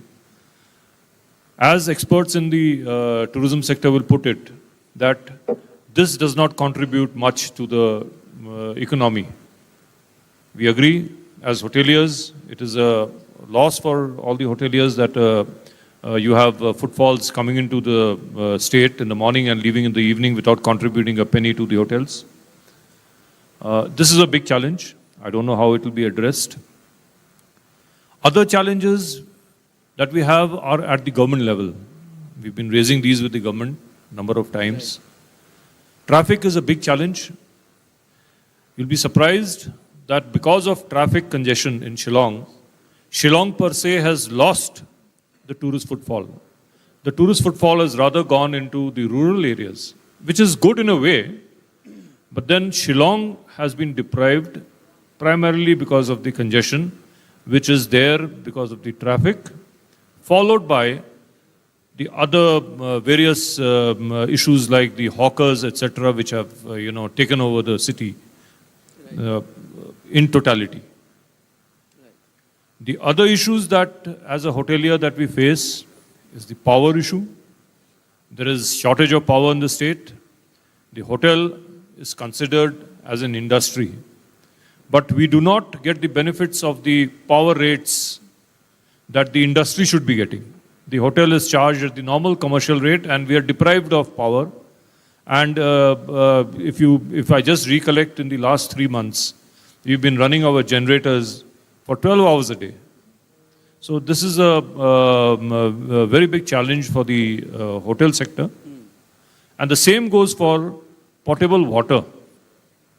You see, we are the most rainiest place in the world. Right. And yet we do not have potable water.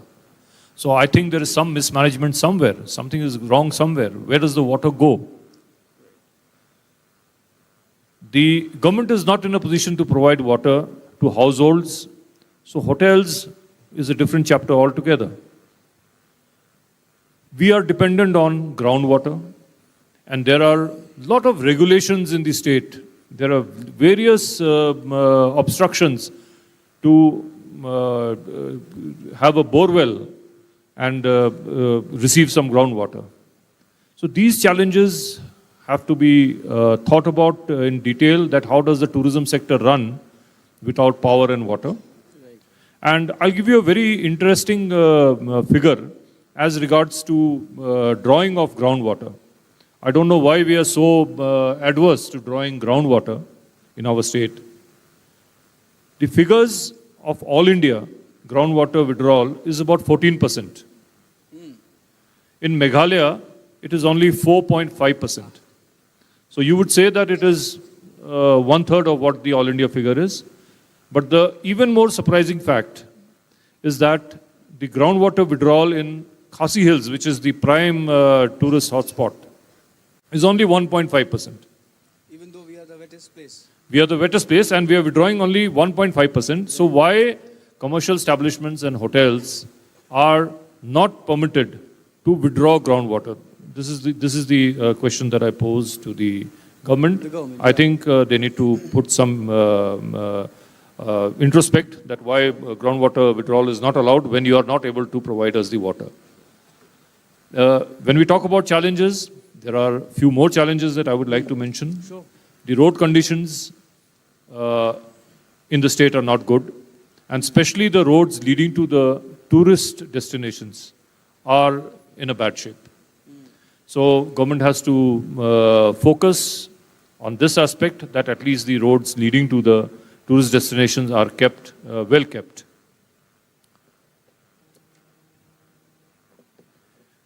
Now, when we talk about Northeast, the biggest challenge of creating Northeast as a tourist circuit is the lack of proper transportation and alternate transportation. Now, we are mostly dependent on few airports which some of the northeastern states have. Not all states have. Even Meghalaya doesn't have a proper airport. We are totally dependent on the road connectivity when we travel among states. Which and also is not that great. It is very bad. Yes. It is very bad. I would say that most of us staying in the Northeast have not even visited our seven sister states. Yeah. We have visited other parts of the country, other parts of the world numerous times, but most of us, I'm sure, will agree with me, have not visited the other northeastern states because the connectivity is so poor. So when we talk about creating Northeast as a tourist circuit, I can only at the moment foresee Assam, Meghalaya, and maybe Arunachal Pradesh as a circuit. Falls in line, yeah. Yeah, beyond that, going to Tripura or Mizoram or Manipur is out of question. You have to start from the other side and then then it is either you go airport hopping or there is no other way out actually. Yes. So these are some of the challenges that you are facing. Interesting yes. Observations and challenges. And you were mentioning something earlier about the hotels. I'll come back to you, Amit, in a bit. But in terms of challenges, tell me how difficult or easy is it to set up a hotel or a lodge in terms of the compliances and the permissions, etc. In terms of hotels, and Gerald, in terms of setting up a travel company, how easy or difficult it is here, so that we can use this platform to highlight the issues, and hopefully the purpose of having sessions like these is to brainstorm, is to highlight, and then get probably solutions in the coming years, if you can. You see, Northeast in particular, being largely a tribal area, right, has a lot of regulations on the land procurement. So I would not put much insight on the other states, but Meghalaya, the land, the maximum land does not belong to the government. It belongs to the clans and the local bodies. So number one is anyone wanting to invest in the hotel sector here in Meghalaya first needs to clear the hurdles of obtaining land. Now, which is a very tedious kind of a hurdle.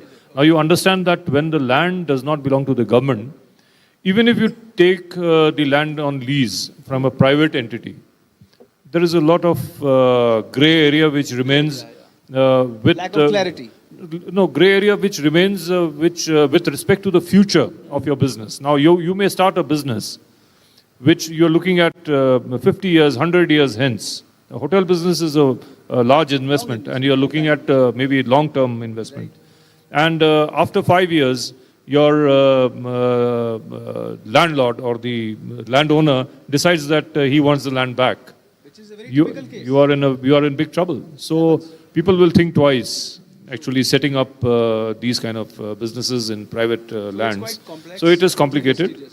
And other than that, I'll tell you, there are a lot of other regulations. In terms of government compliances? A lot of compliances. In fact, if I would list it, we are having about 14 to 15 different kind of licenses which are required. And they are to be obtained from not a single umbrella. They are to be obtained from various departments. And it's complex. All right. Yes. In terms of setting up a travel company, you have set up recently a good one? Yeah, I would say like back in the days, they have to be recognized by the MOT, right, Ministry of Tourism. But the recognition process, the registration process is quite a tedious thing as well, because you need to have your bank statement and so many other things that, stakeholders in the Northeast and maybe particularly in Meghalaya would not have that paid up capital of that amount desired by the government. But so to say, it's a very good thing that the government has relaxed with the state intervention, with the state government intervening in these matters. They have relaxed that, the registration process of a startup, the registration process of a fresh to operator, where, the number of years of experience is relaxed to 1 year.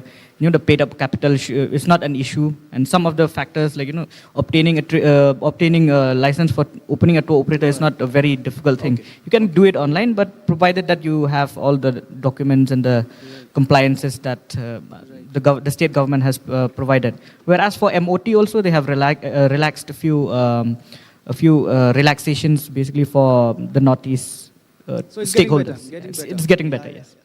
Well, good to know. Good to know. So, of course, so much to do and so much to explore. I mean, coming back to you, you run large operations, not just in Meghalaya, but largely in the whole of Northeast, and second generation, and in business for a long time. You know the thick and thin of how it's here. You have seen the off seasons, you have seen the peak seasons, you have seen the last year, which was so busy, and also this year. So you know the challenges already, but you heard them again over here.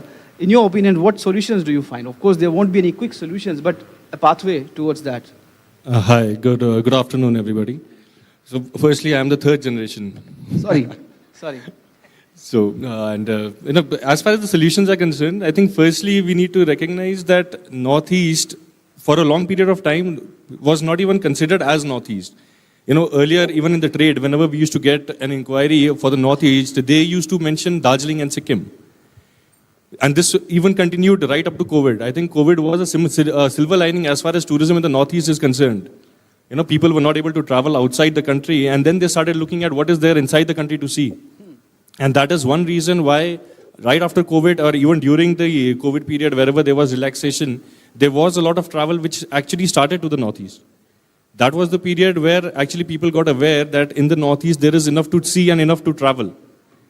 Now, as far as your challenges are concerned, obviously we've listed it down, but as far as the opportunities are concerned or the solutions are concerned, I think no state in the Northeast can be sold in isolation.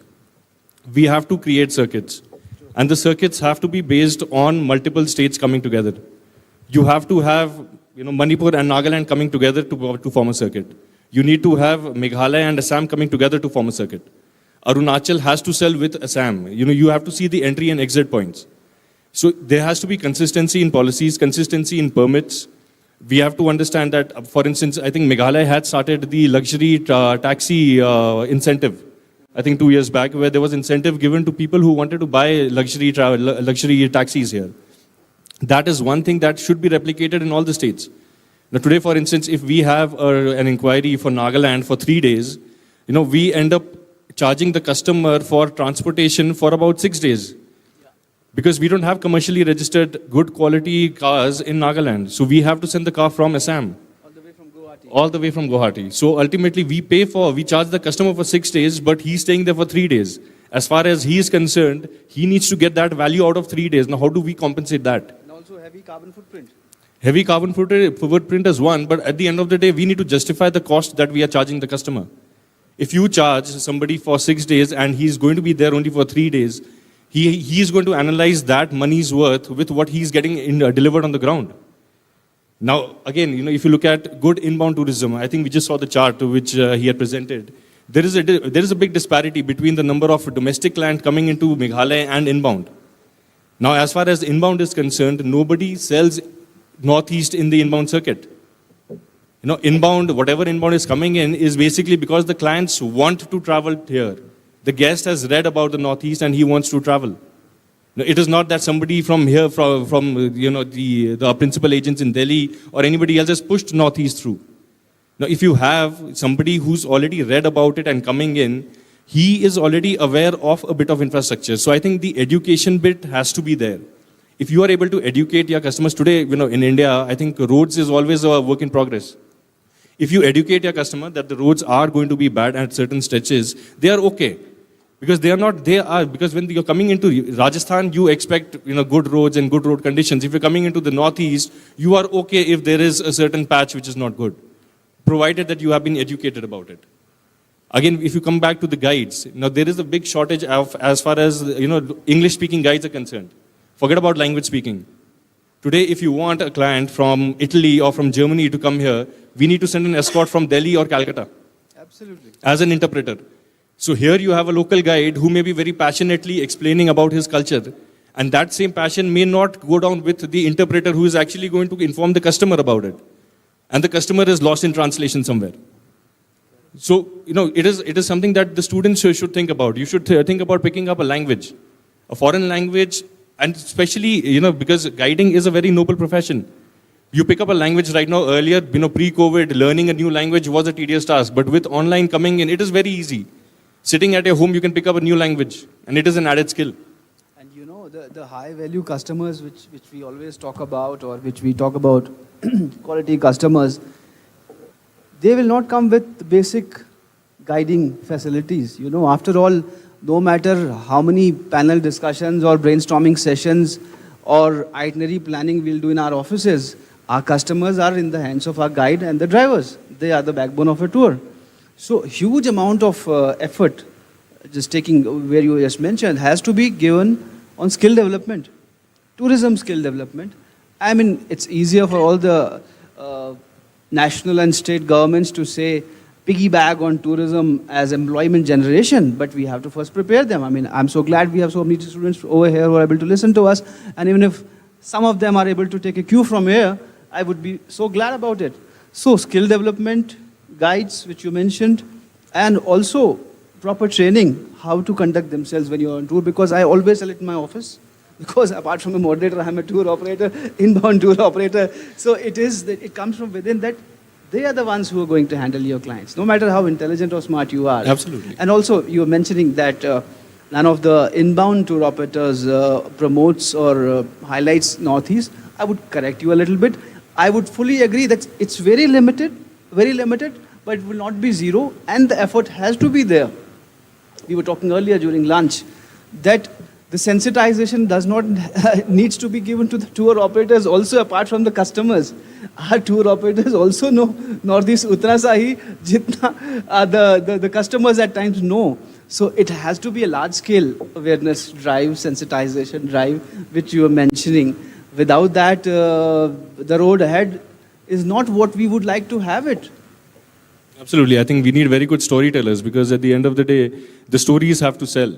If the storyteller, you can make the best itinerary and you can book the best hotels, but the client is coming to see the region. He wants to listen to the stories which are local. Stories is what travel is all about. It's not just about hotel stay or a luxury car or some fancy meal. It's about stories. You can create stories in one of the most basic homestays. Sit with the family, understand where they come from, and then you take it back home. Sometimes things go right, sometimes things don't go right, but they're also part of our travel stories. So yeah, a lot to do in terms of product development is what we would call it. So, Paramveer, if I ask you, what's the road ahead? We have a long way to go as a tour operator, as someone who has been traveling to Northeast for more than a decade now, and Northeast is very close to my heart. I feel we just in the first few steps of the tourism pathway of Northeast, and while I was mentioning earlier this morning also, it is the stage where we have to set our path very, very clearly. With your experience, with your exposure, what's the road ahead? First, I'll just like to add on something to what Amit has said with regard to 2 points. One is skill development. Now, skill development is very, very important as far as when he pointed out that when you have inbound tourists coming from abroad, you need translators here, and we have very few departments of foreign languages, where there is a vast opportunity for our students to actually take it up and explore the possibilities of making a future in this. We need better skill development centers to be established here, which can train the staffs of hotels. True. So that is lacking. We have only the likes colleges, of more hotel management colleges. Yeah. Now we have the IHM here. More but than that. IHM, we require something more than that, because IHM is again a full-time institute. And more numbers also. Yeah. Probably. And I would also say that the products of IHM would be aspiring to go into slightly, bigger properties. And when you have the budget properties and the middle-level properties, which may not be able to employ the graduates, from... Sure. So you need some smaller level skill development agencies to provide basic hospitality skill development. Yeah.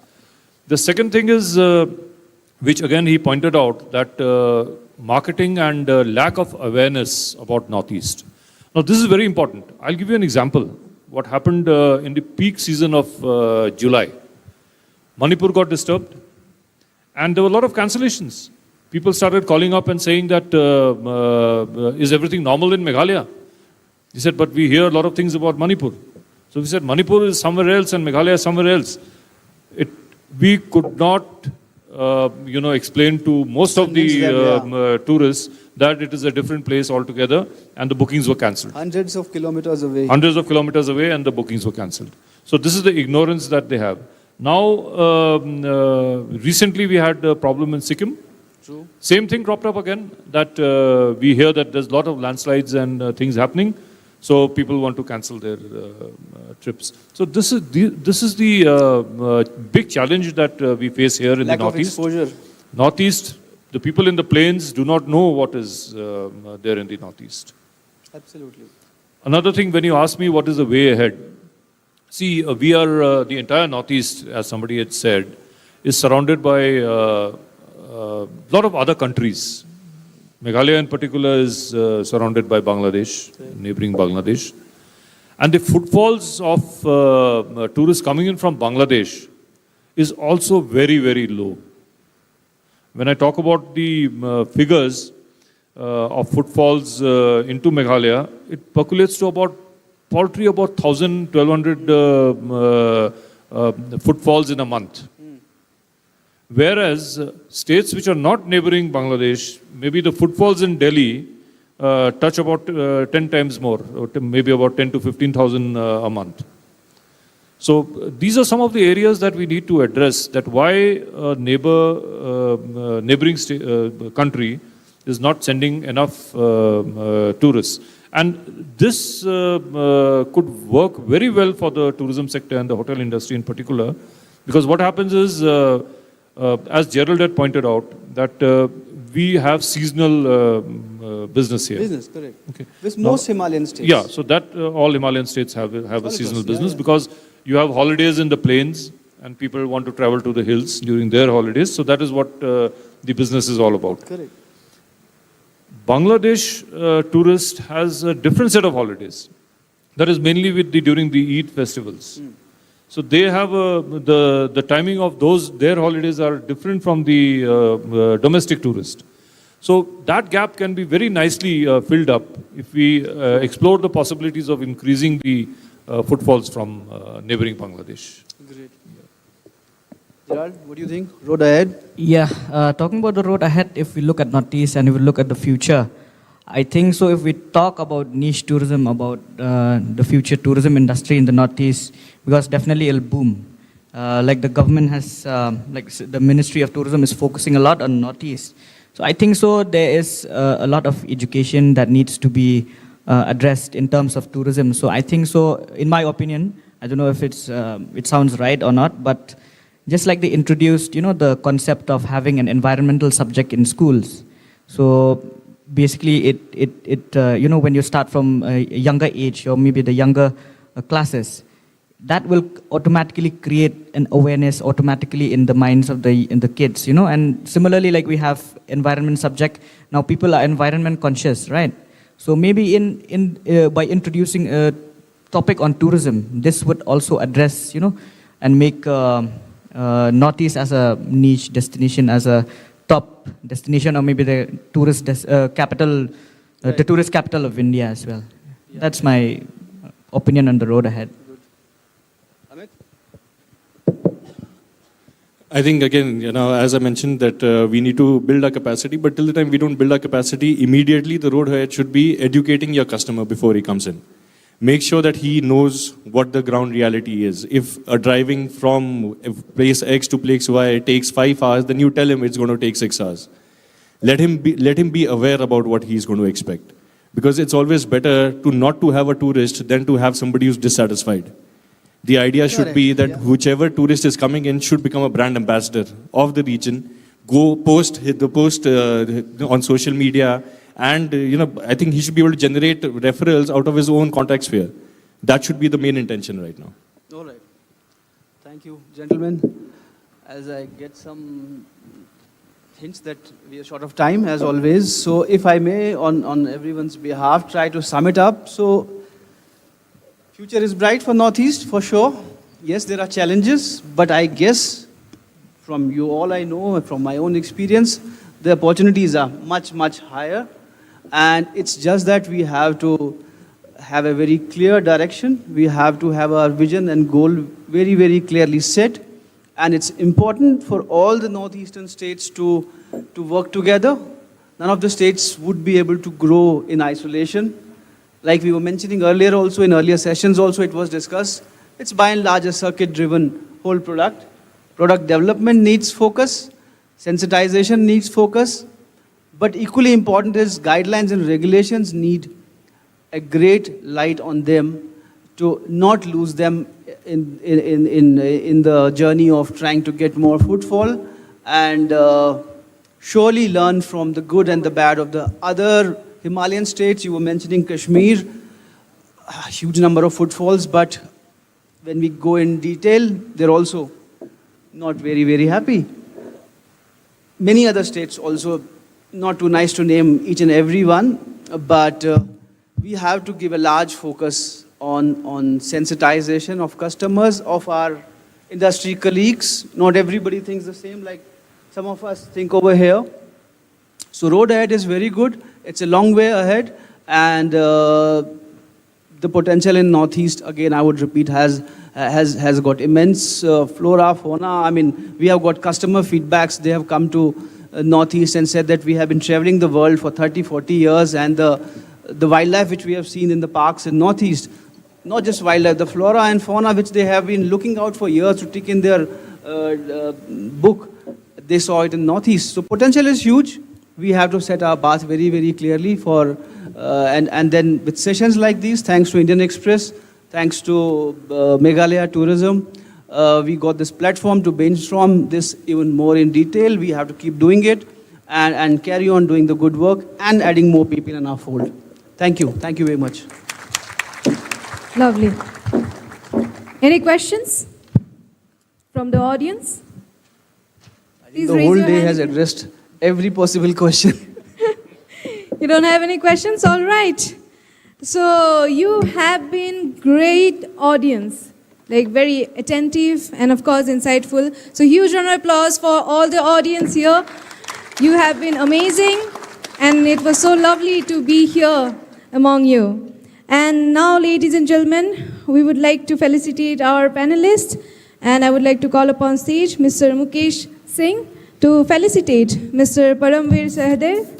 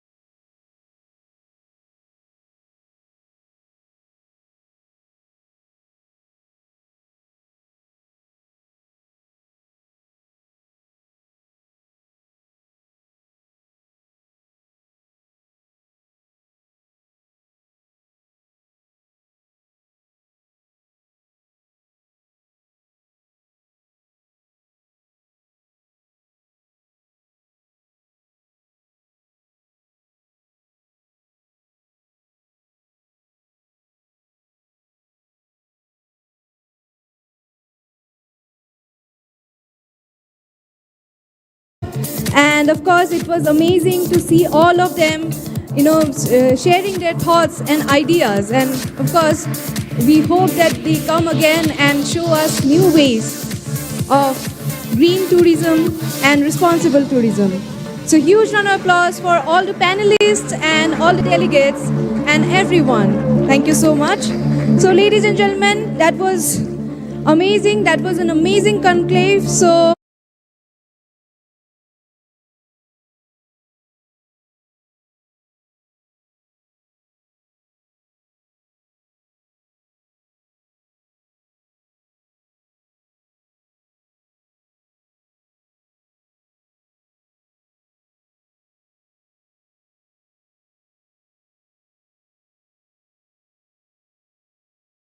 and my friends, I hope everybody is tired now, so I'll not take much of time. Ladies and gentlemen, as we conclude this enlightening session on green tourism in the beautiful Northeast region, I express my heartfelt gratitude. It is an honor to extend my thanks to all those who have made this event possible.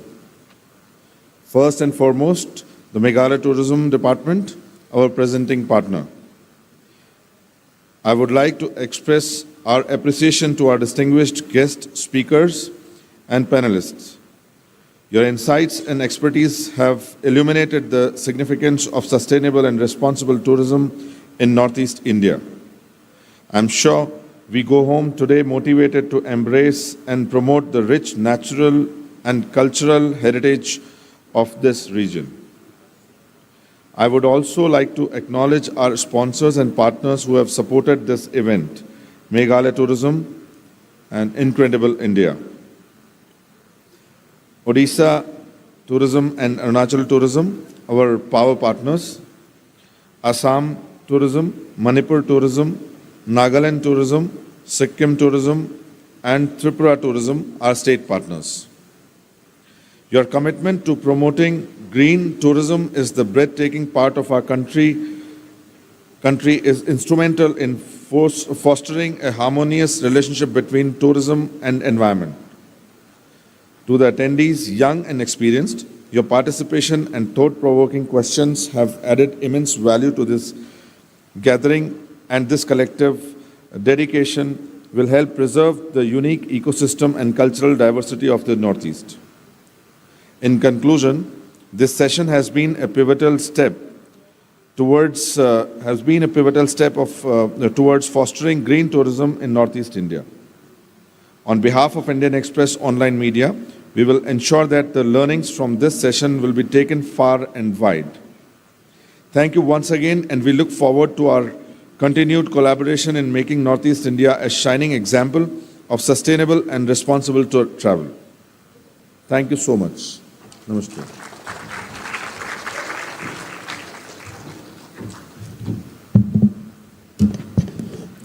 thank you very, very much. And we thank all of you for taking out your precious time and being here present at the Green Tourism India Conclave. And I would like to request all the speakers to come forward for a group photograph.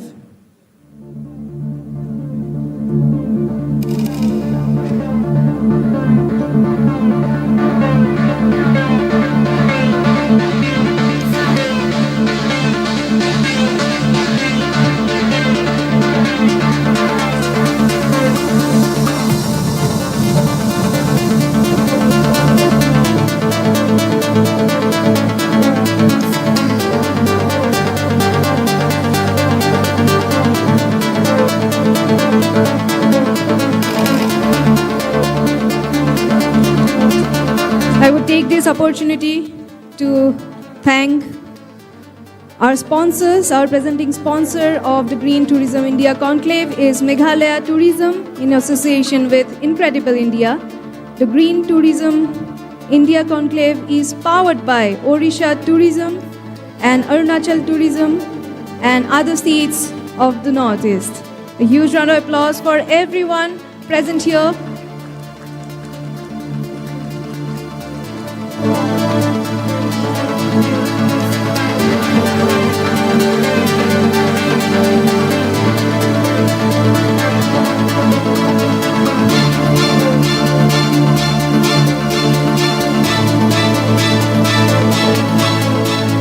Okay, ladies and gentlemen, gentlemen, thank you so much for being here present today. It was so lovely to be around you all. And of course, let us continue to work together in promoting sustainable and responsible tourism in Northeast India, Odisha and beyond. So thank you very, very much. Lovely.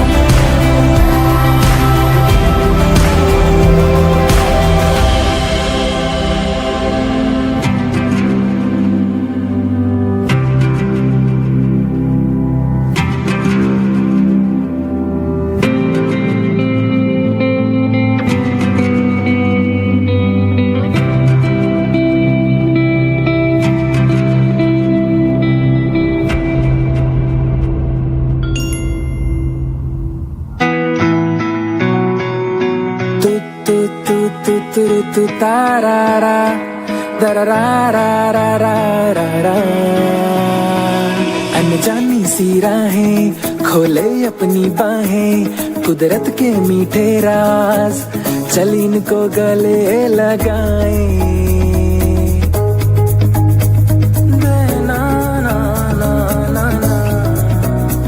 सागर के किनारे सुकून के लम्हे प्यारे मंजिल की परवाह छोड़ रास्ते रहबर तुम्हारे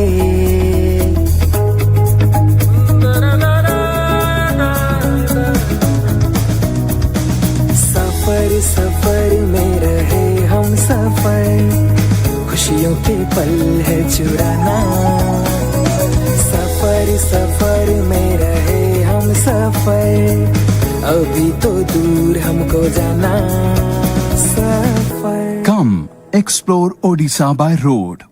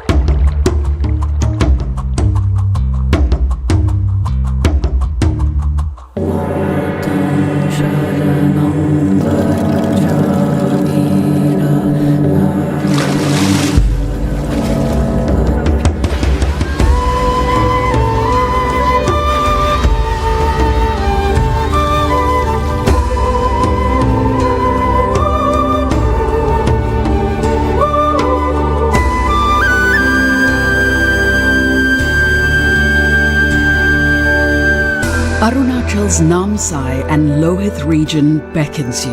Leave aside the stress of urban life and revel amid a slower pace where chaos gives way to calmness.